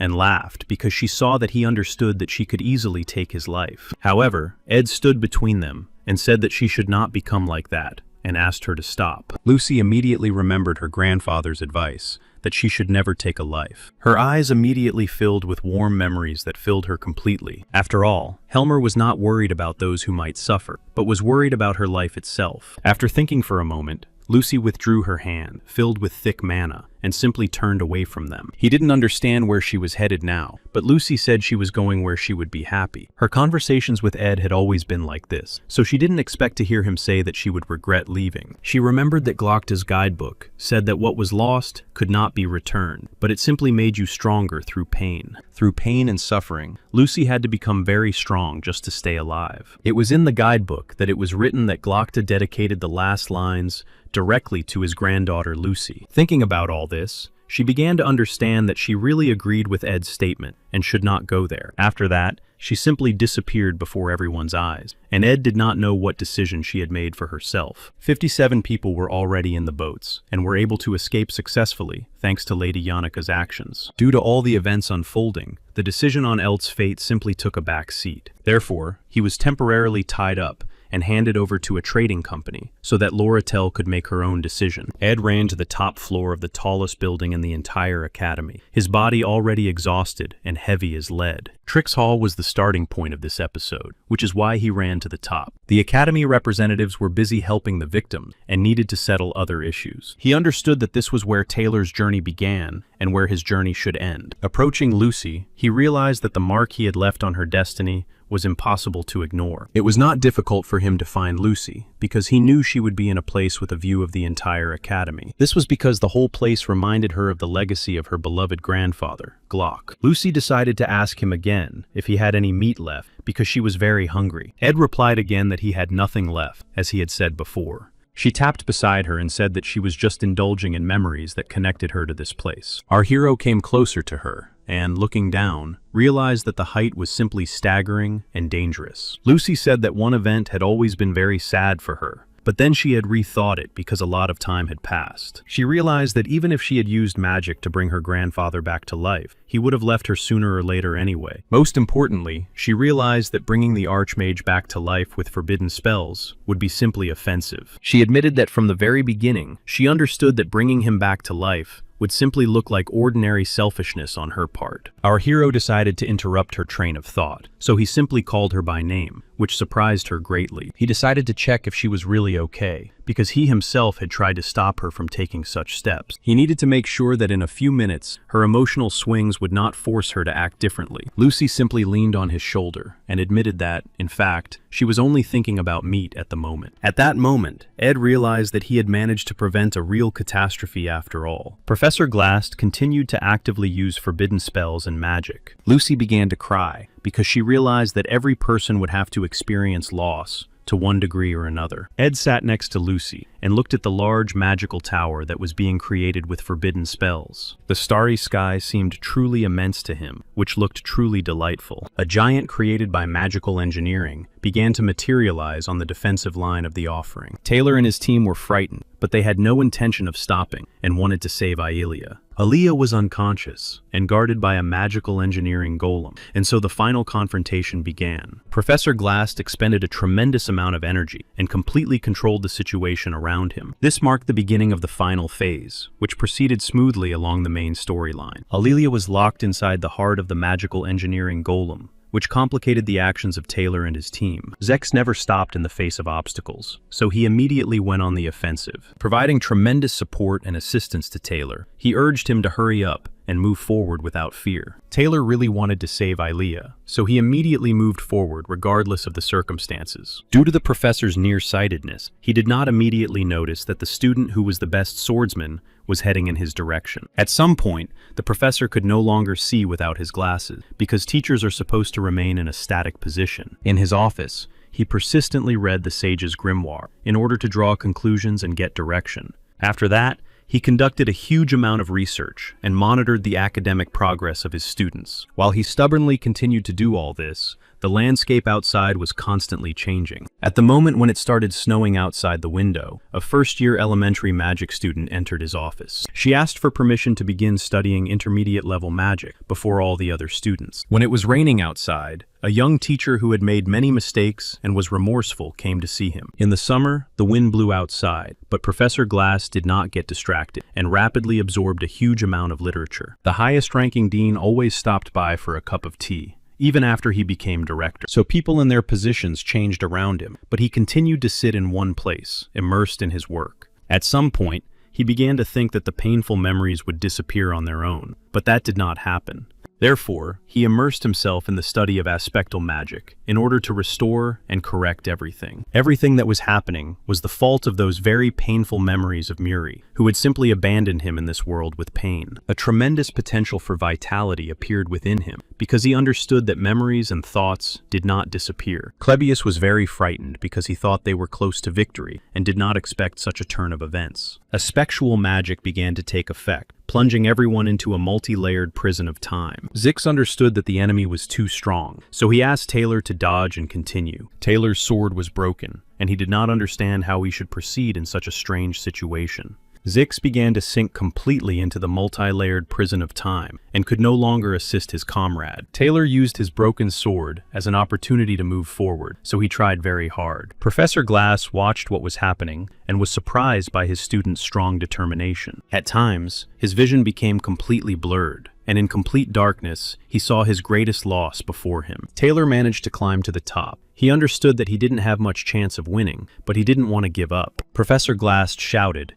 and asked him to give up, because he definitely did not plan to stop there. He was absolutely ready to put all his strength into distorting reality, because that was the most important thing for him now. Unexpectedly, the magical engineering golem began to simply fall apart, because his body was unable to withstand it all. Professor Glass was confused because this was not part of his plan at all. In addition, Taylor Makhloff began to take the form of a real swordsman, which meant that his chances of victory were increasing. The professor decided to use aspectal magic again to completely rewind time. At the same time, it changed even for those who were being held in the magical prison. Glass shouted that all their resistance would be useless because he was ready to use all his strength. Suddenly, he began to feel a strange coldness that rapidly spread throughout his own body. Realizing that the ice spear had worked, Zex immediately asked Taylor to hurry, so as not to miss the perfect moment. The whole team immediately went on the offensive to defeat Professor Glass, who had decided to cross the line. He looked at everything that was happening around him and couldn't believe that this was how his end would come. The mechanical engineering golem was completely destroyed, and all its parts fell slowly to the ground. Taylor, in the form of a swordsman, was able to destroy the heart of the magical mechanical golem and save Ilea. At that moment, Professor Glass realized that he had simply lost, and therefore decided to throw himself off the highest magical tower. His pain did not go away, and he was still upset that he had not been able to break the laws of the universe. On the other hand, as he fell,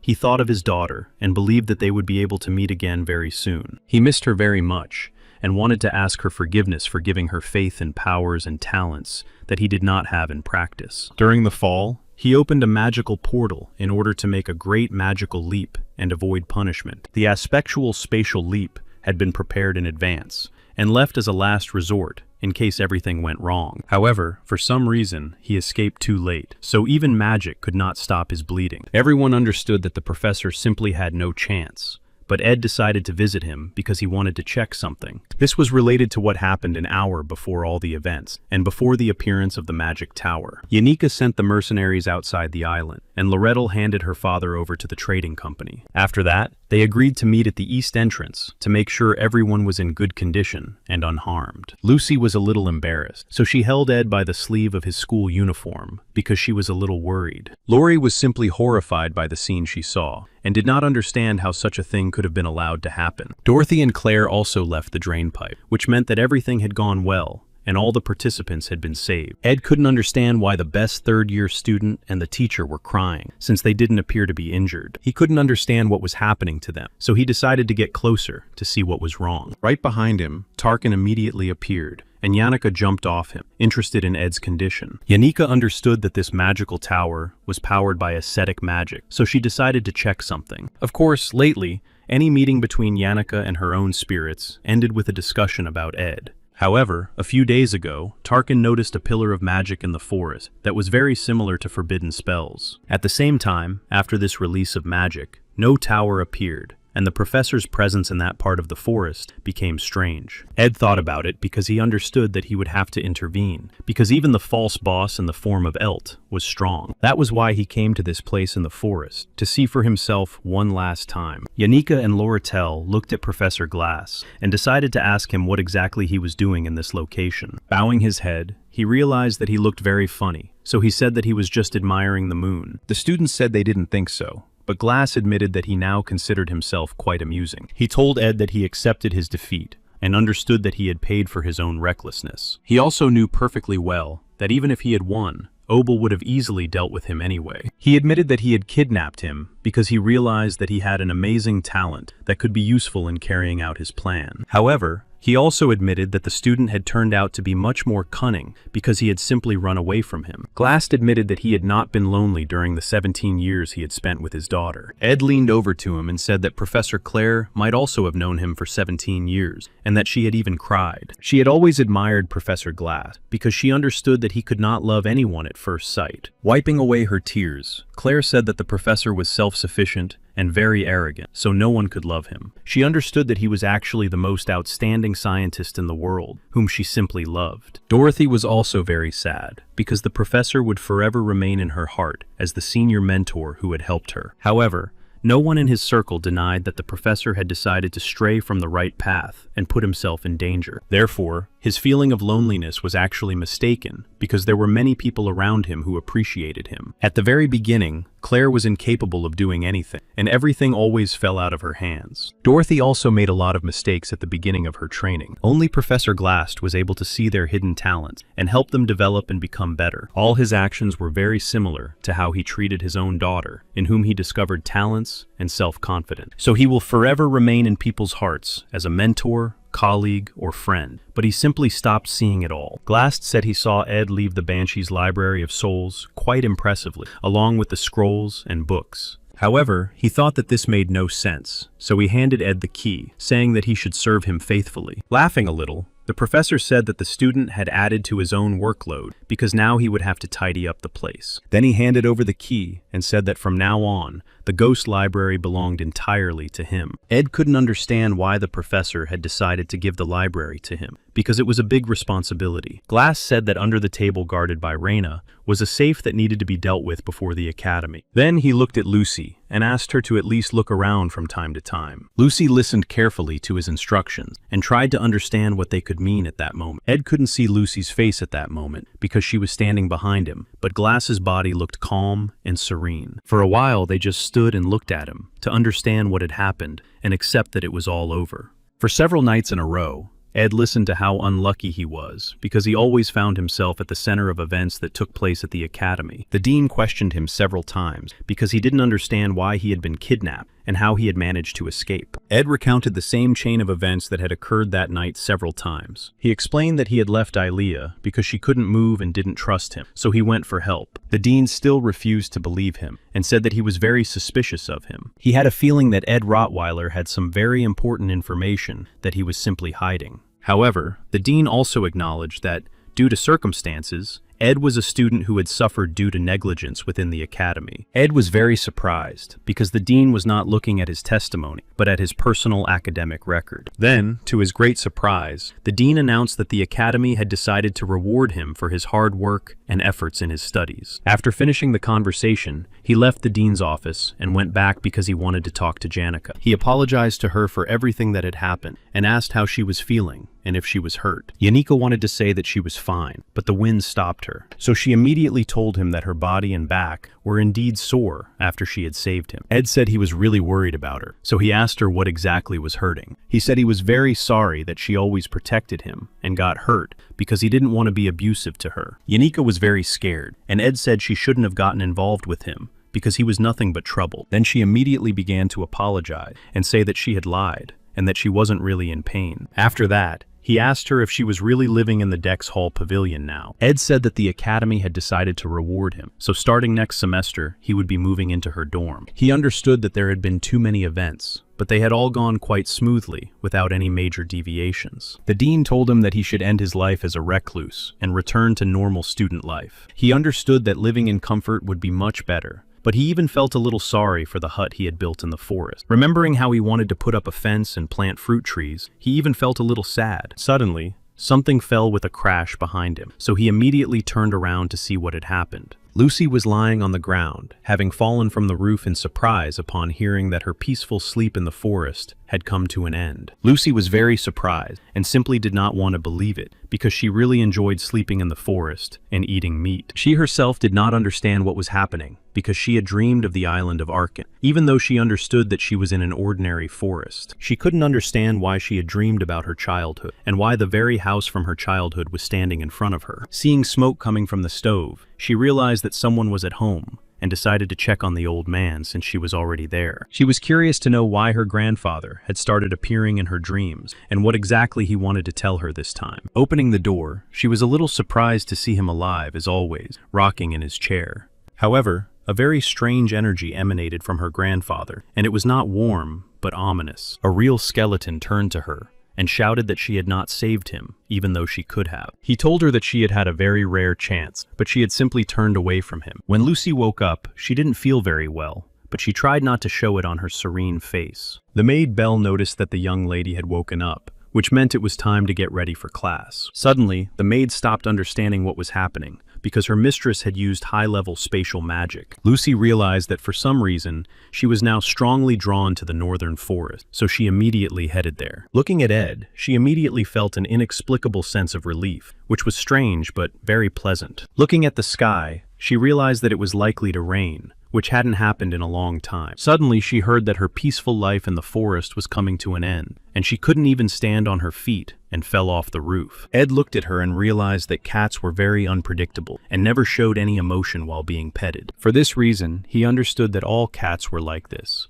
So in order to get their attention, it was necessary to simply step away. So he just turned around and continued to walk into his hut, as he had planned earlier. Anyone who wanted to have a cat as a pet had to turn away from them, and then the cats themselves would start to reach out to them. The students were a little surprised that they were discussing cats in their monsterology course. These lectures were given by Professor Flarkin, who was a very experienced and popular teacher among the girls. Ed was always at the bottom of the list, but soon he was able to make great progress in his studies, and his notes were simply amazing. During one of the lectures, Professor Flarbin asked him to come to his office after class because he wanted to talk to him. The professor informed him that the academy had a scholarship system that offered a discount on tuition based on academic performance. Ed decided to clarify what exactly he needed to do to take advantage of such a great opportunity. He was required to assist Claire and also perform other important tasks assigned by Professor Glast. Annis was an amazingly talented student, but even she found it very difficult to cope on her own. It was also necessary to help conduct tests for first-year students and not be too strict with them. Ed thought hard because he realized that the guy should have been among the first-year students.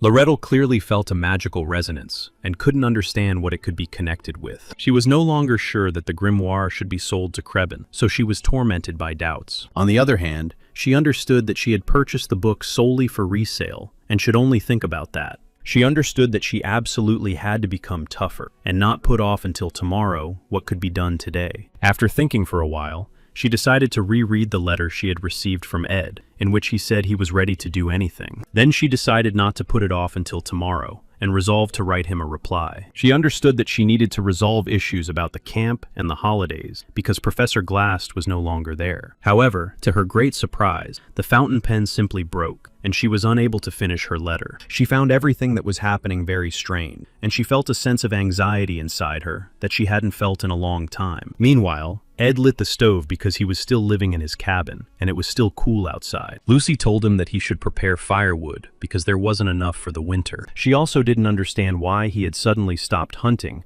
and preparing new delicious meat. Ed understood that there was nothing surprising in her words because he had neglected his work at the camp due to the upcoming move. He understood that after the move, he would see Lucy much less often and that the scenario might repeat itself. Their conversation was interrupted by Yannicka, who announced that classes were over because the last lecture had been canceled. She told him that with the onset of winter break, they would not be able to visit the camp, so she would try to visit him more often. She said that she really enjoyed spending time with him here, and that she would miss these evenings in the forest very much. Yannicka understood that comfortable living was very important, and said that she would definitely help him with the move. Ed took out the key that the professor had given him, and decided it was time to visit the library and see everything. Yannicka handed him a letter, and said that it was necessary to fill out a relocation application. Otherwise, it could be rejected. He was a little surprised that she had even taken care of this and thanked her for her help and concern. Yanika said that she had already filled out such an application, so she wanted to help him fill it out. However, quite unexpectedly for everyone, Lucy suddenly stood between them and spread her arms wide. Ed was a little surprised by her strange behavior, and Lucy waved her arms and asked Yanika to just stop. Lucy turned to him and plaintively asked him not to take the letter, and certainly not to fill out the relocation application. Ed continued to be surprised, but he understood that everything would begin on this day. He often trained with Yanika, and Mug was truly surprised by the pace of development of the young gentleman's powers and abilities. Yanika also noticed that his spirit resonance already far exceeded that of novice magicians. Lucy often watched their classes, but today,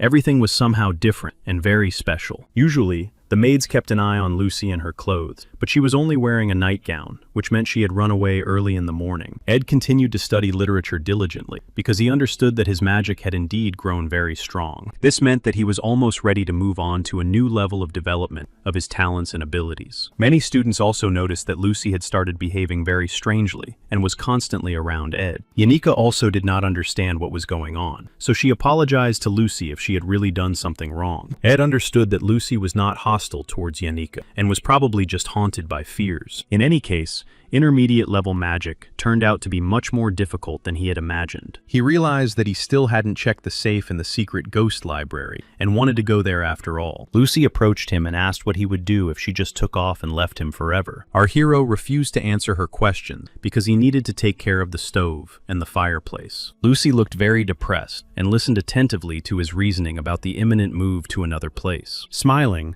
she looked at him and said that they could visit that very place right now because she didn't want to lose him. With the help of a rope, Ed began to descend into the ghostly library and did not understand why Lucy decided to go with him. She told him that she could easily lower him with magic and did not understand why he was so resistant. He asked her to forget about it because, in any case, he had to be sure that he could descend on his own. Looking around, he realized that it was impossible to carry everything away at once, so he would have to make this trip many times. Remembering Professor Glast's words, he immediately headed for the table under which the safe was located. After breaking a few tiles, he curiously discovered a safe that was built right into the floor. As soon as he began to open it with the key, a wave of magical light immediately knocked him and Lucy off their feet. After checking everything, they began to climb back to the surface because there was still a lot to do. Ed was already very tired, so he decided to ask Laurential for a ladder with the next delivery. Lucy was surprised and decided to find out what was inside the safe that the professor had kept quiet about until the very last minute. Inside was the Phoenix Gold ring of glass, which was capable of distorting the flow of time. Thanks to this ring, it became possible to look into the future and cast spells in the present. However, our hero understood very well that if this ring was used thoughtlessly, it would lead to great difficulties. Therefore, he decided to use this ring exclusively during confrontations, provided that he was simply cornered. On the other hand, the ring could also be used in everyday life to conclude a contract with a high-ranking spirit. Since he was only a novice mage, he could only cast 2 spells due to his very small mana reserve. Lucy thought that if Professor Glast had had a little more time, he could have achieved truly great heights. Ed looked at her, then at the ring, and told Lucy that everything was in the past and should be accepted as a given. The artifact in his hands could eliminate the barrier of talent, known as the maximum amount of magical energy. This was probably why the professor secretly studied magical engineering and hid it from prying eyes. All of this was a real gift for his daughter, because she did not have real talent and had to overcome this barrier. Lucy told him that recently a button had come off her sleeve, and she only began to appreciate it after she had lost it forever. She admitted that she had gone with him to the library because she wanted to find out if he was really going to move to Dex Hall. Looking him straight in the eye, Lucy hopefully asked him to stay at the camp in the northern part of the forest. Ed clearly understood that these words were not easy for Lucy to say, but he tried to remain neutral. So he said that Dex Hall was a comfortable place, but living outdoors in winter was not exactly normal. Lucy was silent, then adjusted her hat and said that he was quite right. Ed looked at the sky and realized that it was not the rainy season, so it was unlikely that it would start. Lucy also looked at the sky and felt moisture on her nose, so she thought that it would rain after all. However, tiny, misty droplets began to fall from the sky, filling the air with coolness. Lucy watched in surprise, because it was rare to see rain after the monsoon season. Ed grabbed his head and said that he had been running around like a squirrel in a wheel lately, and had completely forgotten about preparing for winter. Smiling, he looked at Lucy, and said that she herself had mentioned that they were running out of firewood, which meant they had to get to work. Lucy immediately rushed to hug him because she couldn't believe her luck. She was so happy that she didn't even believe his words, and asked him several times if he was really not deceiving her. Our hero explained that he had indeed adapted to life in the forest, and would like to stay and continue to improve the house. Lucy rushed to hug him again, and even fell to the ground because she thought the news was simply wonderful. Closing his eyes, he realized that there was still a lot ahead of him, including the confrontation between Loratel and Phenia for the position of council president. There would be many allies and enemies who would come in the new school year, and those who would stand on the stage at the very end. Lucy Merrill would undoubtedly be the final boss of the third act. He understood that it would not be easy for him, but he decided to put his thoughts aside for now and simply enjoy the moment. This was because he saw an expression on Lucy's face that no one had ever seen in any of the storylines before. Winter came, and although the snow was soothing, it brought with it a lot of new work, including cleaning it up. Ed tried to balance work and rest so as not to get overworked, but tomorrow he would be called to work for the students. So today he decided to do as much as possible in order to prepare firewood and provisions. By giving up the dormitory, he managed to get tuition benefits, and several problems solved themselves. Lucy happily continued to spend as much time as possible in the cabin in the forest, where she slept constantly. He understood that it made no sense to send Lucy outside, because her protective magic kept her from freezing. After completing as many tasks as possible, Ed decided that the time had come to take a risk. He resolutely took out the Phoenix Ring and activated it to try to increase the flow of magical power. After that, he began to try to contact Marilde, because she was the most important spirit. The cafe had an open terrace, where a chef who used to work at the royal court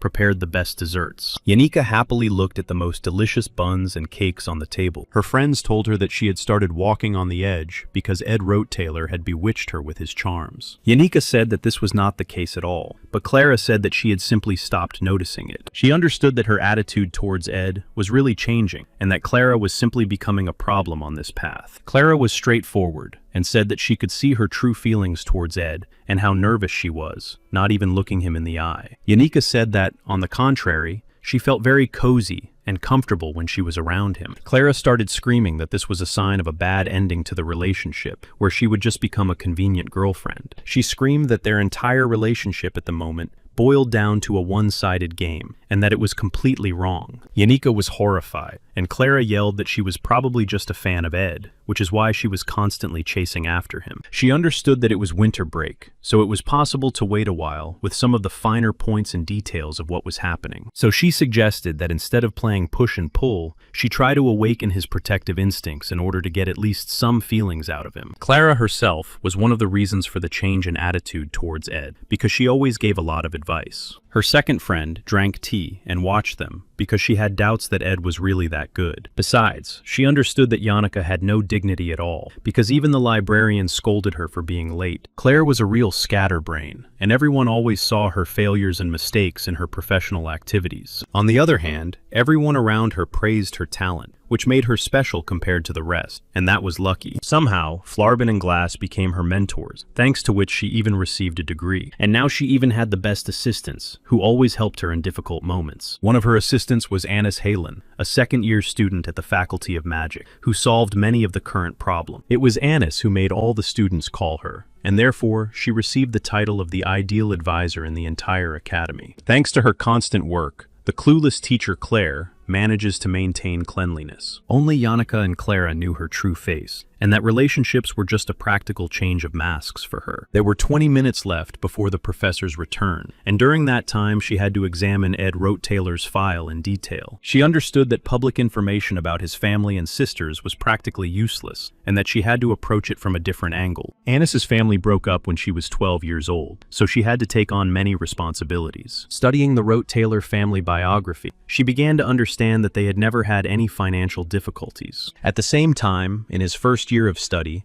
he did not demonstrate any success or talent, which meant that he was not very confident in himself. After analyzing his character, Anis came to the conclusion that he was a despotic egoist who was simply hard-working. Just then, Claire returned and announced that she had managed to buy several Mont Blancs at the Lampus Bakery. She was very happy to see that Anis had already put the kettle on, and even managed to brew some tea. However, Claire was always a bit clumsy, so she dropped the hot cup and spilled all the tea on the floor. She felt embarrassed, but to her surprise, Anis did not get angry as usual, but asked if Claire had burned herself. Claire was very surprised and did not understand why the girl had such a strange reaction. Ed was examining his washed uniform because he realized that washing it during the winter break would be too tedious. The maid Belle reported that one extra suit did not greatly affect her workload. She reported that she had found a lot of light-colored hair on Lucy's suit that had not been visible before. At the same time, she detected the same scent of incense on his clothes that Miss Lucy herself usually used. He understood that Lucy had, indeed, become very attached to him lately and spent a lot of time with him. She suggested that Ed switch to a more formal style of communication because she did not understand why he spoke to her so formally. He said that it was easier for him to speak to her politely and respectfully because she was the head maid and performed various tasks. Belle insisted that he treat her as she saw fit because he already had many ladies. She understood that too much worry quickly wore her out, but the final decision still had to be his. They both went to the window and looked out at the academy grounds because they knew that new students would be arriving soon. Belle said that one of the 7 new students had already applied for a transfer and would be arriving at the dormitory very soon. They both knew that the next student would be Tanya Rote-Taylor, who had enrolled in the first year. Ed understood that the holidays would be overshadowed because his younger sister would be arriving very soon. Zex came to visit our hero because he was curious to know how exactly he planned to spend his holidays. He replied that he planned to develop his abilities in magic and endurance so as not to lose face in his 3rd year. Then Zex asked him to be more careful so that he would not become overworked again, as he had been last time. Touching his friend's forehead, he concluded that he had a slight fever and was most likely ill. Zex's greatest strength was his indifference, and he always agreed to everything without asking questions. Before leaving, he said that Ilea had asked about him and wanted to come with Taylor to apologize for the misunderstanding. Ed asked him to tell Ilea that he didn't need her apology and that it would be easier to just forget about it. He really didn't need anything from her because he didn't feel any negative emotions towards her. Then he asked Zex to help him tidy up the glass library and threw him a bag of money. Zex agreed to help him without payment, but did not understand how his friend planned to manage all this and still study. Professor Claire had a lot of errands to run and had not slept for about 44 hours, so she needed help. For this reason, her assistant announced that she would take full control of all the processes that required assistance. The most important thing was to ensure the initial preparation of students for the entrance exams for admission to the academy. Previously, Professor Glass had been in charge of conducting the exam, but now this responsibility fell entirely on Claire's shoulders. Clebius was tasked with collecting, placing, and setting up all the equipment needed to conduct the exam. Onyx was to assist Professor Claire with her current work and with filling out the forms. After that, she headed towards Ed Rote-Taylor because she had a great opportunity to get to know him better. His face was impressive, but much could escape the eyes of Yannicka and Clara. Therefore, she completely recreated the ideal of Ed Rote-Taylor and sent him to work with her to separate him from Yannicka. After negotiations, they went to Mount Olef to check the route for safety. The girl said she was very tired and was grateful when Ed offered her a short break. Ed was a little surprised and decided to clarify what she meant when she said she was wrong about him. Then she said that she was very worried about her friend Yannicka, so she was acting colder. Ed decided not to make a big deal out of it and to quickly finish all his current tasks. He understood that his new companion was probably tired of helping the professor because she had to do too much work. She smiled, took his hand, and said that now she had him, which meant they could handle everything. She then told him the story of how she had also been kicked out of her family and had to do everything on her own after entering the academy. Looking into the distance, she compared her situation to how she had no one to rely on during the cold winter. Ed looked at her and realized that she was probably a very strong person and always took responsibility for her actions. So he asked her not to worry about anything because he was completely sure that she would overcome everything. Suddenly, she stumbled, and Ed immediately caught her because he didn't want her to get hurt. Ed was a little surprised because there were no rocks or branches on the road that she could have tripped over. The girl began to fan herself with her hand and said that she was feeling a little hot and needed some time to cool off. Ed watched her actions with surprise because she asked him to wait and said she would be back soon. She had mixed feelings because the young gentleman really did inspire confidence, but it could have been an act. Anis analyzed the situation and realized that Ed was indeed very muscular and did not look like a spoiled child. Stroking her hand, she realized that she had even managed to initiate the first contact by faking an accident. His appearance was simply stunning in her eyes, and now she understood perfectly why Yannicka had chosen him. At one point, She caught herself thinking that she had really started to have feelings for him, and even blushed. Then, after analyzing her personal feelings, she understood exactly how Ed Rote Taylor made women fall in love with him. Regaining her cool head, Annis reminded herself that she was not like that at all. Meanwhile, Ed was observing the views around him, because they were very beautiful and peaceful. At one point, he even forgot about all his affairs, because he realized that there were problems that even he could not cope with. He understood that ahead of him was Tanya Rote Taylor, who was supposed to become a young villainess. Since she grew up in the Duke's family, she was a political genius and always knew how to deceive people. That is why she would try to take the place of the first president of the Student Council Empire at the Sylvania Academy. Bell reported that Tanya had decided to move in before the other student in order to take her leading position more quickly. Therefore, he needed to spend time preparing for his meeting with her. But there were some difficulties. The main one was that he simply had no idea how his younger sister would treat him. This was because he knew Tanya very well, but knew absolutely nothing about himself. In all the storylines, Ed Rote Taylor simply did not exist after his first year, and the only thing said about him was that he was a statistic. For this reason, he did not know how to approach solving this problem. To his sister, he was nothing more than ordinary trash, because she knew that Sylvania was infested with insects. Meanwhile, Tanya was approaching the academy and thinking about how there were many outstanding personalities among the students. She knew about Elvira, who was a great alchemist who created the elixir of imprinting while she was just a student. She knew about the beast who ruled the entire northern region and was known as the Demon of the Sword of Nortendal. The strongest among them was Lucy, who received the blessing of the star from the Archmage Glocta. Tanya understood that by mixing with them, she could truly become one of them, because she also had many talents. Upon arrival, the senior maid Belle reported that all the belongings had already been put in their places, and the room had been prepared. However, she informed the maid that she would visit her room a little later, because she needed to settle other matters. First, she planned to deal with her older brother, who had become trash to her after humiliating the family's honor. Duke Rote Taylor was very pleased when his daughter announced that she planned not only to enroll in the Sylvania Academy, but also to try her best. She wanted to become the new face of the Duke's family, in order to restore her family's honor and status. Her father prepared her well and reminded her that the academy was a place of education, so even a princess had to be respectful. Therefore, Tanya decided to follow the instructions and went to a tea party in order to engage in small talk. She immediately said that she knew Ed well,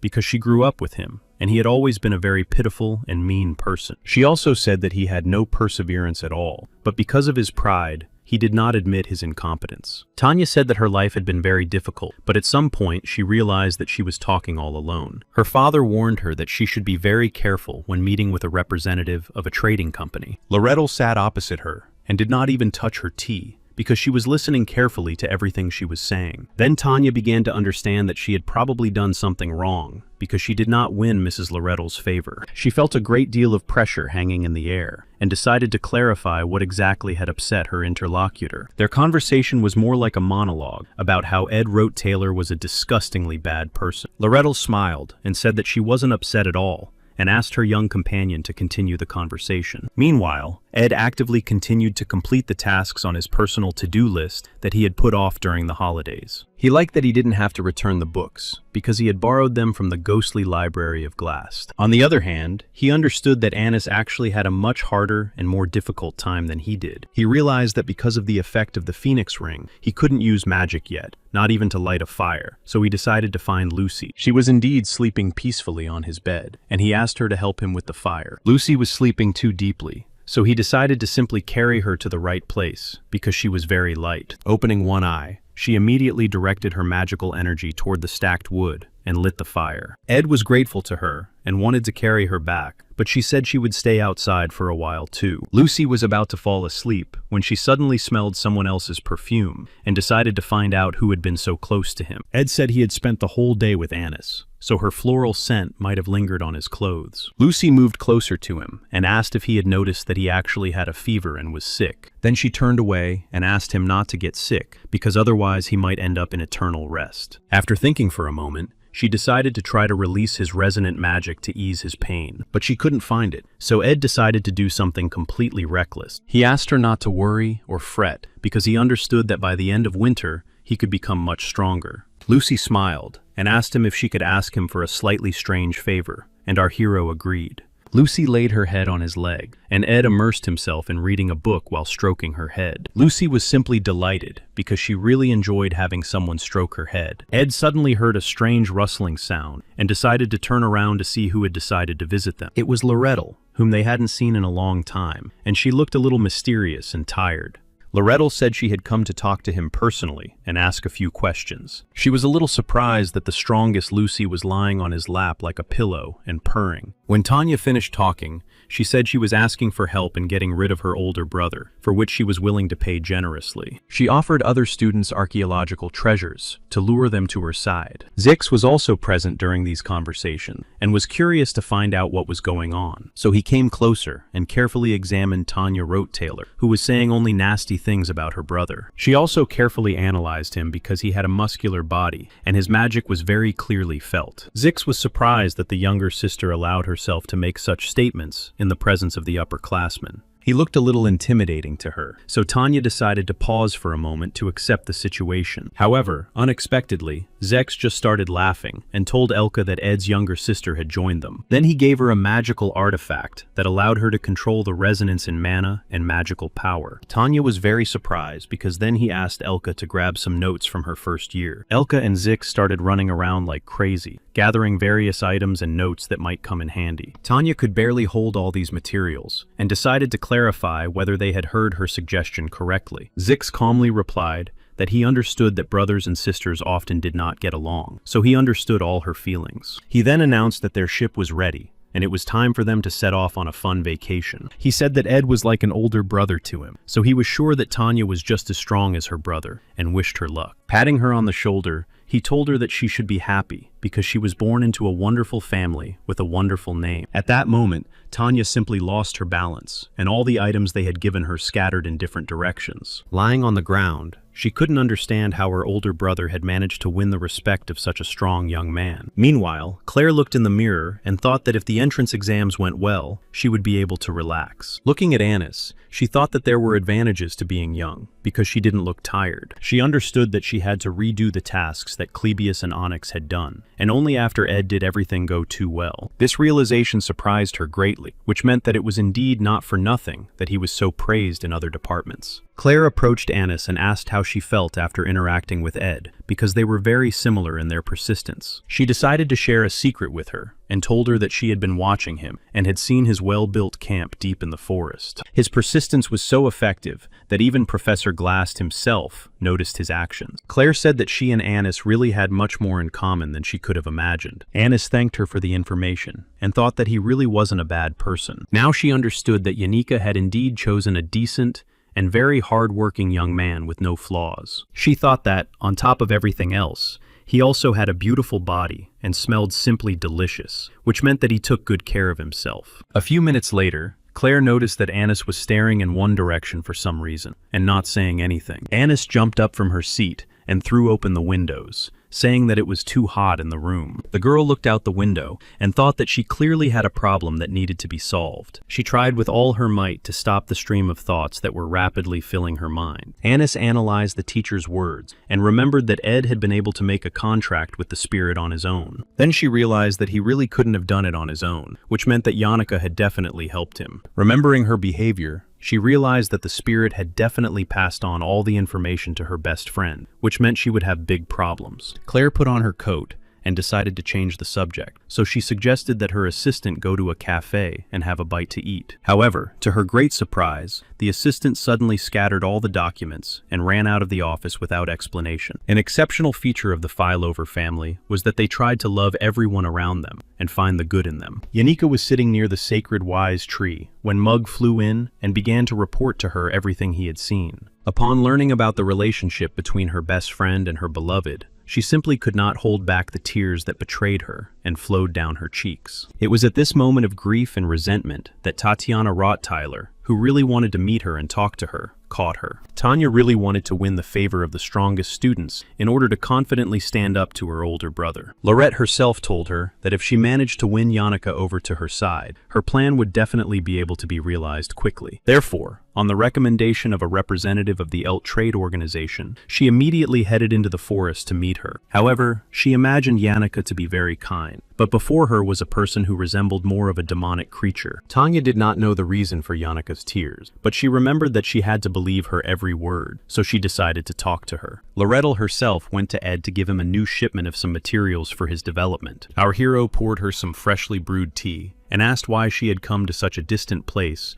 just to exchange a few words. Laurette gladly accepted the hot tea and asked him not to worry about anything because she could relax next to him. They both understood that for those who had been through a lot in life, winter was more like a leisurely stroll along the paths. After thinking for a moment and looking around, she decided to ask why Lucy was sleeping here and not at home. Ed was a little confused and said that she always slept where she felt comfortable, and he had simply accepted it. Lori admitted that she had actually come all this way not to talk about magical engineering. Then she smiled a little and began to show him the book he had wanted to study for so long. Ed watched her actions with great amazement because he could not even imagine that she could do everything exactly like that. However, along with the book, she materialized the letter he had written to her before the trade. Ed began to get a little nervous and, with a tremor in his voice, decided to clarify what exactly she wanted in exchange for the sage's grimoire. Lori said that she had thought long and hard about such an interesting offer and would like him to simply take her side during the election. Everyone understood that the election for the first president of the student council between Lori and Fonya would begin very soon. The princess also began to actively prepare her strategy and plan for the election. According to the script, she was supposed to win and reveal all the skeletons in the Rot-Taylor family's closet. Laurentil said that every student would have to make their own choice,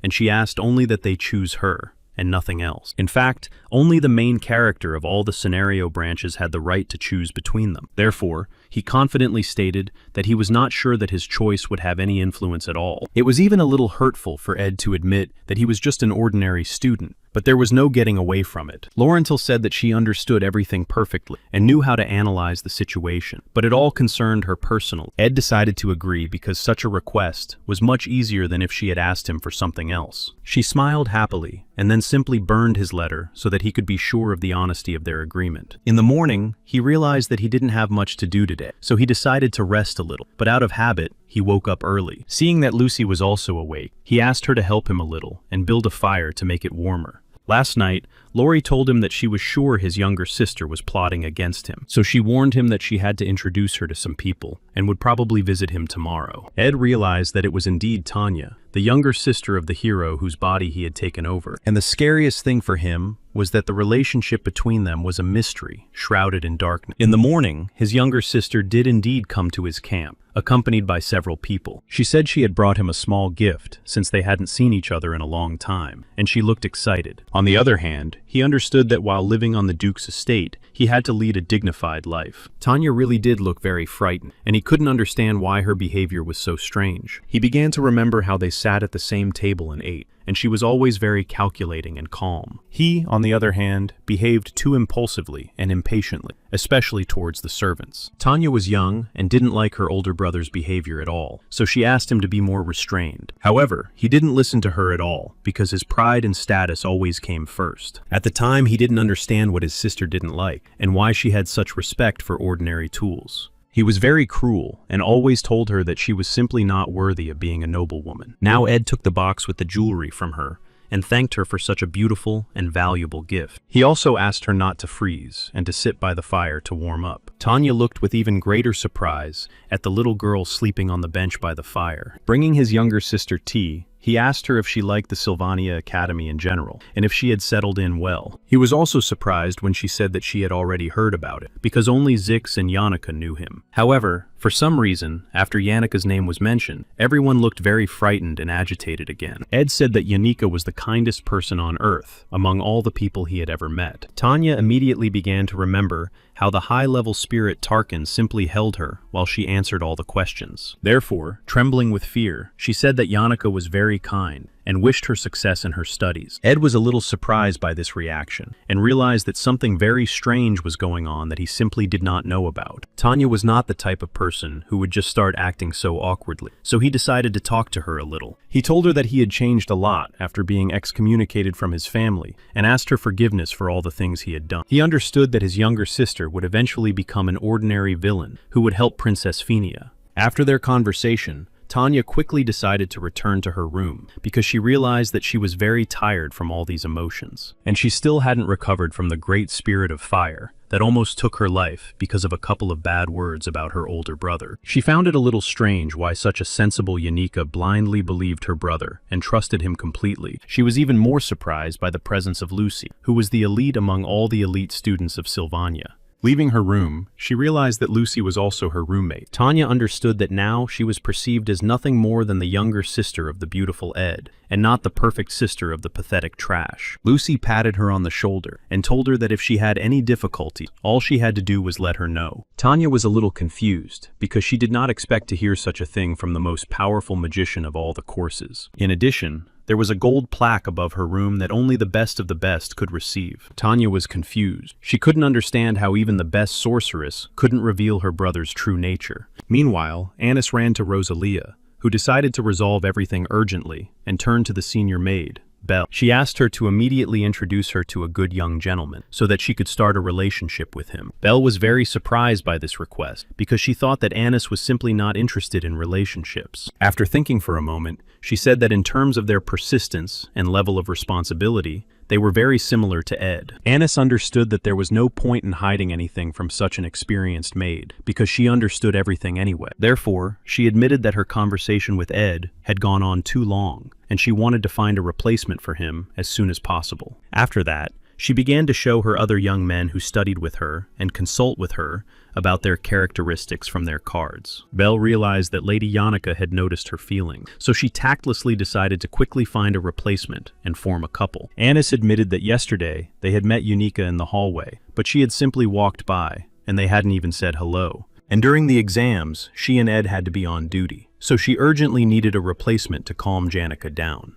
Belle asked her to calm down a little and analyze the situation from another angle, because everything could be much simpler. Yanika had always been very kind to everyone, so they probably began to worry that she might be deceived or hurt. The problem was that Lady Yannicka was too perfect, and so people had simply become accustomed to perceiving her that way. Belle explained that it was most likely all about her protective instinct, and that, in reality, Anis's heart remained free. Anis began to analyze everything that had happened from a different angle, and the clouds that had been gathering above her turned into a clear sky. She began to think about Janica and where she might have gone, and now instead of tears, a smile began to appear on her face. Ed was busy with his daily chores and preparations for winter when he saw Janica sitting by the fire, looking depressed. He looked at her closely because he had never seen her in such a strange state before. Yanika didn't even turn to him. She just sat by the fire and stared at the flames. Then he decided to pour her some hot tea and brought her a blanket because it had started snowing again outside, which would have to be cleared away once more. Sitting down next to her, he said that if she was worried about something, she could just share her feelings with him. However, to his surprise, Janica didn't even look up and apologized because she couldn't tell him everything. Then he decided to just wrap her in the blanket and told her that she shouldn't keep everything to herself anyway. Right now, she just reminded him of a little animal that had been cornered and couldn't even ask for help. Our hero understood that he couldn't ignore her condition and leave her alone with it. So they wrapped themselves in a blanket and just sat in silence because each of them was thinking about something else. After the death of the eldest daughter, Arwen Rot-Taylor, too much had changed in the Rot-Taylor family. Ed became the next heir, gaining power and beginning to behave terribly. His younger sister Tanya really disliked this behavior because he had only a little of the power of an heir. He was despotic towards everyone, and Tanya was afraid of him, but understood that he was not a worthy heir. That was his life at the time, so no one treated him kindly or considered him a good person. Tanya always lived under the harsh gaze of her older brother, who instilled a sense of horror and fear in her. She was sad that she had no power over the situation, and could not protect anyone around her from him. Then, when he was excommunicated from the family, everything changed dramatically, and she had the opportunity to assert herself. The day of the trials arrived, and Anis asked Ed not to come within a meter of her. She said that his smell, gaze, and energy no longer affected her, so she decided to keep her distance. Claire explained the rules of the exam and asked them to start climbing the mountain to begin their preparation. The entrance exam for new students was held at the top of Mount Olphin, and everyone headed there. Since Claire was in charge of the exam instead of Professor Glass, she made a few changes to the procedure. In addition to the beads, magical stones were hidden on the mountain, which also gave a lot of points in the exam. On the other hand, it wasn't that simple, because Claire was definitely a successful student of her teacher. Therefore, in order to pass into the elite class, it was necessary not only to find beads or stones, but also to defeat a huge number of monsters. Ed was very happy that they managed to adjust the rules, because in the original version, no one was able to pass the exam. He did not question all the tests that Professor Claire had prepared, because he could not openly influence the events taking place. However, they managed to attract imaginary monsters to the exam, which were created with the help of an illusion disc. It was very difficult for Anis to carry such a valuable artifact, because it was very heavy. Ed offered to carry some of the equipment, because he realized that Anis was already too tired, and was starting to fall behind them. She automatically recoiled from him, as if from fire, because she was very afraid that Yanika would see them again. However, she lost her balance again, and almost fell. So the young man grabbed her to prevent her from hitting the ground. The illusion discs containing the monsters began to slide down the mountain, because they had fallen out of the bag. Klebios simply caught them, and asked them to be more careful, because the discs could easily break. Ed was very glad that Klebios took the initiative, and managed to catch all the discs with the monster's illusions. However, due to the force of the impact with the mountain rock, the disc simply began to crumble in his hands. Ed was horrified because now the main storyline was completely destroyed, and he automatically let go of Anis. He understood that the training itself would be a very important stage, because it was due to it that there were violations of the storyline that year. During training, students must demonstrate their abilities, but not harm their opponents. However, talented freshmen will have the chance to invite senior students they already know well to the training. And the training will turn into a confrontation, where everything will get out of control, and will not follow the established rules. These changes can have irreversible consequences, especially for the development of Taylor's abilities. So the name of Taylor, who has become much stronger in 1 year of training, will be on the lips of almost everyone. At the same time, Clarice will be closely watching his development from the crowd, and so the first act will come to an end. However, it is essential to take into account the appearance of the saint, because she is a significant character in the finale. It is her power that will help Taylor stay alive, while Lucy simply goes mad. Although no one knows it yet, the true power of the new students' madness lay not only in their pride. The real reason was their anger, caused by the fact that none of them could pass the test to enter Class A. They failed the test solely because Claire used the most powerful discs, which were now destroyed. Claire understood that the internal circuitry had been completely destroyed, which meant it could not be repaired quickly. Anis lowered her head because she understood that her actions were to blame for everything that had happened. She apologized to everyone because she understood that she should have been more careful and cautious. Ed said that her apologies would not change the situation, and that they needed to come up with something urgently to weed out the students. Klebios was simply horrified because in the next second, he added that by we, he meant him specifically. The students began to arrive for the exam, and the first was Tanya, who was very polite and calm. The other students were also very prestigious, because among them were the Prime Minister and other princesses. The exception among all the students was Saint Clarissa, who had been blessed and had come to study. She asked them not to observe all the formalities in her presence, because she was also an ordinary person.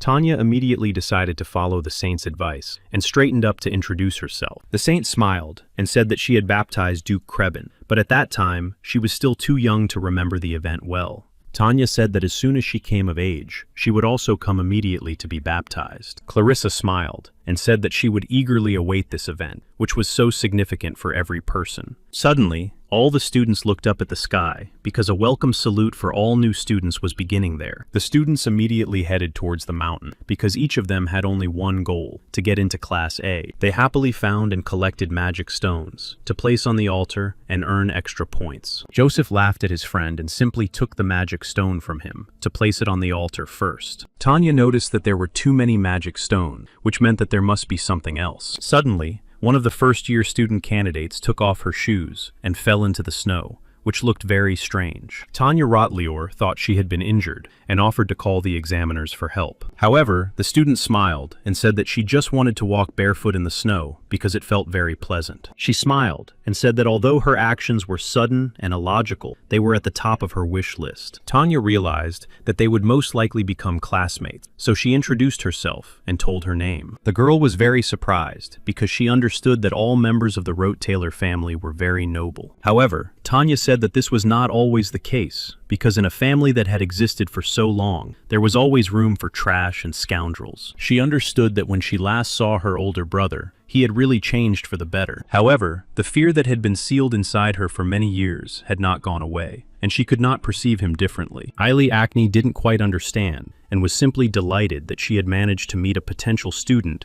of the elite division. She understood that she was from the village and should be more respectful, but they had equal status according to the rules of Sylvania. Afterwards, she apologized in advance for her strange behavior because she was from a very small village on the outskirts. Tanya listened carefully to Ilea and decided to remind her that they were still in the middle of an exam and should hurry up. Ilea started laughing and said that she didn't care about her grades because she didn't want to attract too much attention to herself. Then she grabbed Tanya by the hand and said that she would be happy to help her pass the exam so that she could get a place in Class A. Tanya was terrified and didn't understand what was going on, so she asked her new friend to calm down and not rush things. 30 minutes after the exam began, one of the students had almost reached the top of the mountain where the altar was located. Since he was running too fast, he realized that he was already suffocating from lack of oxygen, and his strength was beginning to leave him. At that moment, a creature suddenly appeared and immediately attacked the first student who had reached the top of the mountain. Clebius understood that his actions were not quite appropriate for a third-year student, but it was really very simple. Therefore, to some extent,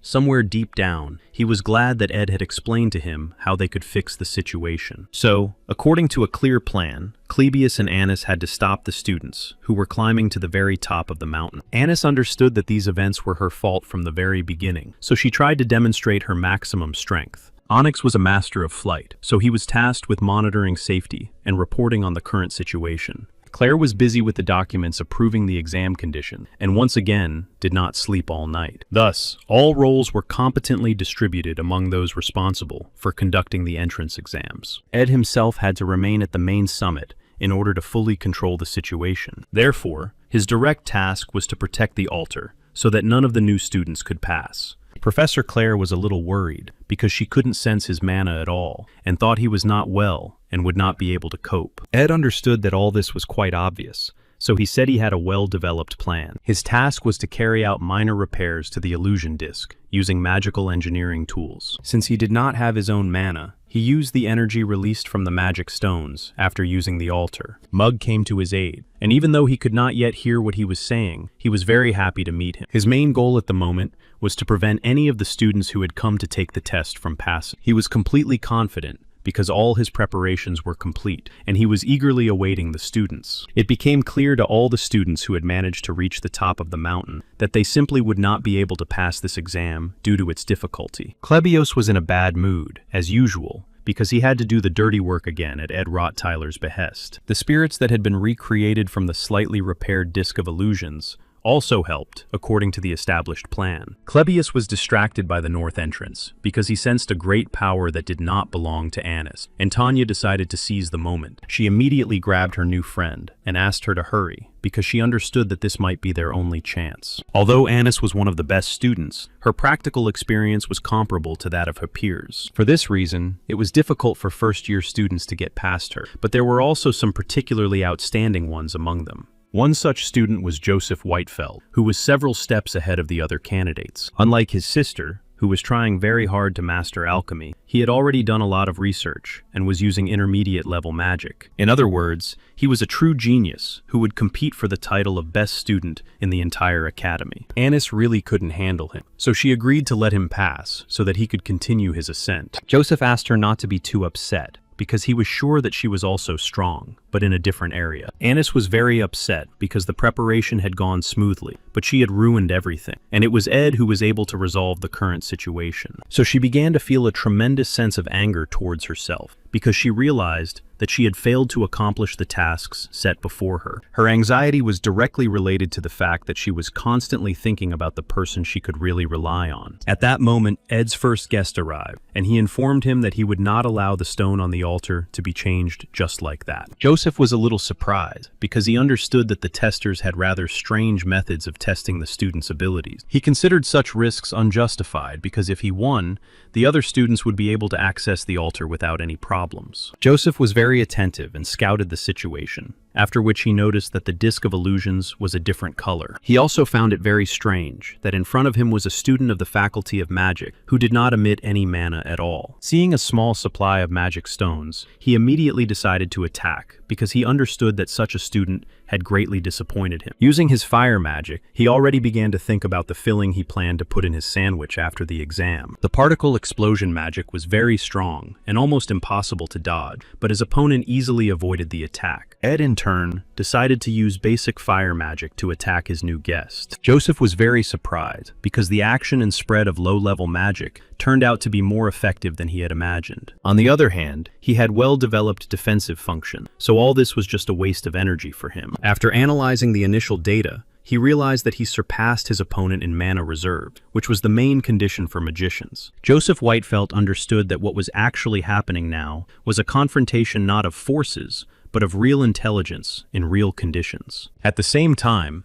Ed Rote-Taylor began to pass through the flame because he planned to use physical force rather than spiritual force. This allowed him to reduce the distance between them as much as possible so that he could grab his opponent with his bare hands. Attacking him physically, Ed said that magicians should not always rely solely on spells and alchemy. Having received damage to his face, Joseph was very surprised and did not understand how a student without magic could pass through a wall of fire. He immediately gathered his wits and realized that he simply could not relax, so he decided to use mid-level ice magic. However, to his great surprise, his opponent did not fall for his provocation and again used flames to create thick steam. Joseph realized that he had to immediately change his tactics and decided to use high-level fire magic again. Ed understood that he could not yet use his mana, so he activated a fire-resistant spell to be more effective. Seeing the sharp blade in his opponent's hands, Joseph immediately used a physical shield that blocked such attacks. It was getting harder for him with every passing minute, because his opponent was also acting very quickly, changing the direction of his actions. Ed understood that his direct task was to secure the altar and not let anyone near it, so he tried very hard.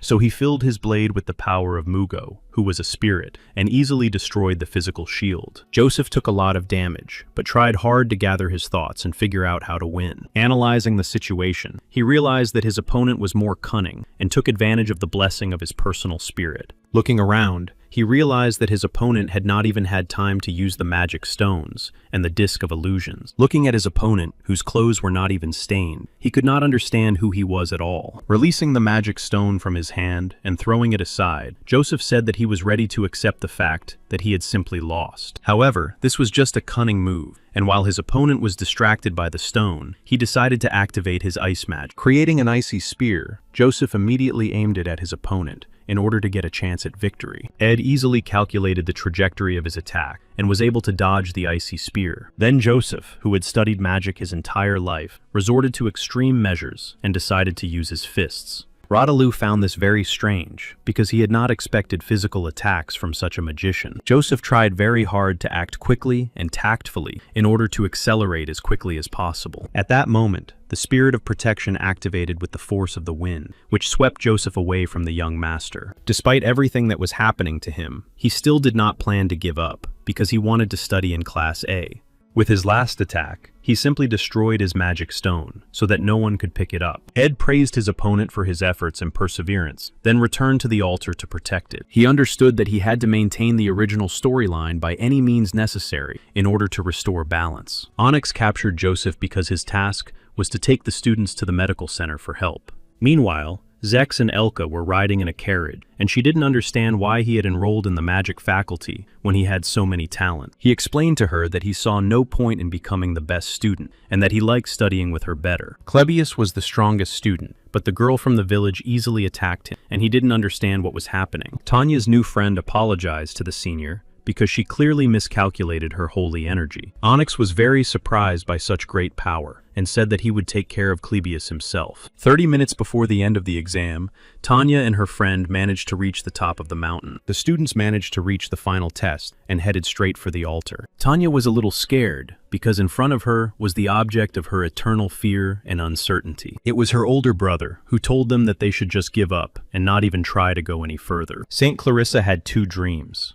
In one of them, she had to believe in the purity of everything that was happening around her. She was to become a virginally pure sheet of paper, which was compared in terms of sinfulness to an ordinary pen. In the other dream, she had to leave the dirty puddle in which they lived in order to ascend to heaven. The green mist of the Denkinsky swamp represented the golden ears of grain of the capital of Cleylon, along with the emerald pastures of Pulana. Adele was the keeper of the holy fire, and believed that around them there was only a modest palette of natural colors. Leaving the church, she called herself a romantic, and came to Clarissa's window every night to sing her songs about the universe. Therefore, Clarissa's dreams were full of scenes from the outside world, inspired by her only friend who whispered everything to her. Adele told her that in the world, you could go to classes, meet your loved one, and make many friends. After leaving the church, Adele enrolled in Sylvania and believed that the embrace of a loved one was worth more than 100 prayers from parishioners. Clarissa dreamed of having the same vivid experience that her friend constantly talked about because she longed to feel an embrace. Her father allowed her to visit the world and enroll in the academy, but reminded her that she must never reveal her identity. Verdi asked her to be as careful as possible because he did not want her true identity to be revealed. No one noticed Clarissa at all, and this made her heart beat faster, so she enjoyed the snow and sunshine. No one could have imagined that she was a saint, so no one bowed their heads before her, but Ed knew this very well. Tanya was very surprised that her older brother was in the final test, and did not understand why he called her friend a saint. Activating the power of the wind spirit, he said that they could simply leave, or receive a large amount of damage from him. Tanya covered her face with her hands because the wind was very dense and quite gusty. The saint was also surprised because she did not expect that a senior student could make a contract with a high-ranking monster. Clarissa immediately told her new friend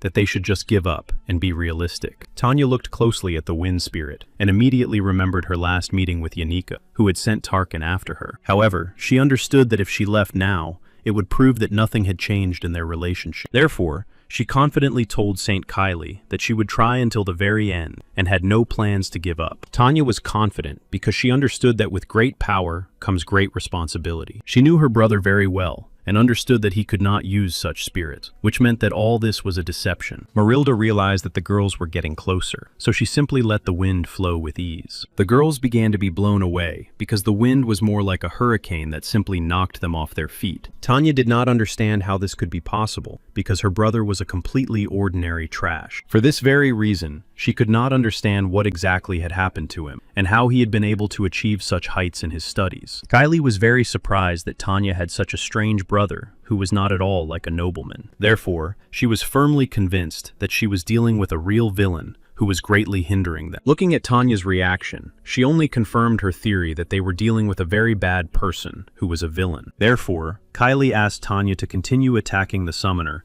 as she had planned before. She herself decided to take on the role of bait because she knew about the properties of her new, unusual physique. Tanya began to worry about her very much because she already had serious injuries and was not interested in the exam. Kylie said she trusted Tanya and believed that they were indeed facing a very bad person who did not deserve to win. Smiling, she added that Tanya was her first friend in the entire Sylvania Academy, so she was ready to stand up for her. Tanya thought about it because, on the way, they were suddenly attacked by a senior student. It was easily eliminated by some strange glow, which meant that Kylie probably possessed great hidden power. She was even more surprised that Kylie, who resembled a timid kitten, took the lead. Tanya watched what was happening and did not understand what was going on with the people around her. Kylie rushed towards Marilda because she understood that she had a hidden blessing. Marilda was already very tired of all the girls who approached Ed, but there was nothing she could do about it. However, as soon as she decided to attack her rival with her paw, she experienced terrible pain upon contact with the golden ball. Kylie had a hidden blessing that could deal with any monster or ill-wisher. In fact, she herself was very scared because she was not ready for such a turn of events. Ed really hoped that this would be the end of it, because he had spent too much energy himself. But Tanya said she had no intention of giving up, and used her radiation power to attack him with dense magic. Ed wasn't ready for this, so his explosive power began to carry him in the opposite direction. However, to her great surprise, the projection of her older brother began to simply disappear into thin air. Tanya was confused, and looking around, realized that it was only a disc of illusions and not her brother. Turning around, she realized that a huge number of magic arrows were flying in her direction. She couldn't believe her eyes, because 2 years ago, her brother couldn't even hold a fork properly. Ed skillfully used a bow and asked her not to move because he didn't want to hurt her. At one point, she even began to seriously doubt that it was really Ed Rottweiler in front of her. Analyzing the situation, she realized that she was powerless, which meant that everything was as it had been before, and, unfortunately, nothing had changed. However, to her surprise, Ed leaned toward her and said that he couldn't let her go just because of their relationship, but he could see that she had worked hard. He told her that she was magnificent because she didn't know he was an illusion, but she resisted him to the end. She saw the brooch she had given him on his suit and began to cry because she realized that something had indeed changed.